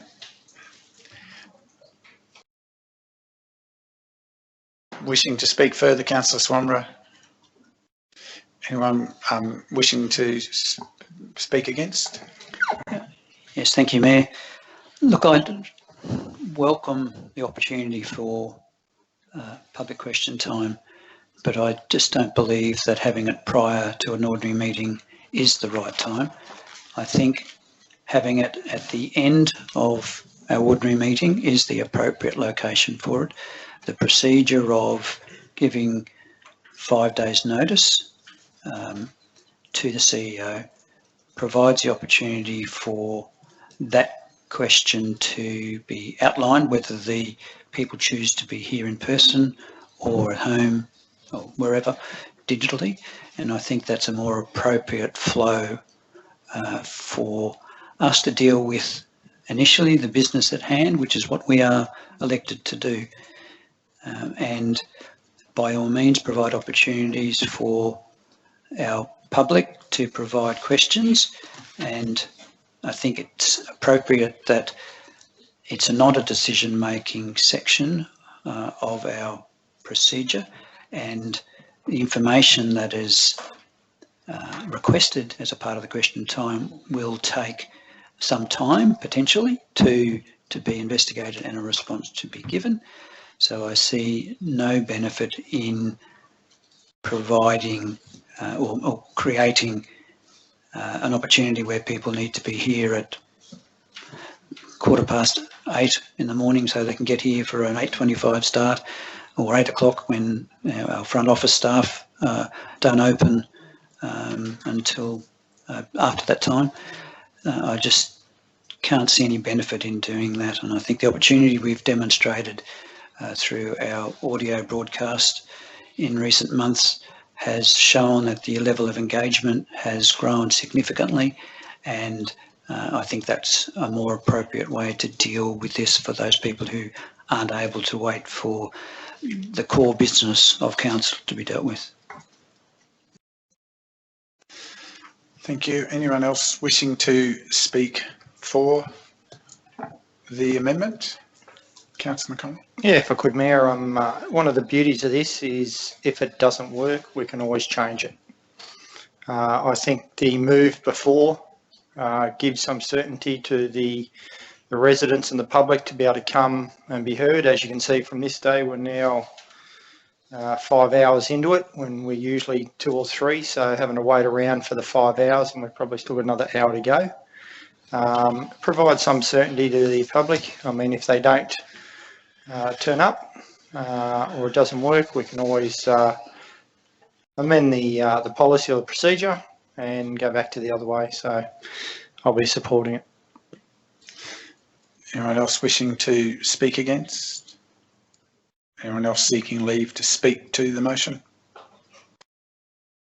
No. Councillor, to the amendment, I should say. Councillor, anything else you wish to say?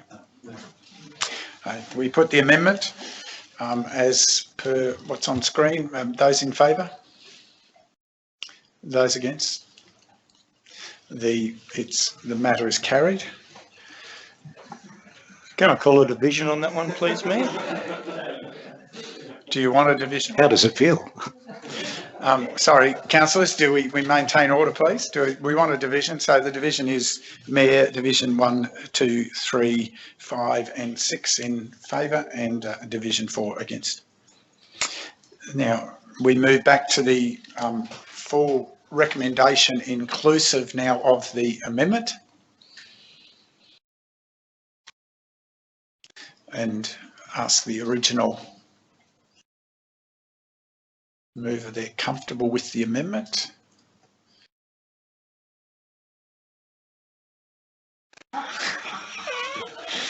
Councillor, are you comfortable for us to proceed inclusive of that? I am comfortable on the direction of the chamber. Thank you for that good grace, councillor. Therefore, we now have matter in front of us. Do you wish to speak further to the recommendation, councillor? Thank you, Mayor. I think this is an appropriate way forward to formalise our meeting procedures. I think it's always good to have the procedures certainly to fit in line with what the state government gives as guidelines, but also to allow the flexibility of our individual organisation where possible to have the mechanics of this tailored to our organisation.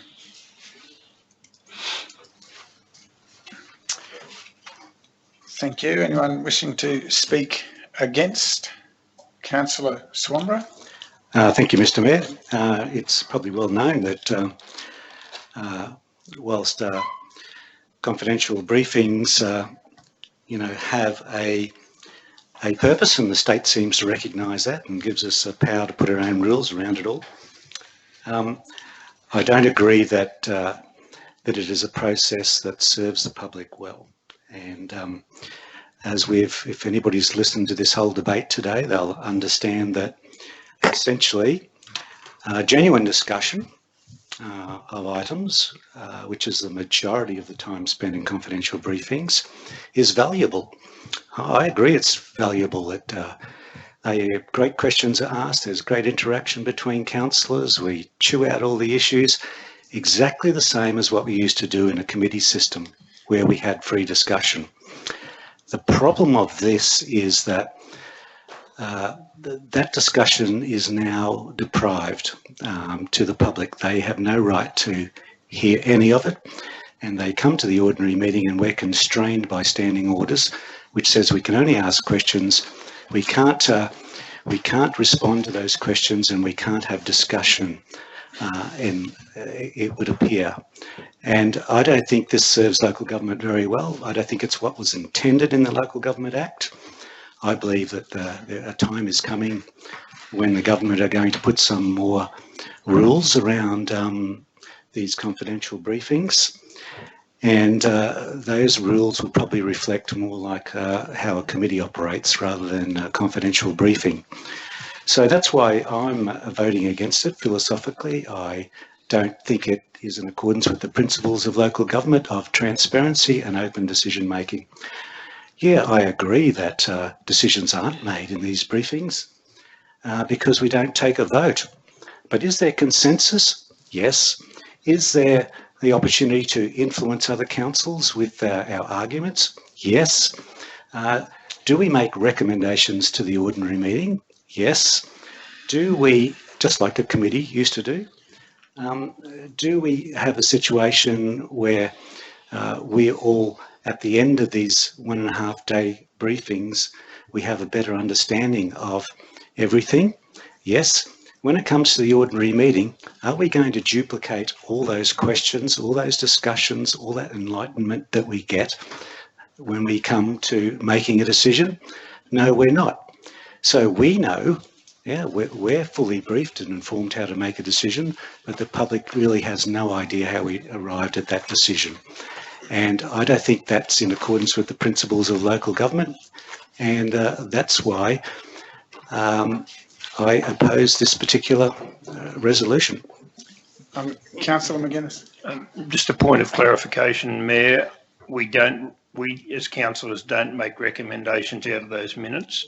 Those briefings, staff inform us what recommendation they're going to have to there, but we as councillors don't construe those recommendations or take those recommendations forward. Thank you, Councillor, for that clarification. If I could respond to that. Well, sorry, it was just a clarification. Councillor, you have spoken to the motion. Yeah, the clarification here is that are officers influenced in any way? Is a question. Are they influenced in any way by the debate, by the discussion, by the information before they make recommendations to the ordinary meeting? Or are they ignoring completely and disregarding everything that a council has said in a briefing and just going their own way? Councillor, I am going to pull you up on time in a moment. Thank you.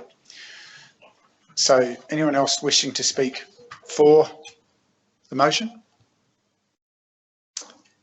I will exercise the speaking for the motion in the absence of anyone else, in that I'm supportive of the recommendation.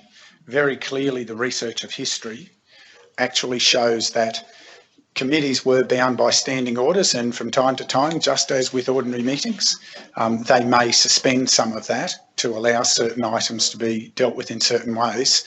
But there has always been a process, as far back as I can find, a pattern of confidential workshops that has operated in conjunction, whether there were committees or just the ordinary meeting, to provide that forum for a range of considerations that are both on short, medium and long-term horizons, which forms the body of those workshops. And it's a very valuable process to be able to deal with thinking into the long term without necessarily having to try to answer questions that are focused sometimes from the very short term, and to be able to then properly put them into a context over time. So I think that is part of the responsibility of us as councils. I'm supportive of the recommendation and commend it. Is anyone else now wishing to speak against the motion? Anyone else seeking leave to speak to the motion additionally? If not, we put the motion. Those in favour? Those against? The motion is carried. Division called. Mayor, Division 2, 3, 4, 5, 6 in favour. Division 1 against. We move to item 11.10 of today's agenda. GM, we're in your hands. Thank you, Mr. Mayor. Page 211, councillors. Yes, page 211 of the agenda. 11.10 refers to the Scenic Room Economic Stimulus Package 2, COVID-19 Rates Initiatives Update. As contained in the report, this provides an update as to the financial impacts of, in focus, the 4 initiatives that related to revenue side of streams and what those impacts were, and some statistics around those, the take-up of those impacts, those initiatives. I take that the report's been read, and I'll answer any questions seeking clarity around the content of the report. Thank you, GM. Questions, councillors? Yes. Thank you, Mr. Mayor. The question was in relation to how we are handling using debt collectors for the rest of the year. Could you just tell us whether we're going to be employing them or not for the rest of the financial year? Was that a matter that formed part of this that you can answer? Yes, thanks for that question, Councillor Swanborough. It does relate to it. There is a, where applicable, following discussions around our processes around debt collection, we did indicate to council that we'd come back at a more future workshop to discuss the process. What we've indicated where applicable there is following the end of that particular initiative, normal debt recovery procedures would begin on those items that are currently in the midst of legal proceedings. We don't intend to start any new cases, but there are a number that are already in motion, if you understand that, but we don't want to create additional work given the resources around and the discussions with councillors. So where applicable, indicated where there's already existing action on the legal thing, we'll continue those.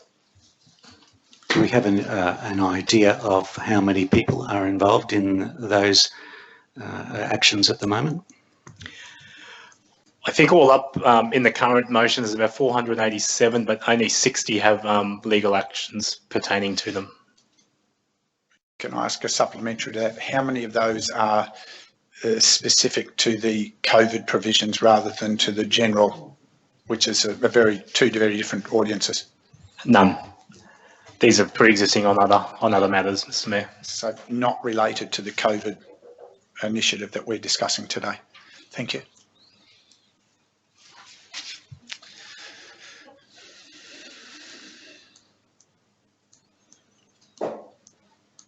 Any other points for clarification? Councillors, if not, we'll move back to the recommendation. GM, would you kindly introduce the recommendation? Thank you, Mr. Mayor. The recommendation for this report is that 1, Council note that the application of financial hardship policy on all overdue rates and charges accounts ended on 30th September 2020, and that Council will recommence, where applicable, action as per the recovery of overdue rates and charges procedure. 2, Council note that the interest rate of 8.53% will be applicable to overdue rates and charges accounts from 1 January 2021 through until 30th of June 2021, in line with Council's adopted administration of rates and charges. 3, for the 21 financial year second half rates levy, January 21, council administer only the prompt payment discount of 5% on general rates to eligible rates accounts reconciled within 31 days of issuing of rates notice. And 4, council extend the application period for submissions towards financial hardship policy extraordinary circumstances relief through until 30th of June 2021. Councillors, we have a recommendation in 4 parts. Councillor, I seek a mover. Councillor Enright, seconded. Councillor McGuinness, wish to speak further to the motion now, Councillor? Thank you, Mayor. I think what we have outlined previously in the COVID response was appropriate, and I think rolling back into very close to the normal pre-COVID is also appropriate, and I'd support this recommendation. Speaking against? No, just a point of clarification, Mr. Mayor. Sorry about that. The advice that the General Manager gave in relation to using debt collectors, is that embodied in item number 4 in that recommendation? No, item number 4 related to where we held off. It does in some way if there's a 2-tier application under the process. I'll refer you back to of the original adoption. Extraordinary financial hardship policy, extraordinary circumstances on application allow financial hardship consideration for those that can demonstrate hardship as a result of impacts associated with extraordinary events. And extraordinary events was allowed to apply to COVID. Relief provisions are to be 2-tier based, waiving applicable interest on overdue rates and charges, suspend applicable debt recovery actions, and the second tier was suspension of debt recovery actions if they met the criteria, if they could demonstrate that they were impacted by the COVID. Thank you for that clarification. Right, anyone speaking against? Anyone else wishing to speak additionally? Councillor McGuinness. Thank you, Mayor. Without getting on my stool and talking a bit about it, I think what we did earlier in the year was very correct and very right for the people. We didn't know we were in very uncharted waters.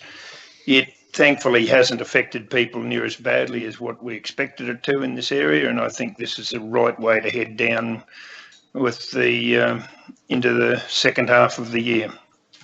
I commend the motion. Thank you. Councillor, anyone else seeking leave to speak?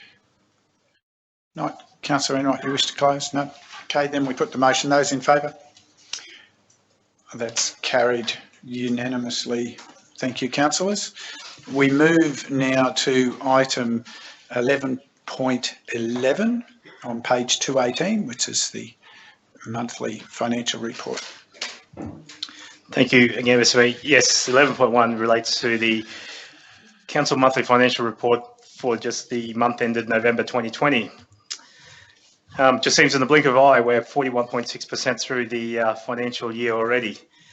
And as contained in the report, it indicates there that an operating surplus at the end of November 2020 of 6.05 million. This month's result is, I guess, a joint positive in both operating expenditure being 3.1 million below budget and revenue being 1.013 million higher than budget expectations. And the reasons for this is contained in the body of the report as well as the attachment. One matter that I will point out that's a positive is the and certainly praise the work that's been undertaken by the team in Customer and Regional Prosperity around the recovering of infrastructure charges. You can see halfway through the executive summary there that anticipated revenue for infrastructure charges of 621,000. That's through certainly the work that was provided at the previous workshop around the updates of those outstanding infrastructure charges. They are getting traction around some of those, and that's pleasing to see. And my only other point, it's just interesting just to look at page 8 of the attached report. or on page 228 in the agenda. Just make reference around to the rates and charges that we just discussed before. I guess since the previous month, there's been another payment of around 475,000 in lowering the total amounts outstanding. Comparing to this time last year, we're actually, if you add those, again, those subnote, those footers in the bottom of the report there, that to those totals, you know, what was outstanding total levy as of 30th of November 19 was 4.068 compared to 3.923 million this time round. And I think that's, you know, indicative of just a comment and then comments before around the impacts and the resilience in the community.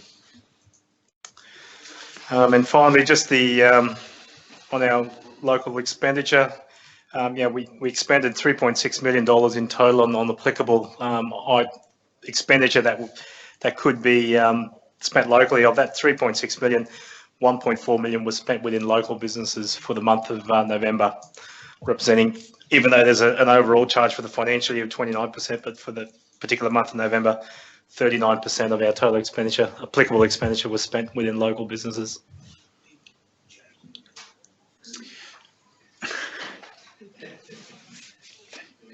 Thank you. Thank you. Questions to the report, councillors? Thank you, Mr. Mayor. Page 221. Just a question in relation to the better than budgeted operating result. Could the General Manager tell us what was the circumstances around this better than budgeting operating result that occurred, and was there any impact from unspent operating funds from last year's budget carried forward and not allocated to carryovers? Thank you for the question. I guess in detail, there's a number of changes there. If I refer you back to the report, I can go and explain where those items are contained. Page 3 of 8 of the attached report, or page 223. You can see there the on the right hand side the variance. We can indicate there that we've indicated we're 1.013 million ahead of schedule in terms of revenue, and it details where those items are made up of.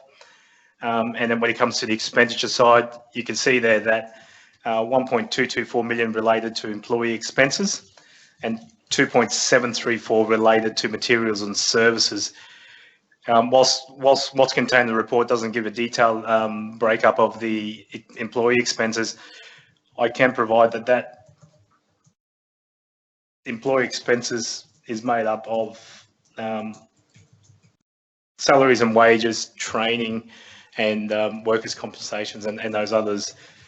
The materials and service side, again, if I refer you to page 6 of 8 of the report, or page 226, you can see that where those individual underspends are in terms of operational expenditure to equate to the 2.734 underspend. Oliver, if I can just drill down that just a little bit further, just on that last point with material and services on page 226. There's call that a negative expense, potentially in income of 968,000 under material and services. What does that refer to? Sorry, where are you? Try to. So in the actuals column, last item, material and services. Oh, yes. Yeah. There's a negative expense. Recoveries. Oh, sorry. Yeah, so that relates to other material service. That's the recoveries. It's relating to where we recovered emergency service levy from part of the rates, and then we've remitted them back. What's left in there at the moment now, the emergency service that's levied, we levy on behalf of the state, and the actual year to date is 968, which means that there's a debit against that account of that amount, leaving a variance of 1.13 because the revised year to date is 1.71. Sorry, 171,000. So I'm just bringing up my notes on there.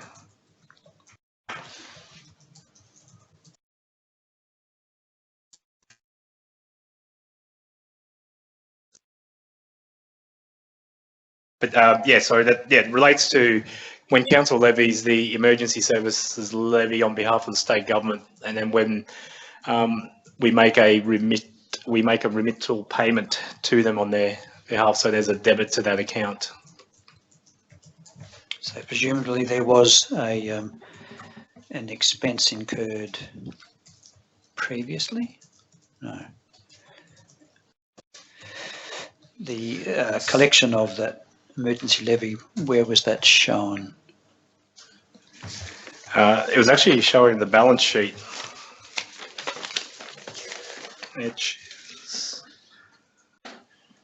in the previous month, page 4 of 8 of the report.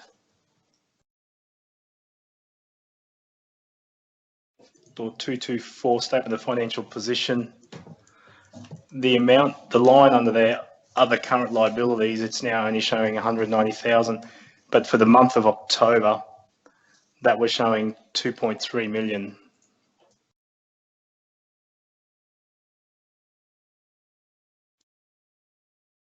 Which was where that provision was contained in terms.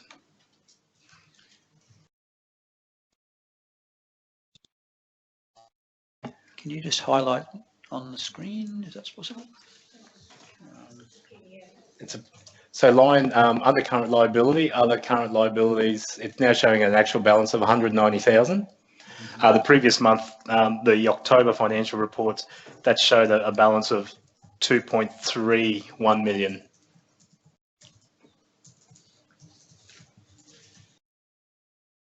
So in the other area where we're talking about in materials and services of other expenditures, that also includes, as the note in there, on top of that, it includes internal fleet recoveries and other aspects.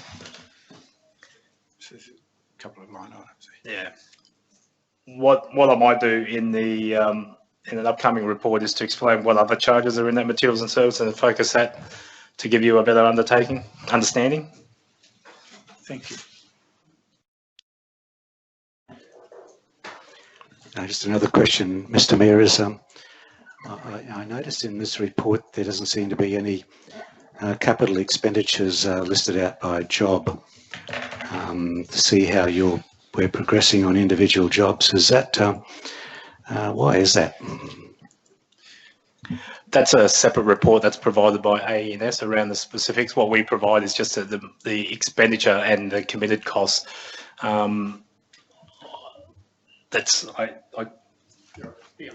Yeah, it's a report that's provided by AENS. That was they're intending to provide on a regular basis to give. What's AENET? AES, sorry, Asset Environmental Sustainability. Oh, okay. Yeah, sorry. The GM prepares a capital works report detailing the expenditure against budget at the moment at a point in time, and obviously a progress on where we're standing of those projects as well. So is that report going to be made available to the public?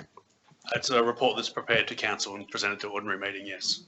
Yeah, is it done in confidential session, or is it going to be open to the public? No, it's prepared for an ordinary meeting of council. It's brought forward. It's not brought in a closed session, it's just brought to ordinary meeting. So just for clarification, that's been occurring. It doesn't happen every month, Councillor, because the nature of capital works is that's too short a time frame. So is it a bi-monthly report? Quarterly, I think. I think it's quarterly. I'd have to double check with the general manager, but it's normally quarterly from my understanding. Okay.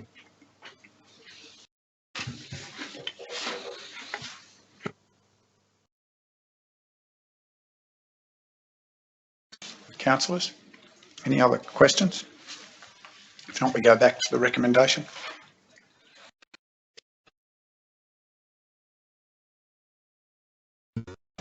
Thank you, Mayor. The recommendation for 11.11 is that Council endorse the monthly financial report for November 2020. Seek a mover. Councillor Chalk, seconded Councillor McConnell. Wishing to speak further, Councillor? Anyone seeking leave to speak against? Anyone seeking leave to speak additionally? No. We put the motion. Those in favour? Carried unanimously. Thank you, councillors. We move to item 11.12 on 229. Thank you again, Mr. Mayor. 11.12 pertains to the amendments of the Register of Fees and Charges 2020 to 2021, increases in the waste levy. I take the report as being read. The basis for this is council received advice from the department around the change in levy from $75 to $80 per tonne, applicable from 1 January 2021. Officers have since amended our previously adopted Register of Fees and Charges to incorporate this, and it should be noted that the impact is on commercial customers, as contained in the attached schedule. Questions for clarification, councillor? Yes, Mayor. Just a simple one to the GM. Does GST apply to these levies? And if so, is it included in these amounts or in addition? Thank you. In the attachment, page 231, the far right of the column, you'll see a little asterisk where applicable, if GST is applicable. And on these matters, it is applicable. No, well, it's included in that total fee. It's total fee for 2021, the third grade column. So it's incorporated.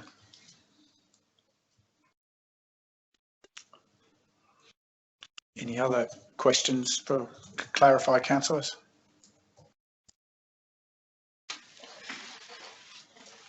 Okay, then read the recommendation, please, and we'll.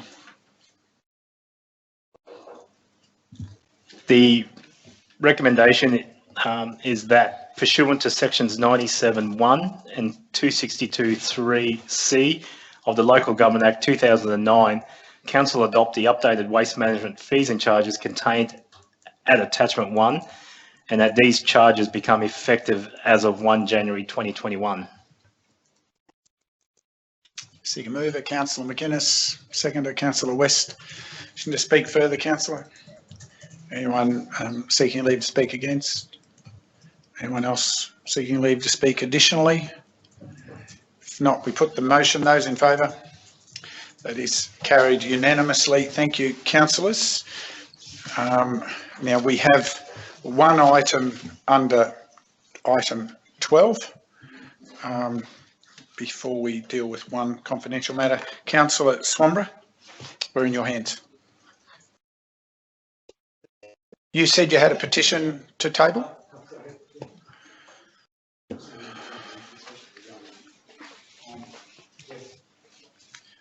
Yes, Mr. Mayor, I have a petition from basically residents of Beacon Road, Tamborine Mountain. The summary and background is that Beacon Road, Tamborine Mountain has become an area for cars hooning and speeding and is now unsafe for pedestrians, cyclists and the children using the QCCC and MTCC grounds. Residents have suffered loss of amenity from noise. At times during the day and night, the road resembles a racetrack. There have been a number of near misses along Keswick Road and Beacon Road in recent months, and we fear, unless dealt with, a fatality or serious injury is foreseeable. The police are aware of the issues. Now, the petition reads, we, the undersigned, are concerned citizens who urge council to consider road and signage options to mitigate the above risk. 1. Consider changes to traffic conditions along Keswick Road and Beacon Road from Fremont Drive to the Lookout, including making the road a shared zone for cars and pedestrian cyclists with a decreased speed limit of 25 kilometres an hour. 2. Provide road markings and signage to highlight the shared zone. And 3. Provide a no-through road signage on Beacon Road at the intersection with Fremont Drive. There are I think there are 26 or 27 petitioners on that petition. I move that the petition be received and referred to a future council meeting. Actually, perhaps you want to add referred for the Chief Executive Office so that he can exercise some activity with it to bring it back? I'm happy with that. So just for the benefit of those not able to see, the wording that Councillor Swanborough has indicated is the petition be received and referred to the Chief Executive Officer for consideration and a report be brought back to Council at a future meeting. So moved by Councillor Swanborough, seconder Councillor McConnell. No point to debate on this item, I believe. So we put the motion. Those in favour? That is carried unanimously. Thank you, Councillor. Now seek a motion to move into closed session to deal with one item. Councillor Chalk, seconded Councillor West. Wishing to speak to the motion, wishing to speak against the motion? I just wanted clarification on, Mayor, on just this provision and how it's likely to prejudice anybody. It's just the appointment of people to a board. It's not really a commercial matter or what's going to prejudice the interests of the local government, I don't believe. But that's my view.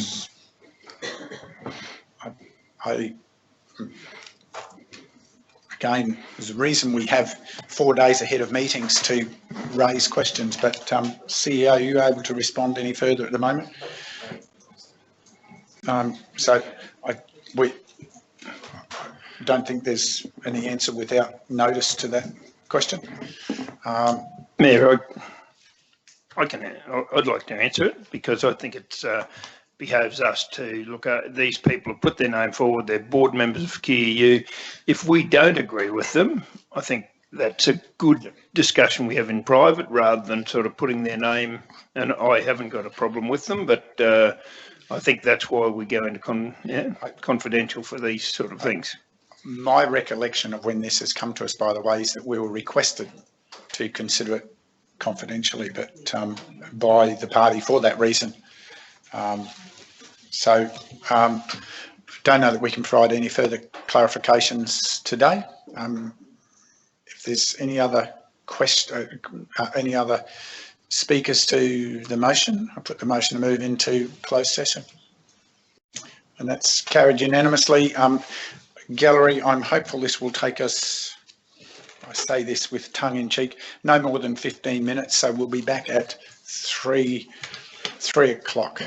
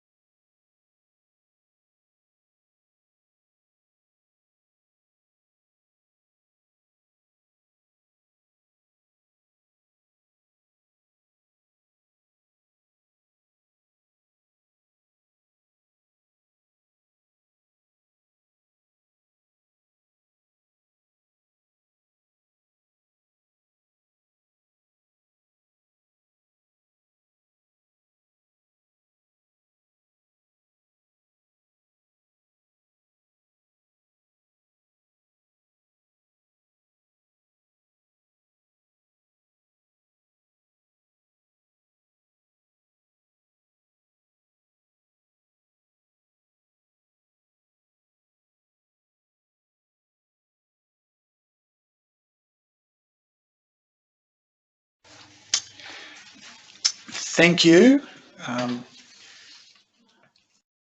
Okay. Councillors, can I have a motion, please, to return to ordinary meeting? Councillor Enright, Councillor West, those in favour? Okay, we now return into open session. Thank you, councillors. Welcome back to those still with us digitally. And we turn to item 13.1 and GM will get you to introduce the recommendation, please. Thank you, Mr. Mayor. The recommendation is that 1, Council endorse the reappointment of Mr. Bruce Leslie as Board Member of Urban Utilities for a further 3 years, effective 1 July 2021. And 2, Council endorse the reappointment of Miss Julianne Schaefer as a Board Member of Urban Utilities for a further 3 years, effective 1 July 2021. And 3, Council delegate to the Chief Executive Officer the authority to sign the instrument of appointment that formalises the endorsement of reappointments to the board, to the UU Board, Urban Utilities Board. Thank you. Seeker mover, Councillor McGuinness, seconded Councillor McConnell. Any further to add, Councillor? Anyone seeking leave to speak against? Anyone else seeking leave to speak additionally? Not. We put the motion. Those in favour? Carried unanimously. Thank you, councillors. I believe that brings us to the end of the agenda for today. We will pause for a short count. We'll close the meeting and we'll pause for a short count of 5, and then we do have a question on notice for public question time today, and I will get the CEO to read that question, given that the questioner is unable to be with us in person, and then respond accordingly.